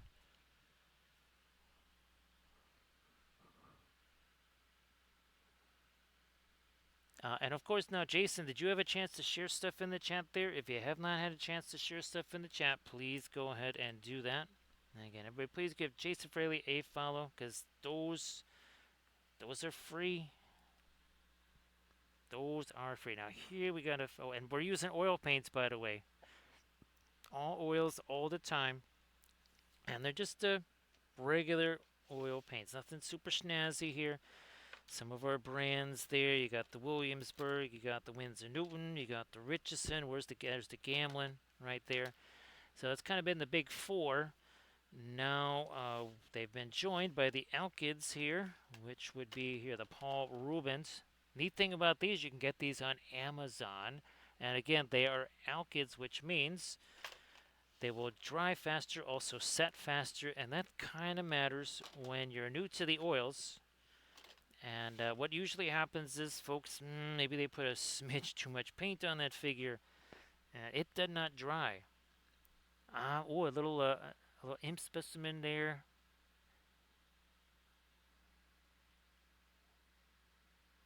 Sure, there did. Now, again, we've got a full figure version of him, and this was a tutorial video on the Patreon page. Now, here we're also, because we're not doing enough different figs there, Jason, we're not doing enough, clearly not doing enough. We're also doing the basically corrupted versions, because it's all part of a game. So you have there's the corrupted version of Cyber Galahad, because the Grail Code is written into his armor. Should he be corrupted by Mordred, the armor goes away. So yeah, that is the corrupted version of Galahad. I have the full figure of him, not easily available. Here's another one of these. Let me grab this one right here. And again, this is the corrupted version of Lady of Shalott. So you can see, well, sort of the same scope, but here these screens, those, and there's another one that also goes up here too. Those are going to show scenes of Camelot, obviously Cyber Camelot falling into, well, some phase of disrepair, obviously. Again, to the predations of Mordred.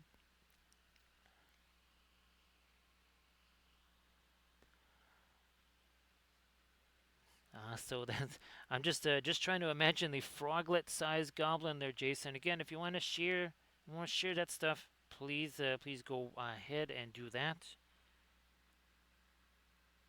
Now here, trying to get it's a little bit too light. There we go. So trying to get a little bit of a warmth color in here, but not the same as what we got out in this textured cloth. So here is Mordred. We painted him up on. I think he was one of the first ones we painted after Adepticon. So this was very fun painting up Mordred there. There's his big old cloak. We also now have corrupted versions of Lancelot. Oh, and here's, of course, here's Mom. Yeah. So there's Morgan Le Fay. We also have, where's the bust for, sorry, there's the bas relief version. We also painted the bust version on stream. So again, you can kind of see it's really nifty, and some of our bas reliefs have also been turned into shadow boxes. I have one of Galadriel that's even deeper than this. This is Arwen and Elrond right here in Rivendell, but yeah, doing some shadow boxes because well, those are super fun. And we're also doing different versions. So again, this is a different version of Guinevere right here. So we had I try to do different things with the hair on all of them as well, and obviously with the cloaks and the clothes and everything.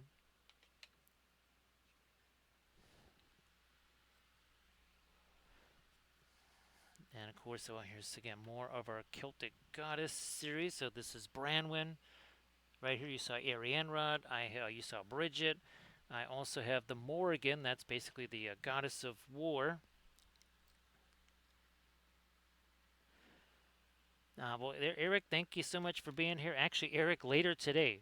So what is it? It's well 4:30 for you. So probably, oh gosh, maybe like 11 something your time at night or whatever. Maybe closer to midnight, I guess, your time. So again, everybody, please check out the link that Jason going to share there. And again, we'll be doing the non-cyber version of Bridget in our stream later today.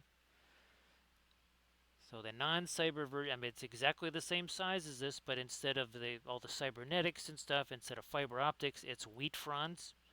Yeah, all stalks of wheat and everything like that. So that's what you'll be seeing on stream. We again also have the bust version right there. I have painted that face. Gee whiz, I don't know how many. Let's say I think 3 different drums, 3 different bull runs. I painted that face on there. I tell you, Cam, that finding those T-shirts was really freaky. Again, those were the T-shirts we used to sell at Renaissance fairs and stuff. So Jason, if you want to, well, Jason, you can shoot me a message on Instagram there, Jason. Yeah, just shoot me a message on Instas and all that kind of stuff. Let me get a little bit of stuff going on under here with some of our blue there.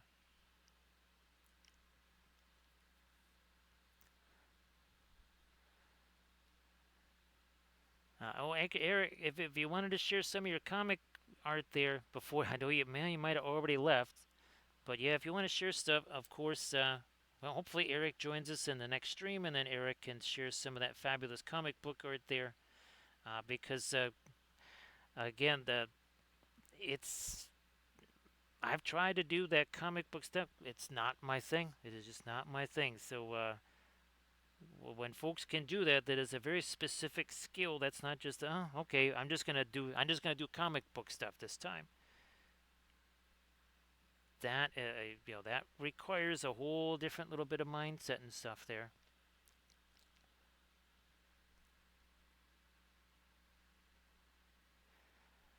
do this here. Okay, we're trying to get a little bit more light in there. Also, maybe a little bit more on this stuff here to make that a little more glowy. I'm gonna go back to the here. Let's get some dark stuff here, like the Payne's Gray slash Indigo here.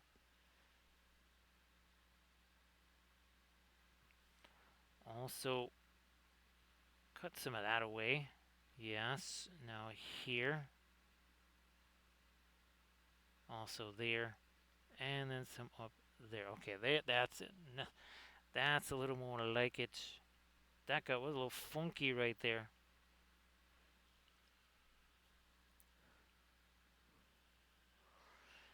So yeah, Jason.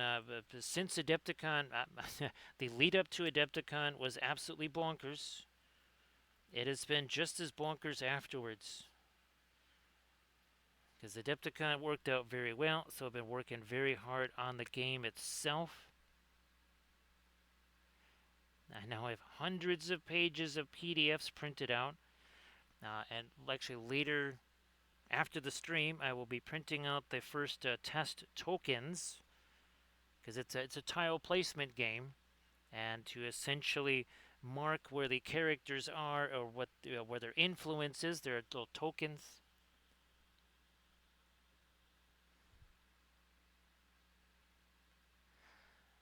Yeah, Jason, I had an entire series of Arthurian paintings. Well, I used to do Bristol Ren Fair, and I used to do Celtic Fest, so I had tons and tons of obviously art that went in that genre there. Again, you can see down in the corner there, that's the original painting of Merlin, and then you can see the cyberized version of Merlin there.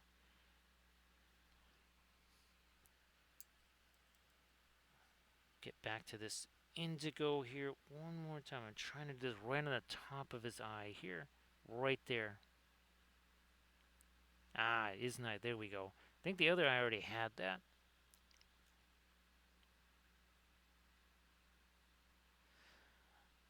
Yeah, Jason, been very fun doing this. Making the game is definitely, it's been a lot of extra work, but that's also been a lot of extra fun. Let me see if I can do it. I'm gonna see if I can't. Maybe a little lighter. Okay, there we are. And well, I have a whole another. I have two other universes that I'm working on. Again, just kind of going off of stuff that artwork that I already had. Stuff that's just been kind of sitting around for the longest time. Obviously, once I started doing the miniature stuff, the 2D art literally was just shoved in closets. And actually, it was this one right here. So, oh, I don't have the bas relief up here, do I?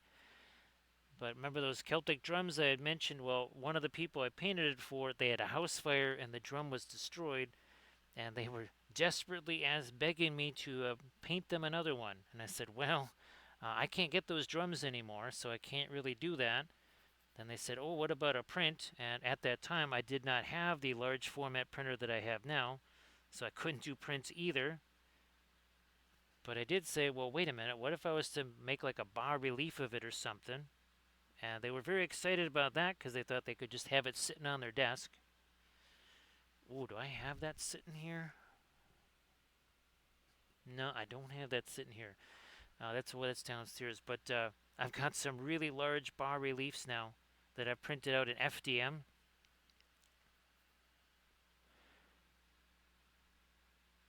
Like the Arachne one.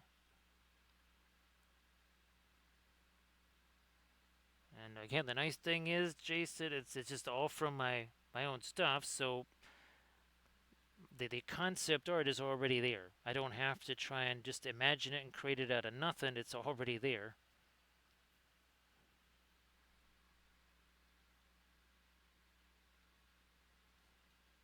Which means that every painting generates at least 3 things. And if we're going to do corrupted and non-corrupted, well, that's, well, 3 more of each. So each character generating 6 different sculpts.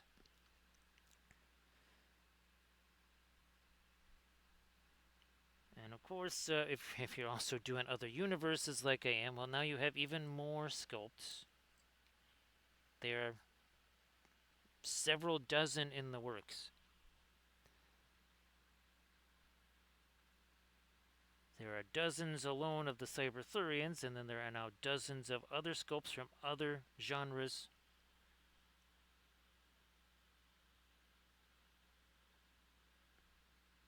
No problem there, Jason. No problem. I know you got post stream stuff to do. Jason, that's I thought that was all basically kind of lost to history. All the old 2D art was pretty much just ancient history, not really to be seen again. And this is basically giving it a whole new life, and then some. Let me do this here.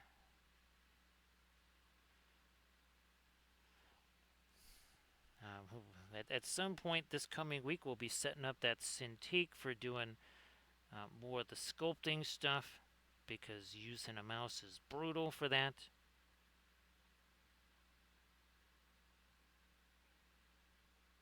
And that's why the Arthur figure has not been finalized yet, because the only way I can do the sculpting stuff I need to do on that is with the Cintiq.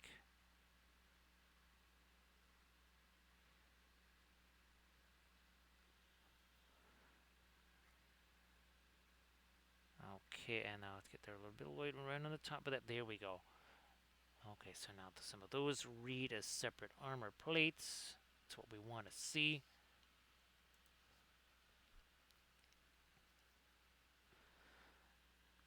And again, these are all oil paints. There was no zenithal or anything like that. We just go straight in with the oils. There's no acrylic pre-painting stuff or anything like that. Just straight up oil paints. I think, yeah, let me get some of my turquoise in there. That's another reason why. See, I could just take that and sort of blend that out that way.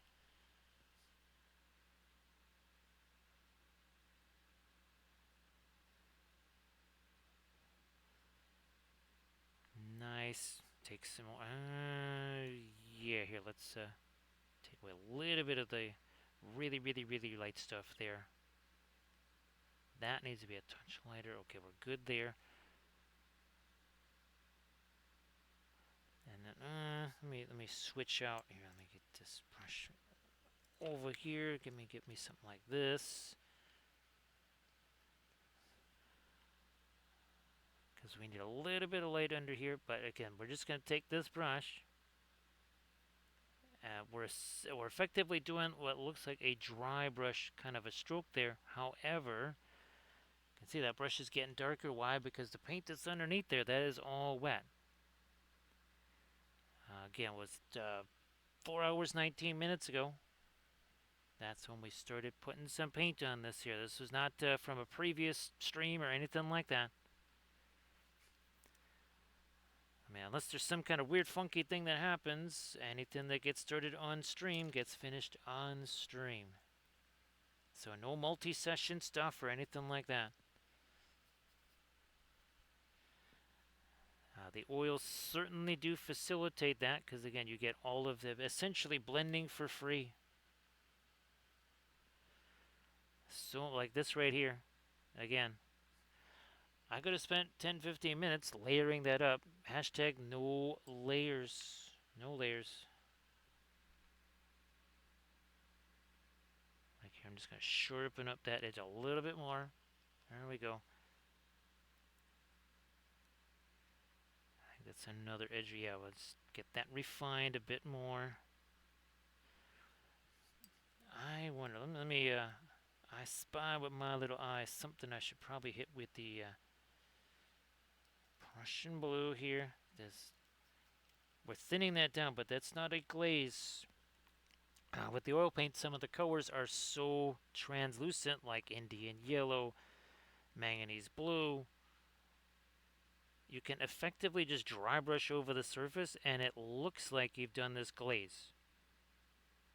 The only reason it looks like a glaze is because the paint is that level of translucent, like next level translucent. That you just don't get that with the acrylics. It's kind of the nature of the beast. With the oil paints, you're looking for opacity. That's all your light colors. Now, all of your light colors, and then there's other ones like your oxide colors here, like say here, your Mars series, Mars Violet, Mars Red, Mars Orange, Mars Black, all of those, they are 100% opaque, as in like blot out the sun opaque. Actually, Jason, I filmed my first Blender tutorial. Oh gosh, right after right after Adepticon. Right after Adepticon, filmed that. And I will be filming more tutorials. More tutorials. Again, I'll have the Cintiq set up for that. Let me try this here. There again. See, same thing. That was a weird little hard edge. Not a hard edge anymore. So see you later, Jason. Again, appreciate the raid. Thank you so much. And Jason, why don't you post some stuff one more time before you head off to do all the post stream stuff. Yep, share that one more time.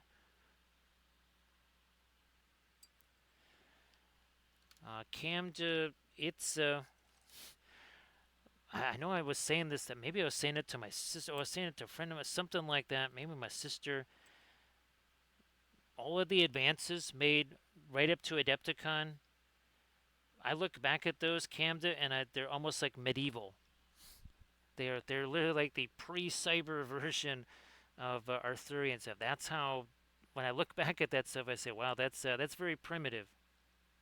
How quaint, which is kind of scary, right, Camda? Everybody check out that Instagram link there that Jason Fraley just shared. And everybody, again, please give Jason a follow. So, Jason, if you want to shoot me a message on the Instas, whatevs, please go ahead and do that. And look at me, that little panel line there. Another little panel line there. Because, panel lines. Yeah, Cam, that's the scary bit, is that what I have been doing is almost primitive compared to what's coming down the pike.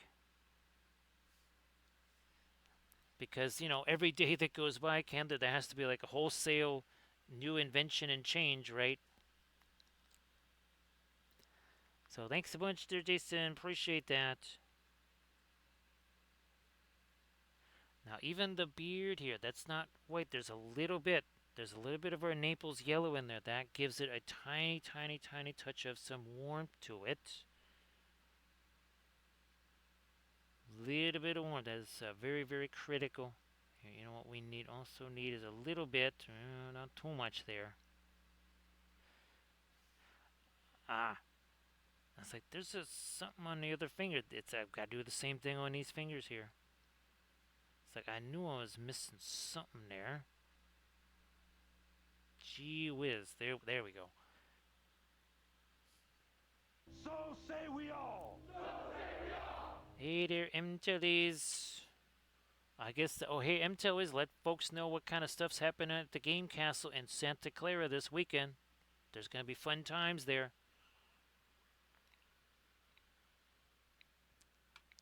Because you and Landris going to be there, right, MTLs? And of course, MTLs, if you want to share some stuffs in the chat, please go ahead and do that. So great to see you again, MTLs.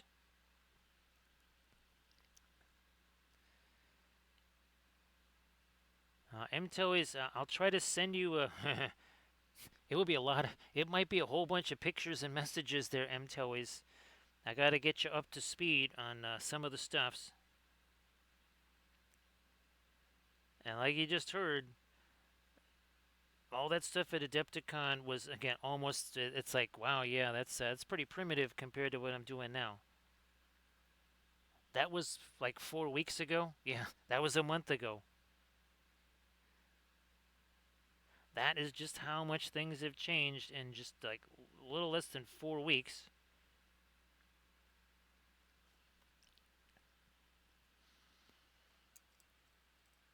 And of course, MTOYs, thanks. Well, I guess we could say manning the fort, right? MTOYs, thanks for doing that. That was super helpful. I hope that you have some fun there at the Las Vegas Open there, MTOYs. Well, the travel should be a little quicker, anyways, right, MTOYs? A little less travel time there. I mean, maybe again, it's not nothing, but not quite as much as it was getting here. Okay, there we are. I'm kind of doubling down here on some of the yellowish. We got that's some of the Mars Yellow Deep. Guess what? Mars Yellow Deep, super opaque color. Super opaque. Tinting that up nicely there. Come on.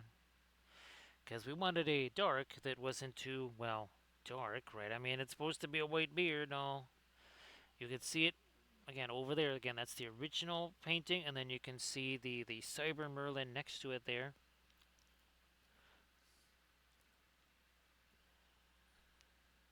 MTELWY's, there's some super secret stuff that I'll send you. Uh, we're going vertical MTELWY's. I've actually been getting these display things that you can construct that you can basically stack one on top of the other. So think MTELWY's, we could almost put twice as much in the same amount of space. Now, they might have to cancel some of the classes and some of the tournaments in the other rooms to make room for what we're doing, right, MTELWY's? Adepticon is going to be renamed WapoCon in 2028. We might actually have to take over like that, what is that, the stadium next door too? Yeah. We only have minor plans, right, MTELWY's, for the future.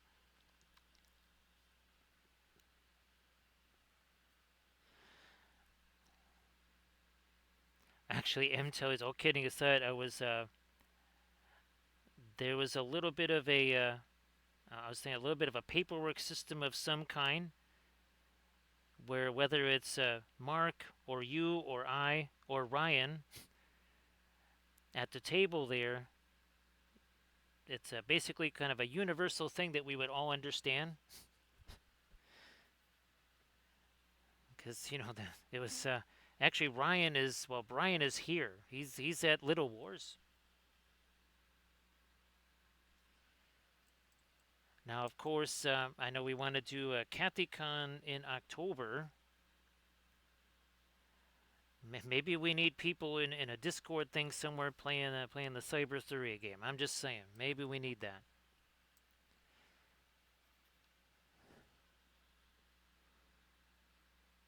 I wonder, can I go a little? No, maybe I need to go the other way. Maybe I need to go even darker there. No, I think that'll work. That'll work. That will work. More this here.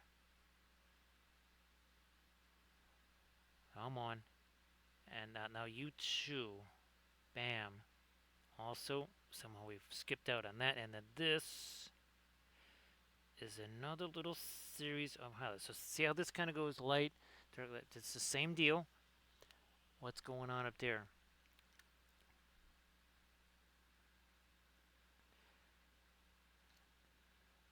Uh, yeah, what about this over here? Okay, I see what's a little weird here. I see what might be a little weird. I spy with my little eye. Some of this here. Now, MTO is. I'll have to send you pictures of the game tiles. those, I'm going to be making some changes to those based on, again, test prints. I mean, for a first attempt there, something that I'd never made before. Fortunately, that was something I could do in Blender without, and it didn't matter whether it was a mouse or a pressure-sensitive tablet. That could be done with a mouse just as well. Oh, and the dice, MTOs. Yes, the dice.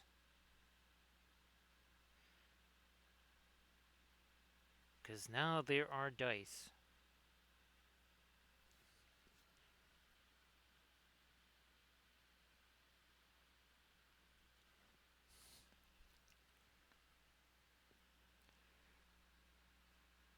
Let me get some of this going here. There we are.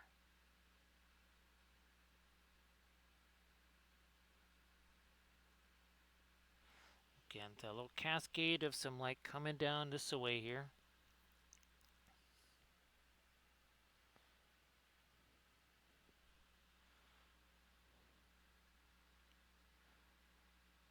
Got it here. A little bit extra light there. And one, this one too, yeah. Right along there.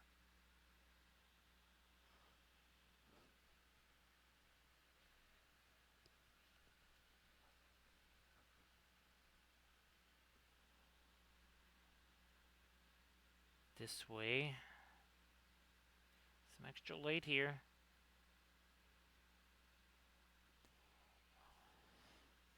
I might also, you know what, I'm going to actually here, I'm going to go the oppo way. Let me get rid of this. We're going to take some of our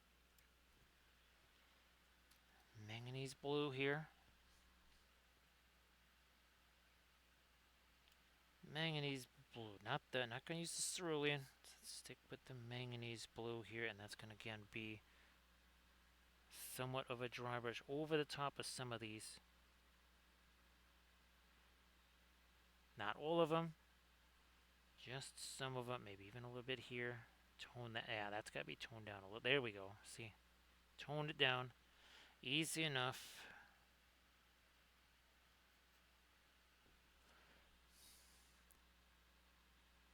That there.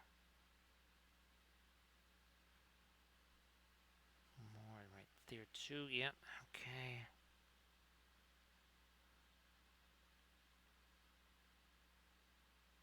Nice.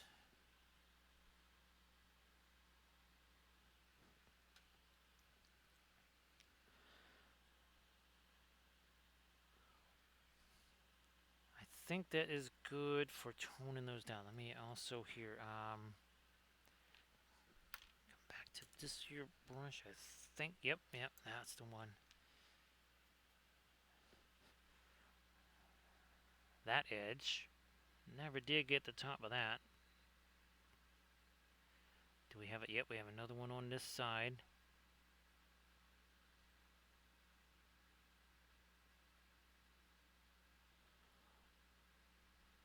Another little edge under that too. Now let me thin this down. So let's get a little. That's again the alkyds. I didn't put that out there all that long ago. It is already starting to kind of, well, cure slash dry a little bit on the palette.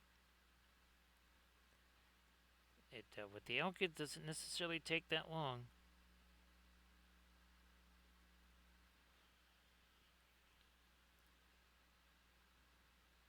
Oh yeah, we need to continue a little bit of this light back in there, and also here now. There's another.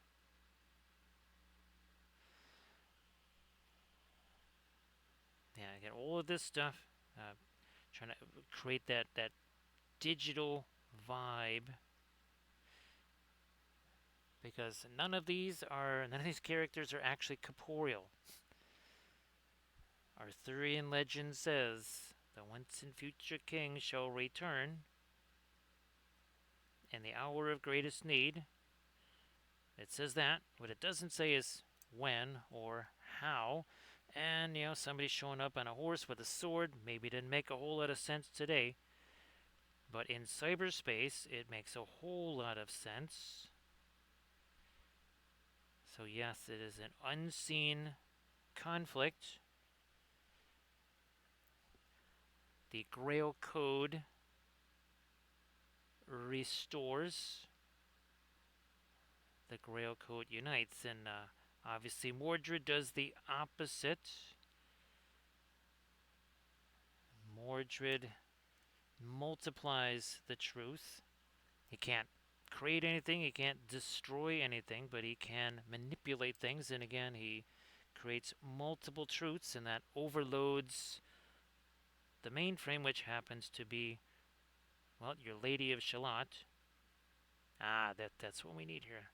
We gotten the other fingers with this little bit of light on it. There we are. That's what we need. And now on this side, got to do the same deal.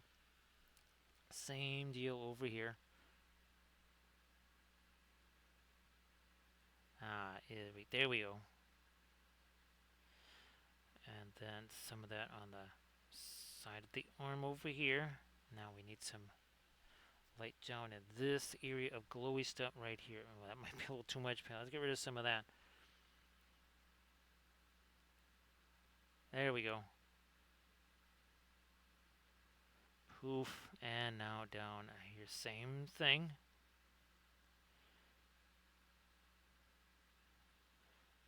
Is nice. Maybe up there, same thing.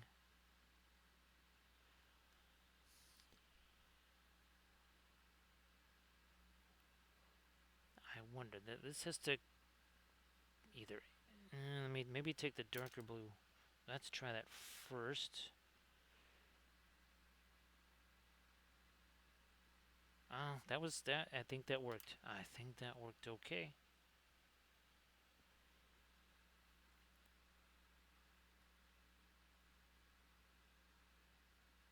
No, oh, there we are.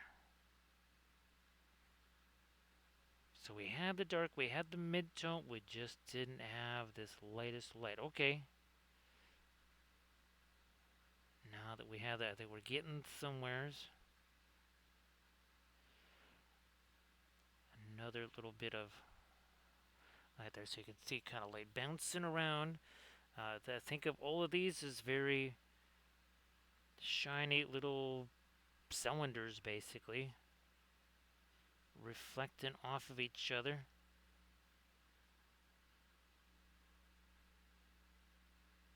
A little bit like that, our Galahad bust, right?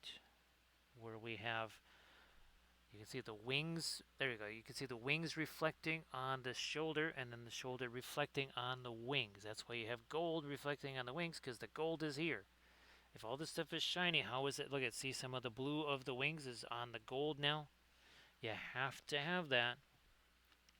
Otherwise, it doesn't make any sense now, does it? Not a whole lot of sense.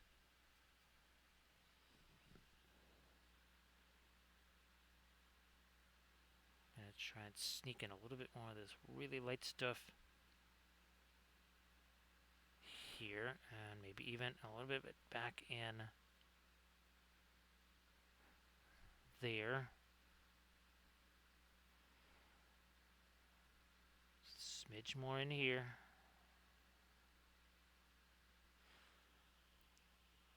Ah, not now, you can see it.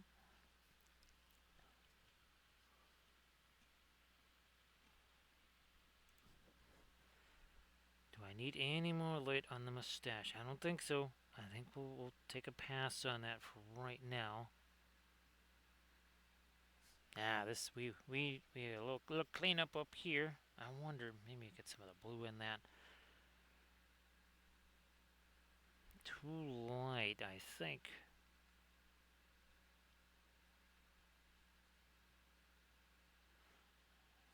Let me try this for the lighter stuff on this skin. Oh, that's got a lot of thinner on it though. That might be too much. No, that worked. It was just enough.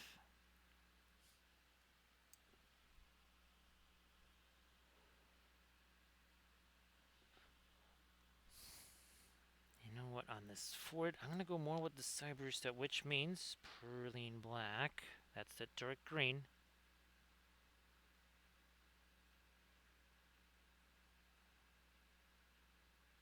which just makes more sense there. Now we'll come back. Oh, let me try some of this. Some of the radiant green, a little bit of a turquoise.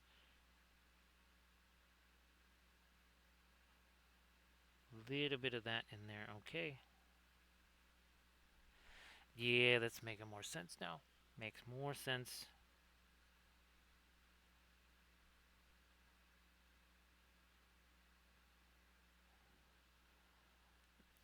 I'm gonna try to add maybe. Gotta be careful not to do too much on this. I'm gonna try and get a little bit more of the blue in there. Now I get from the Oculus.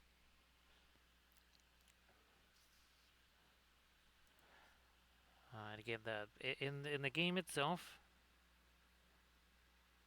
Merlin, and I'm hoping. Oh yeah, you know what?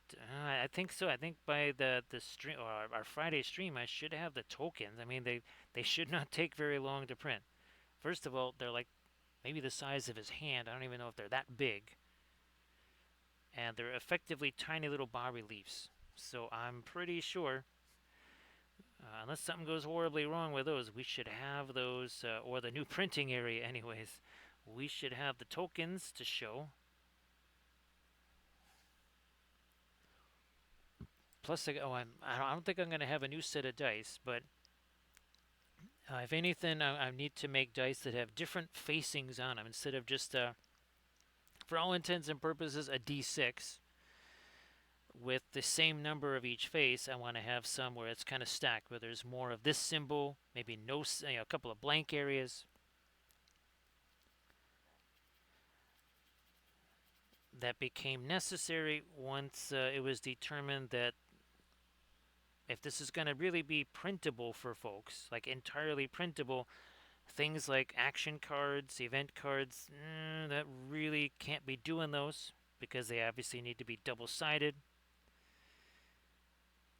Now, the character cards, well, they're single-sided. I mean, you could print out the corrupted version or something like that and then like stick them together so you could just flip them over. I would just say print out separate cards for the corrupted ones instead of dealing with all that extra work. The tiles, printable. The dice, printable. The tokens, printable.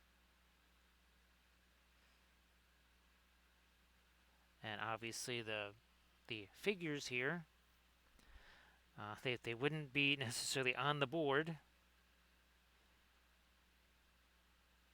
That's not really how it's designed.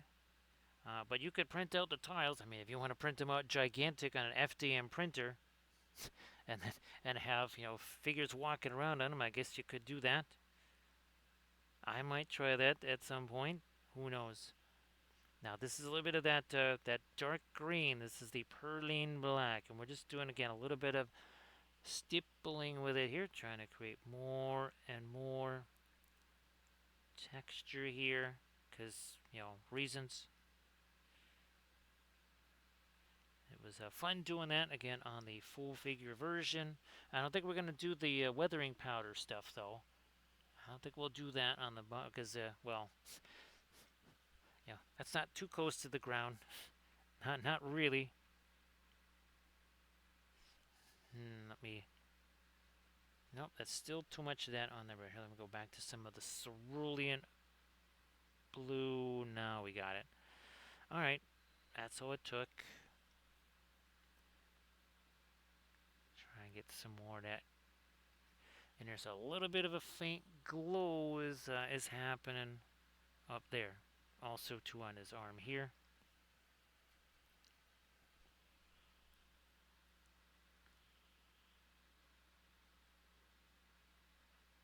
Got it. Oh yeah, this has to maybe be a little catching some kind of light there. We got it now.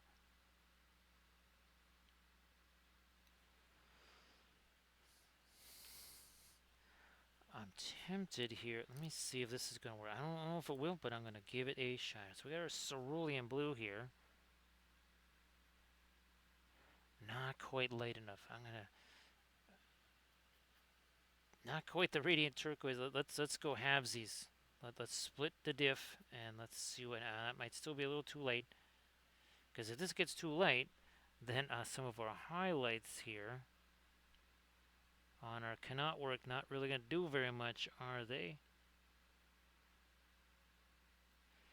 And that can't be super duper pinline wash either, I don't think.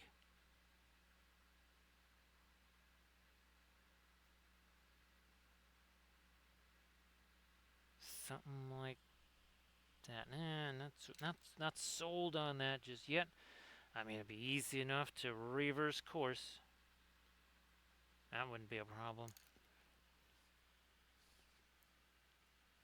Where are we at with it here? Let's get this. I like it like this instead of the big pinline wash thing. So let's just go with this here.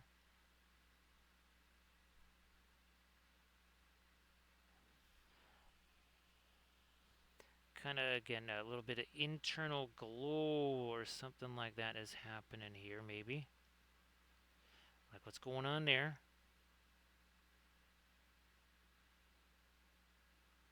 Bingo here. Little something something on the edge of this here. Ah, got nothing going on now. Let's get a little more edge on that here. Let's get edgy.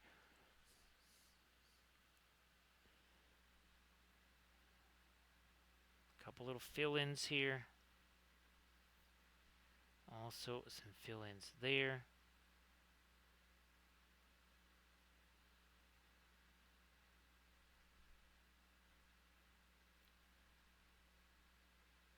Ah, working like this now. Yeah.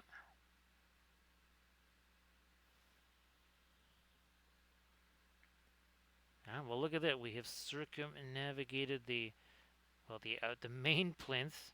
Again, we have plinth on a plinth design here. And again, the whole idea of this is not so much a visual thing, it's actually more of a transportation thing, because that is where all the magnets go. And again, this is one of the smaller magnets here. See that magnet right there? Here, let's take a look at this, just how big this bad boy is. And yeah, that's how big that magnet is.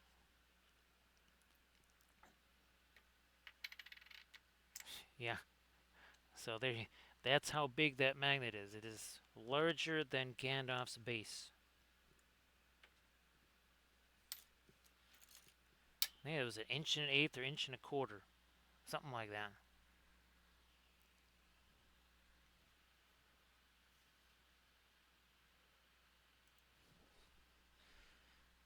Let me take again a little bit of this cerulean here.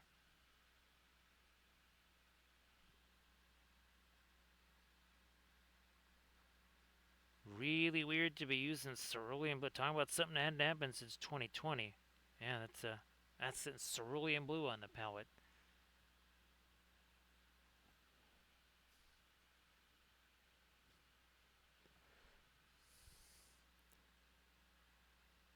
Hitting, there we have some more of our cerulean in there. And now, yeah, there's a bunch. Yeah, you can get some of this cleaned up in here too.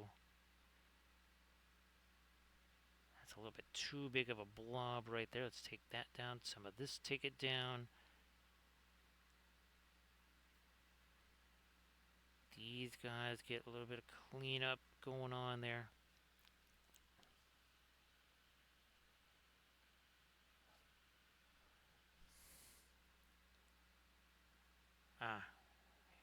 Bring in some of that.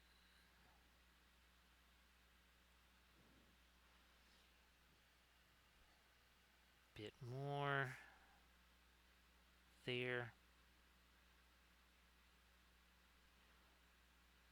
I wonder, see, okay. I think we need the darker stuff here. And I might just use, instead of the Payne's Gray Mix, I'm going to go with the Van Dyke Brown.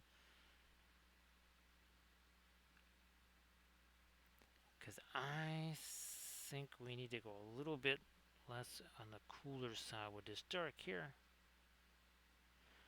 I think that's actually doing it, doing the trick there. Yeah, I think that did it. So we're now at 4 hours 50 minutes.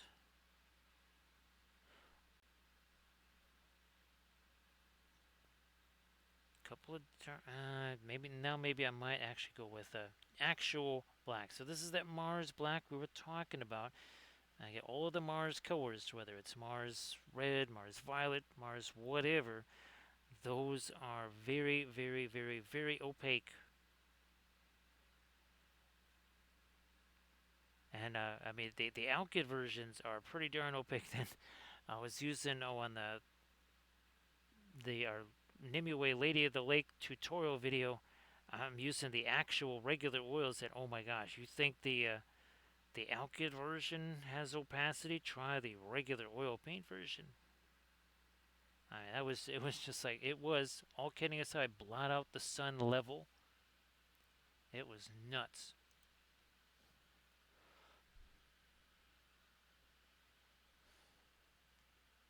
Absolutely bonkers.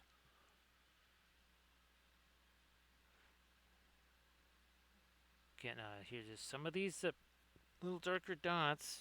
You know what? We should get some up here. You're just kind of trying to carry through some of that texturized cloth. We don't get to do it very often. Might as well give it a shot here.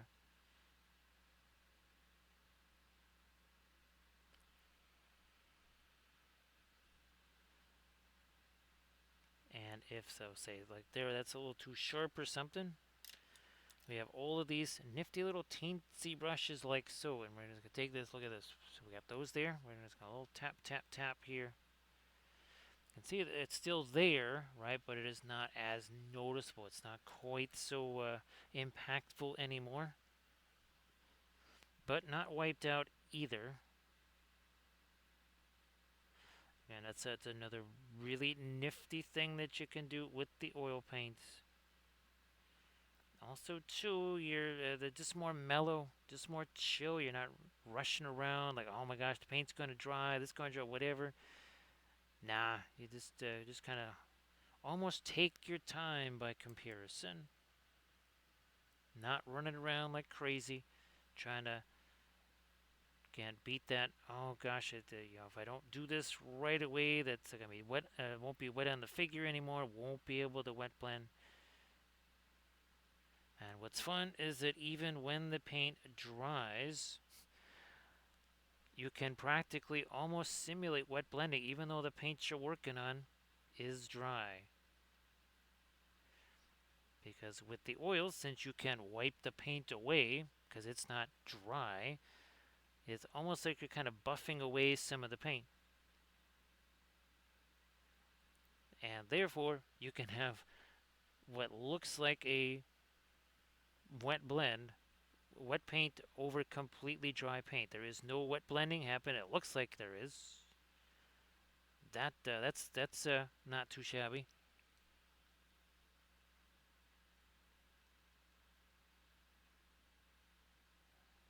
Continuing more here with some of this.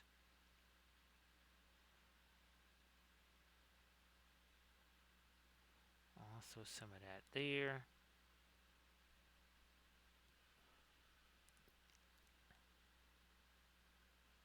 Like so. Yeah. Again, that's the Perlene black mixed with a little bit of our, almost a little bit of our light bluish type color there.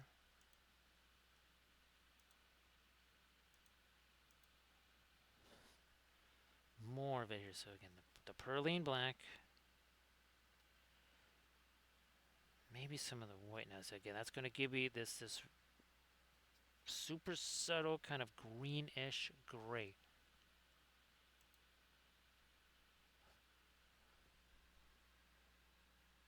Still a little too on the lighter mid-tone side. Let's take that down one notch. One notch and see what happens here. Ah, there we are. So yeah, that's going to get me a little bit of time. We don't. They're just kind of like flat, dark brown, and there I need a little something something in there, and that is the little bit of something. And to create just a bit of texture there.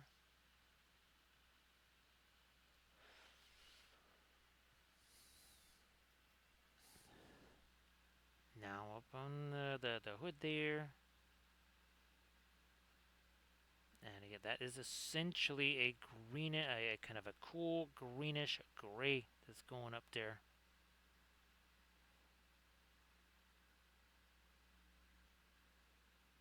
Ah, I wonder, I might just do it here. Let me get a little bit of our Naples yellow. Oh, I guess we'll mix it in with that same green. Now we're going to have kind of a yellowish green, gray green here.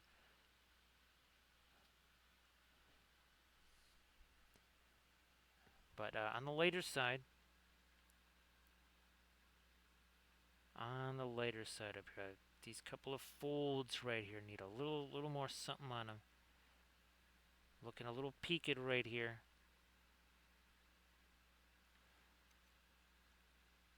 Nah, I think we're getting there. Finally getting there now.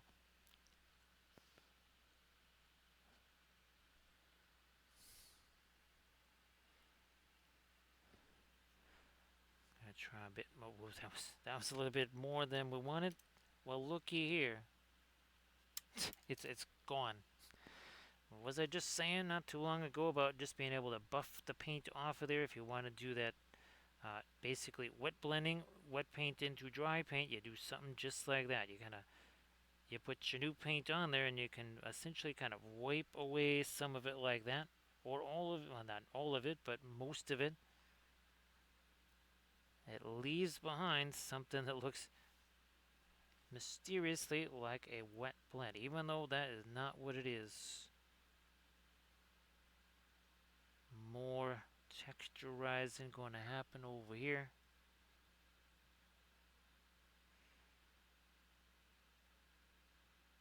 I don't think the Bridget cloak had any texture in it, but there's again, we're doing the non-cyber version of Bridget in our next stream, and then I think we'll do the Green Knight on the Saturday stream. He's also going to have lots of glowy stuff. He's also going to have a whole bunch of different greens on him because, well, Green Knight. There's that. Spoiler alert. Oh, give me some of the magenta in there. That's almost a light pink. Almost a light pink. We have like a bazillion different colors. It sure looks like people say, oh, that's a limited palette. We have red, yellow, green, all that stuff going on, but it looks like gray. Here, film noir. Dead gray. This is what dead gray looks like there. That is gray. I think maybe this is about the best way to show it. We get our color in there. You can already see the violet in there. More. Boom. There you go. So you can there's other colors in there that are not, well, gray, right, cheese and pickles? So CNP, I hope that you're doing well on this Friday morning. Great to see you. I hope that all is well. And, well, again, here's hoping that everybody's got themselves some fun stuffs planned for the weekend.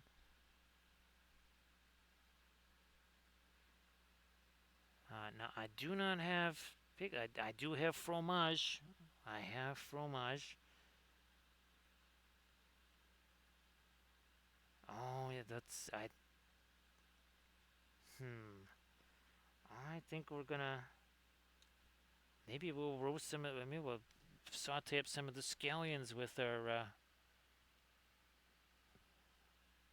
asparagus after the stream. Yes, our post-stream meal, asparagus.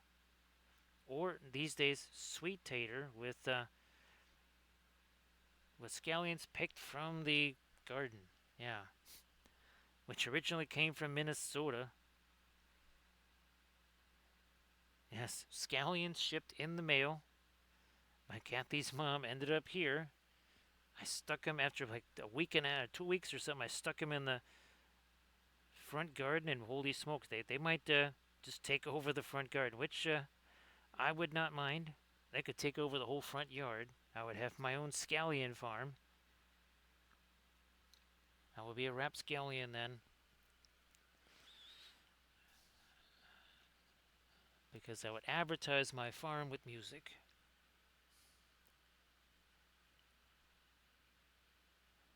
Where are we at with this here?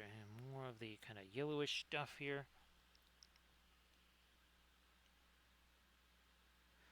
Couple of brighter hits on the top of some of these folds, like you do.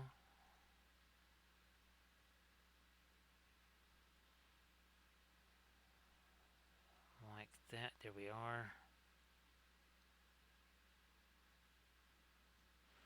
More here. More here. So that's kind of we're not layering in the sense of traditional layer, but we have different colors. This is almost like what we do on some of our planet ornaments. Yeah, this is very much like that. With our cratery things. Because again, pure science channel here. We show off our vast Audubon-like knowledge with our leafy bits.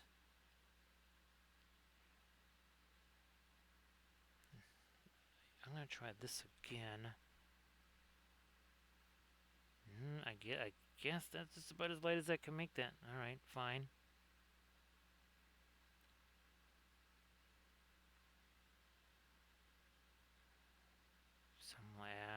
Nope, not there. Not there. Over here, okay. Over here is alright. I shall try one more time. Here, let me break down some more of our Russian blue over here.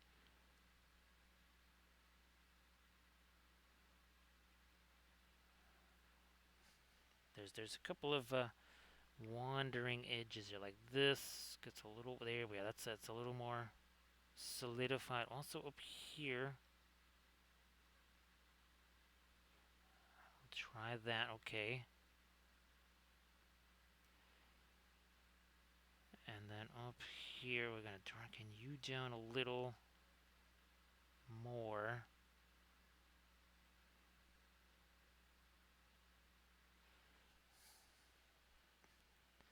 Try some more of this here.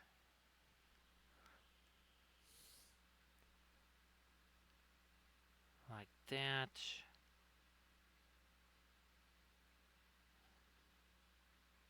Some more here.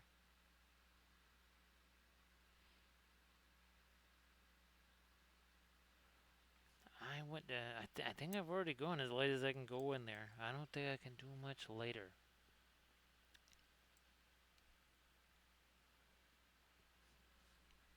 Maybe down here though.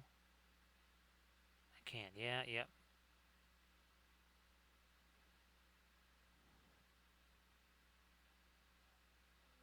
There. Maybe that edge. I could look at that. I only got 2 fingers on the brush. That's it. None of this here. Death grip on the brush kind of stuff. First of all, not really hitting the miniature too much with that, are we? Not at all. That's a no bueno right there.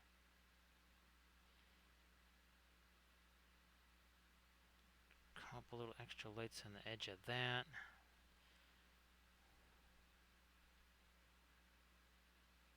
We need some kind of light up there.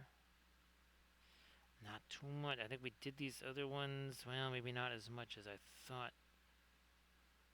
No, I guess we did those. Yes, we did those. More little bit of edge sharpening here. Gee whiz, let's get more blue into that. More indigo. Okay, we got that edge a bit sharper. Now this one too, perhaps.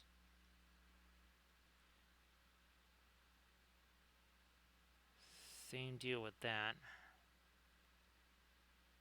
Also that one. Okay, I think those look a little bit sharper.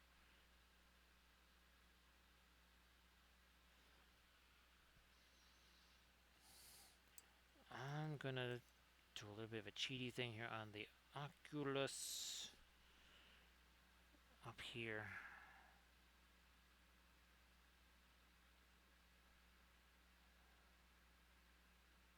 A little over land, and not too much.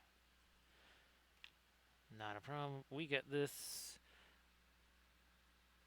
We'll do that. All better.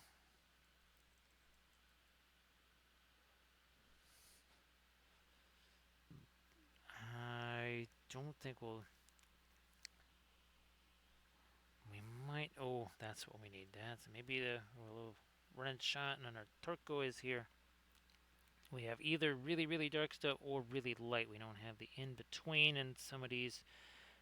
And I think, yeah, that does it. That helps.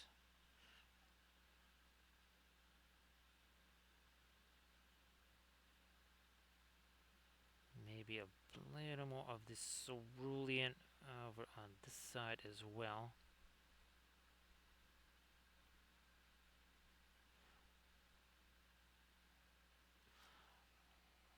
I kind of like that. Maybe I go a little further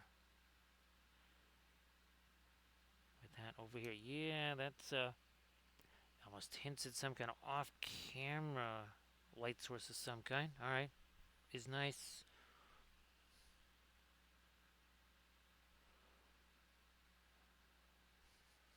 Trying to get a little. Again, just got the two fingers on the brush. That is it.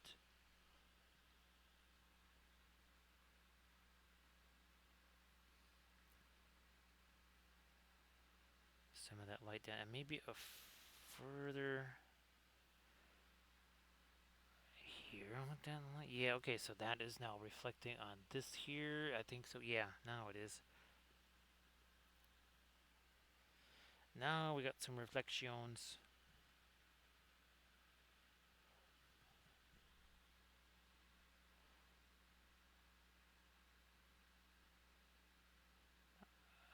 Wow, that's a tricky little edge right there. I think we got it. Okay. Here's another tricksy little one here.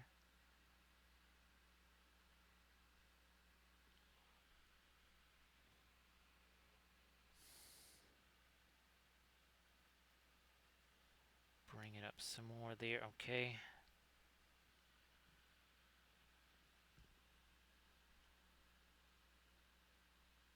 Ooh, I think I'm gonna try. I'm gonna go for it here. I'm gonna try and get me a little bit of this light embedded in there, and I think I'm gonna change these around.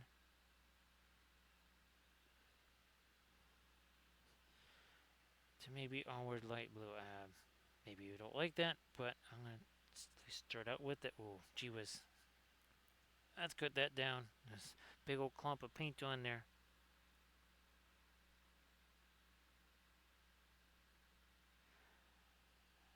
Thanks again. Armor Wolford sharing got the Instagrams there. You got the Linseed Fellowship YouTube channel. I'm pretty sure. Oh, this video is up there right now. But the Merlin figure video might also be up there, but I know this one is up there. So yeah, if you want to see the Cyber Lancelot figure being painted, that is now up on the Linseed Fellowship a YouTube channel. You subscribe to that. You want to maybe get a little bit of a refresher, or maybe you missed the beginning part of something. You say, I'd like to see how that started. Check it out on the Linseed Fellowship YouTube channel. I might just need to darken this down some more. Yeah, let's try this. See what happens. If we don't like it, we just change it back. Maybe a little bit more of our blue in that too. And that's doing a little bit of mixing there on the flat. That is nice. Okay, there we go. See, now we got that sort of light, then the dark, and then the reflected light underneath. That's like what we've been doing on all of these. Right? All the segments on his fingers there, doing that.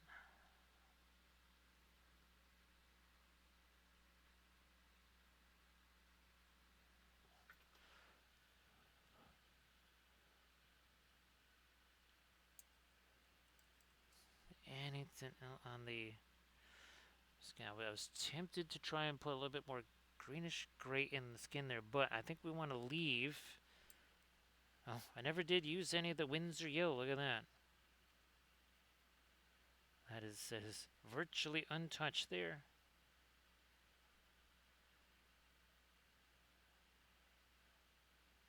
Breaking this, I ended up using way more of the Naples yellow than I thought I was going to use.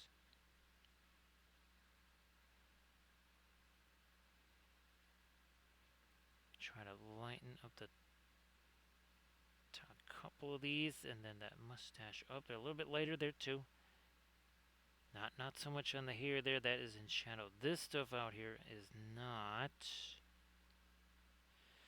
But again, I need that to have a little bit of a yellowish coloration to it.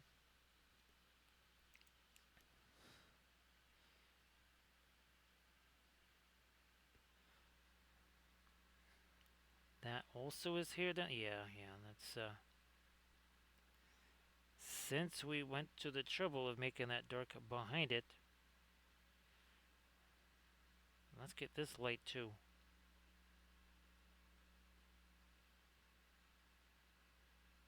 There, alright.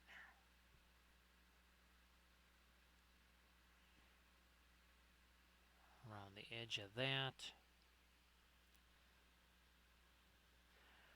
There might be one or two little edges that I spy here, like this one.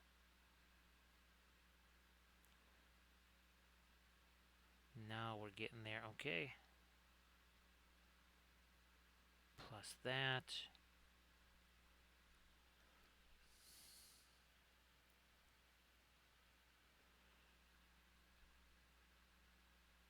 We'll hit you a little later. Another little light there.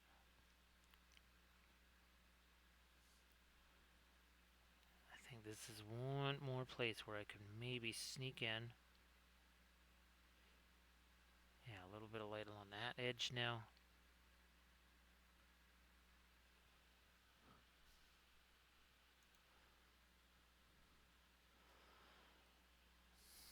Boy, Camden, again, sorry about that extra bit of craziness right there. But sometimes, Camden, you take it, it's like, well, that could have been a whole lot worse. You'll take the whole lot less worse, right? Sometimes you count that as a win. It's not really kind of the wins that you were looking for, right, Camden? But glad that at least that got worked out reasonably well, given the circumstances. Well, Camden, why don't you share one more time? Share the links to your all your oil painted stuff there. While you're at it, do I have? So here we never did all the dark stuff over. All right, fine.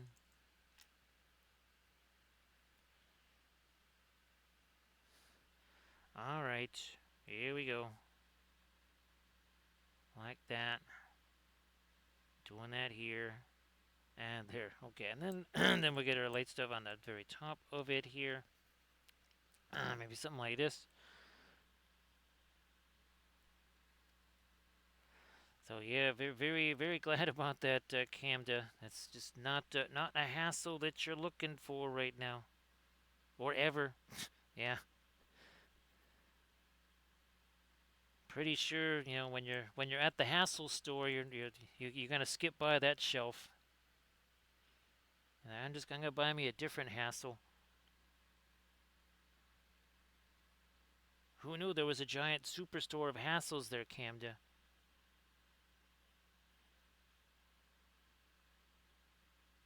Apparently there is one.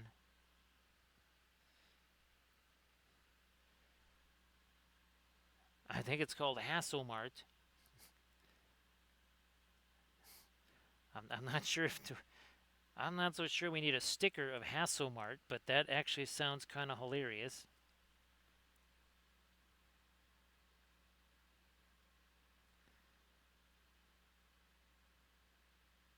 Hasselmart providing annoyance for the last several thousand years.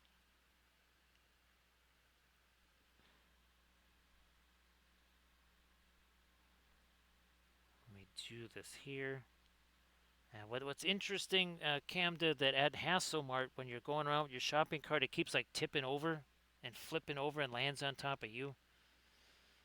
Yeah, Hasselmart is a very very unusual store to be shopping at.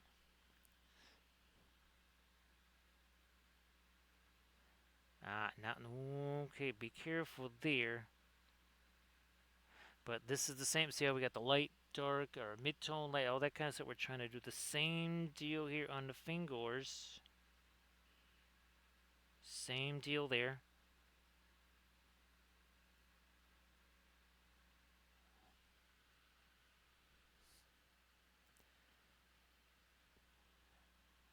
Now, is it like the Waffle House? That's the restaurant version there, Camda.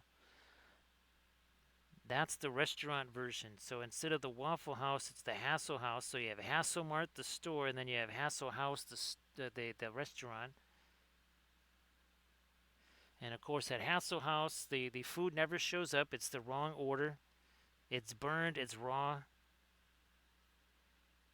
Yeah, that's the Hassel House restaurant there. Just a giant sad face.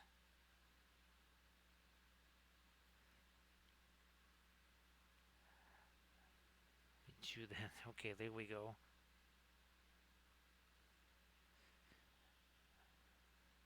Yeah, you never know what kind of new shopping experience you're going to find at Hasselmart. You know, I'm going to try me a little bit more of this here blue because that's a weird little solid line. No, that's going to be way too light. Let me try some of this here. Is this... Oh, that's close, but not quite there. That is more like it. There we go. Yeah, there's kind of a weird little funky line right there.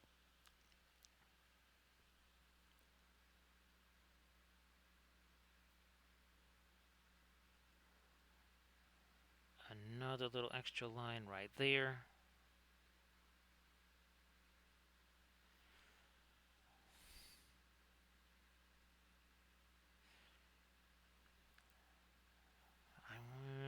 There's too many little separate dots over here. Let's do a little maintenance on this. There we go. Yeah, there's a whole bunch of weird, funky, stray dots there. That's not quite what we're looking for.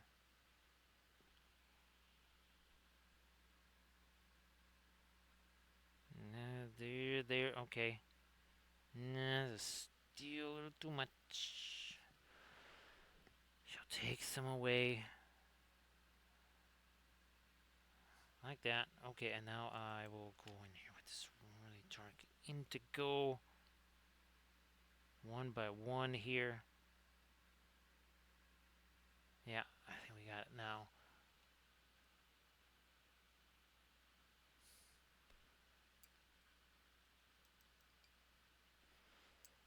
I will take some again, more of the Prussian blue, and now maybe okay. Wow, look, again, this is really bizarre. Prussians and cerulean blue combining together.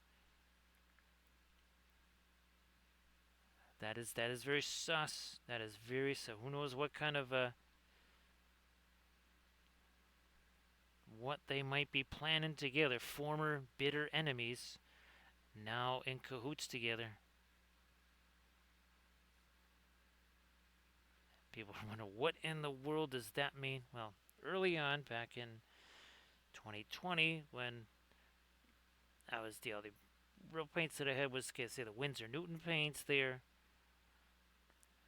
The cerulean blue was nowhere near like this very snazzy Italian version of cerulean blue that I have.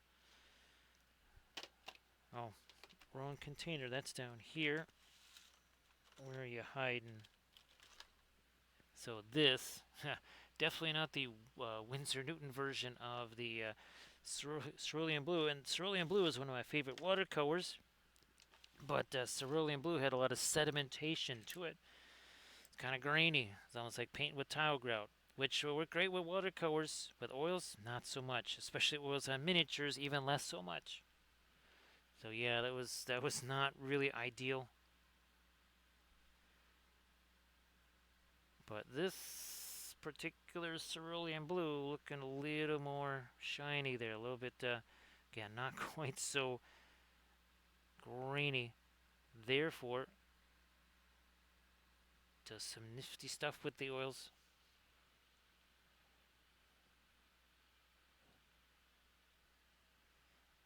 Back again to more of the Prussian blue there.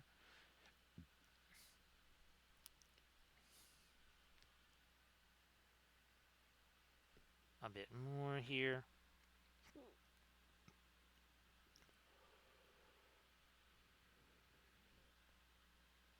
Anything else? Yeah, like that.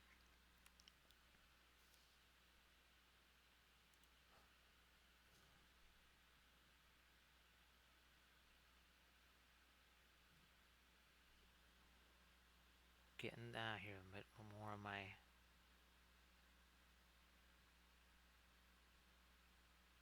Again, Prussian blue, a little bit of the cerulean blue in there too.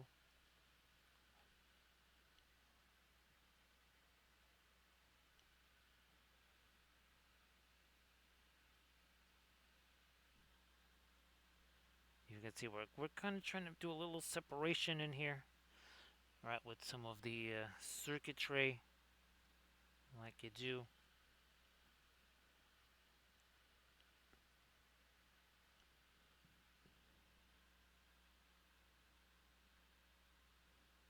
Like you do.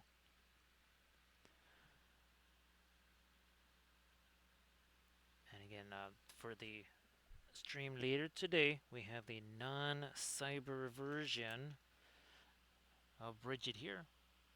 Now it's gonna be fun. You know what? Well, I was gonna say, I think, I don't think we did break out the cobalt teal bluish there. We don't really need it so much for the non-cyber one, but yeah, we painted that once before. That sold at a Diptychon, so now we're going to replace that with a new version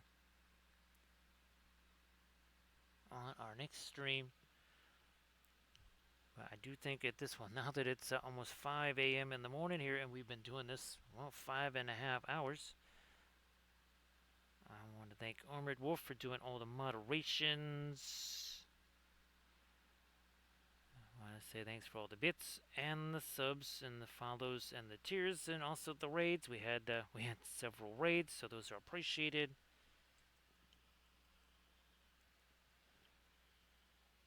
Again, Kaylee and Cap like usual. And of course, also Jason did the raid there, so we appreciate Jason doing that. So again, here we'll break out our figure version. Again, these are my own sculpts right here.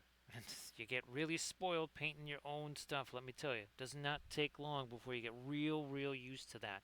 So again, we got the textured cloth right there. Same deal on each one. So again, appreciate Armored Wolf for doing all those moderations. I think we're going to get our raid countdown underway here. Again, love to keep on going, but if we want stuff ready for the Saturday stream and all that, we got to do that now. So thanks again, everybody, and I will see you just a little bit later today.